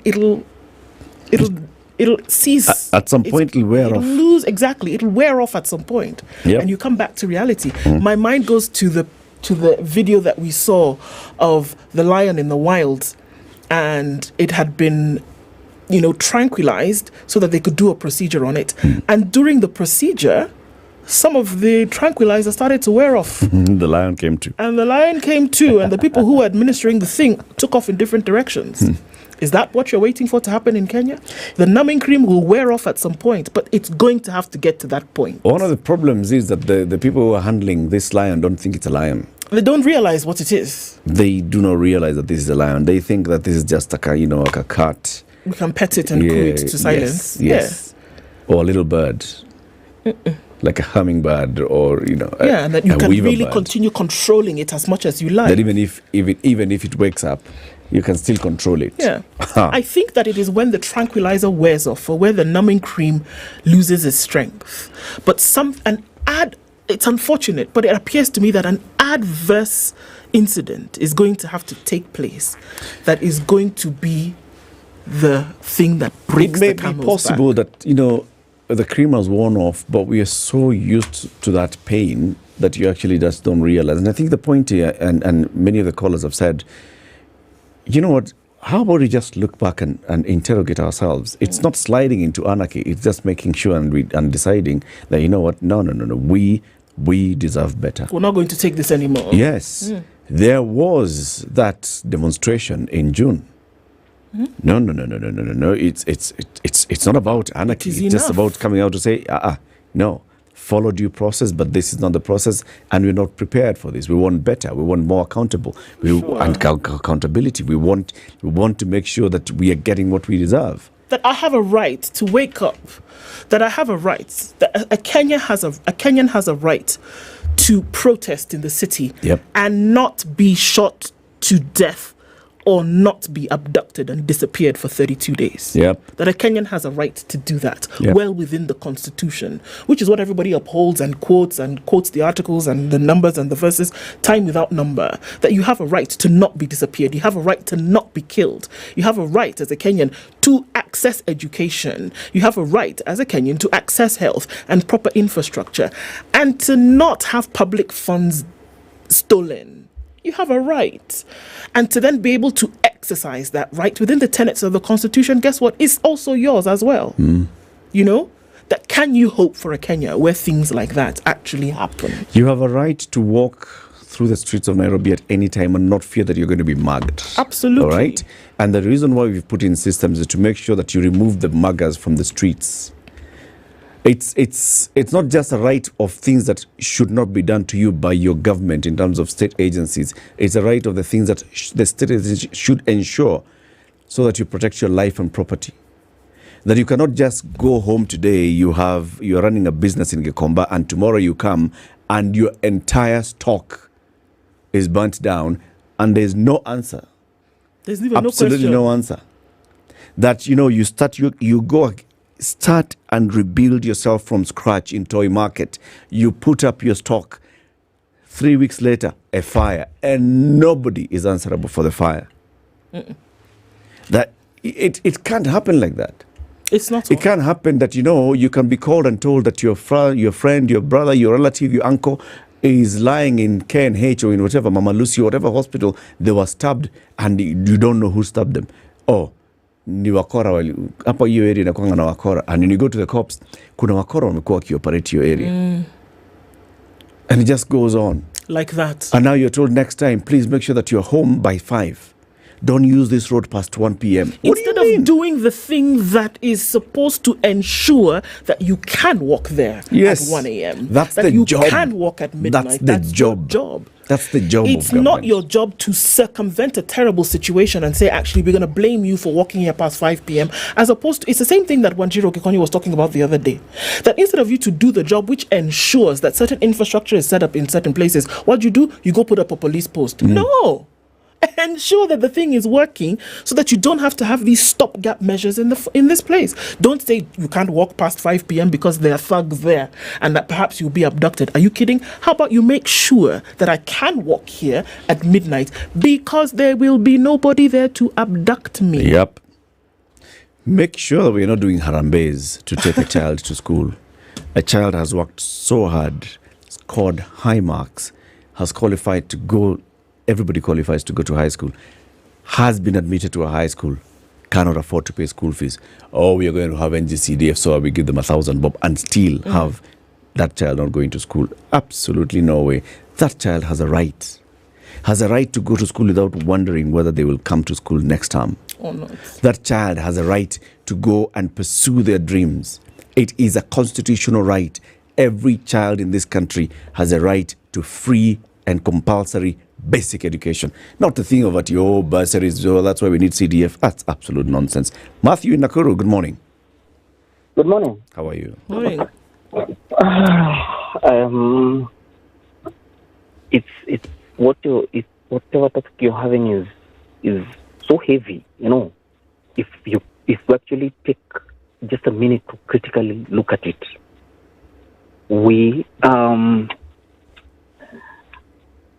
things happen and you even wonder, are we living in a jungle? Because even in the animal world, there's some order. Yeah. I represent the digital taxi fraternity. Mm-hmm. last week there's one of our drivers from Mombasa who was actually kidnapped from by actually a client. The vehicle was recovered yesterday, and the client who made that request on the digital app is the one who was found driving that vehicle. Aye. The female driver right now is we're still trying to like find out where she is. What? You know, this actually this is a matter. Mid last month, we had a meeting with MOT and the NTSA, and we were telling them digital taxi drivers. For me to drive a digital taxi, you get my details. You have I have to have a good contact. My vehicle details are there. You know, I have to like fully identify myself and all that. But what of the clients that we ferry? You know, I will receive a request on my phone to pick up a client with letter A. You know, even the phone number that they're using, when you try to call them, the call does not go through until that client calls you. You know, you're going to pick an anonymous person you do not even know. Systems must work, basically, Matthew. Systems must work, basically. Yeah. You know, and what hurts the most is we've been talking about this year on end. You're told that it's going to be looked at, and the years go by, nothing is done. It's a sad affair. And there's a family right now, we're discussing impeachment when there are matters that are so grave. When there's a woman who's missing. You know, earlier on during your show, this guy from UDO was telling you that, you know, this is something wrong. And I was like, what are you saying? You know, Matthew. it is right now, it's actually super annoying. I will tell you that for free. Thank you for your call, Matthew, and thank you very much for tuning in today. We're coming to the end of the show. Lest we forget, there are very many major things that we need to see happening in this country. Lest we forget, when you talk about 100 million shillings, that's a lot of money. When you talk about 1 billion shillings, that's a lot of money. It cannot be just a small amount. Kenya's biggest conversation will be back tomorrow. Have a lovely day. 8 now, 10 a.m.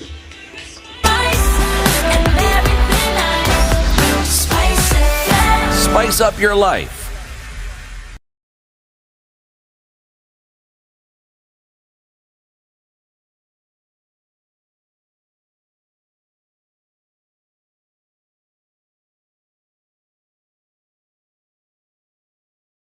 Good morning, this is the News Wire. I'm Leah Ubaka. The National Assembly's Health Committee will today question Health Cabinet Secretary Deborah Baraza over the procurement of a new 104.8 billion shillings ICT system for the Social Health Insurance Fund. The system, set to be rolled out tomorrow, has drawn sharp criticism from lawmakers over concerns about corruption, single sourcing and the exclusion of key government bodies during its approval. The MPs have questioned why the Ministry of Health opted for a new system, bypassing the existing National Health Insurance Fund infrastructure, which has been successfully serving millions of Kenyans. Committee Chairman Ndebes MP Robert Bukose has also raised concerns that the procurement process for the SHIF system lacked transparency and could lead to financial misuse. You only have today to register for the Social Health Insurance Fund ahead of tomorrow's planned rollout. The government said it will fully implement the new health insurance scheme on October 1st, eliminating the National Health Insurance Fund. Social Health Authority shared a letter from the Central Organization of Trade Unions, Kenya, urging Kenyans to register for cover at affordable premiums, especially for low-cadre workers. According to the new SHIF premiums, a person earning 6,000 shillings gross salary per month will pay 165 shillings compared to 300 previously paid to NHIF.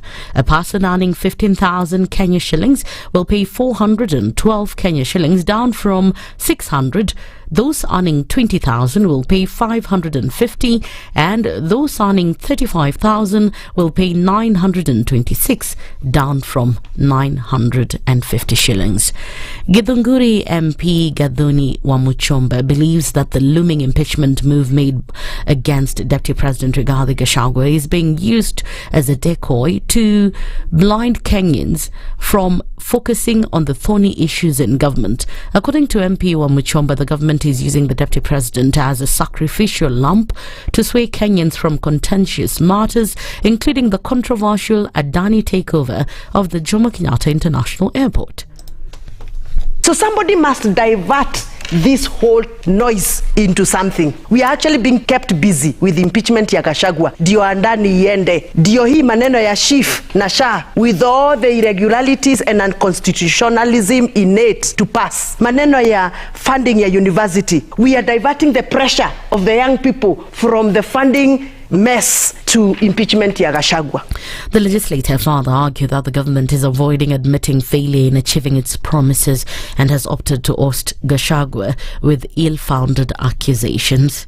Gachagua sio wa kwanza kusimama kusema anatetea watu wa Mulima. Uhuru Kenyatta defended Mulima fiercely for 10 years. Uhuru Kenyatta talked about even things that we thought that are very, closed up in the society that are not supposed to be discussed elsewhere. The Mau Mau roads. He brought Mau Mau roads only for Central Kenya people. Why didn't you say that Uhuru Kenyatta was tribalist? For Gachagua to talk about coffee, which is also in Baringo, is tribalism. For Gachagua to talk about milk, which is also in Kericho, is tribalism. Come on, guys, open your eyes. Tabling the motion will require 233 MPs to support it to sail through, with reports indicating that as of close of business Sunday, 302 members of parliament had appended their signatures. And finally, in the international scene, 6 people have died from an outbreak of Marburg virus in Rwanda. The health minister, Sabine Nsanzimana, said most of the victims were healthcare workers in a hospital's intensive care unit. 20 cases have been identified since the outbreak was confirmed last Friday. In the last few days, we confirmed the Marburg virus disease, the first case in Rwanda, which actually opened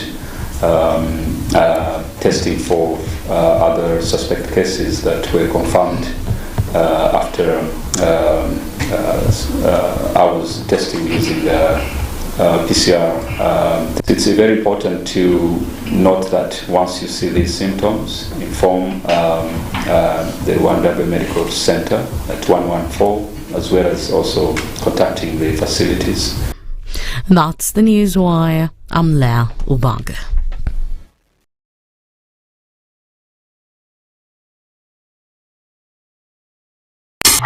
More.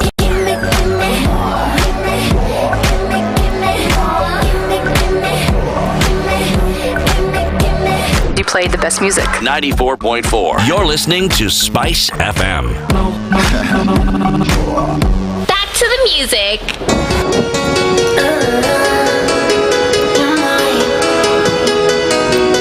You're my one in a million.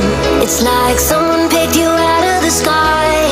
Maybe I met you for a reason, and I can't believe that we're both alive at the same time.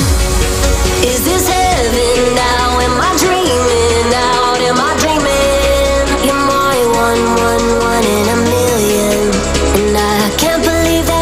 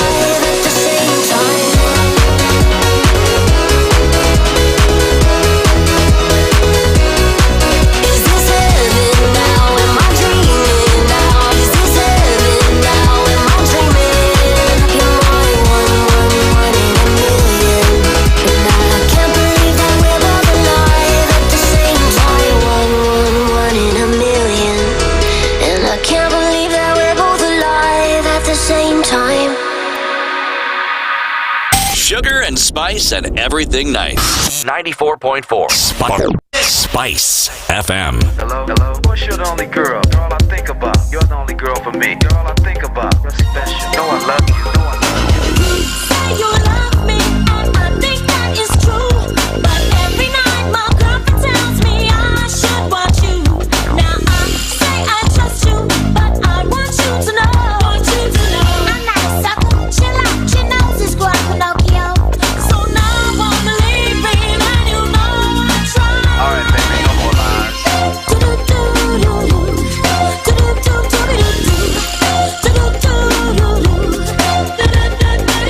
Say no more lies, and I'll try to understand. But there's a little exaggeration and almost suffering man.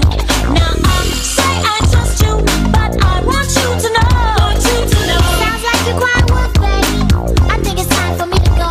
So now I'm leaving, and you know I tried. You don't appreciate the time I told you. All right, baby, no more lies.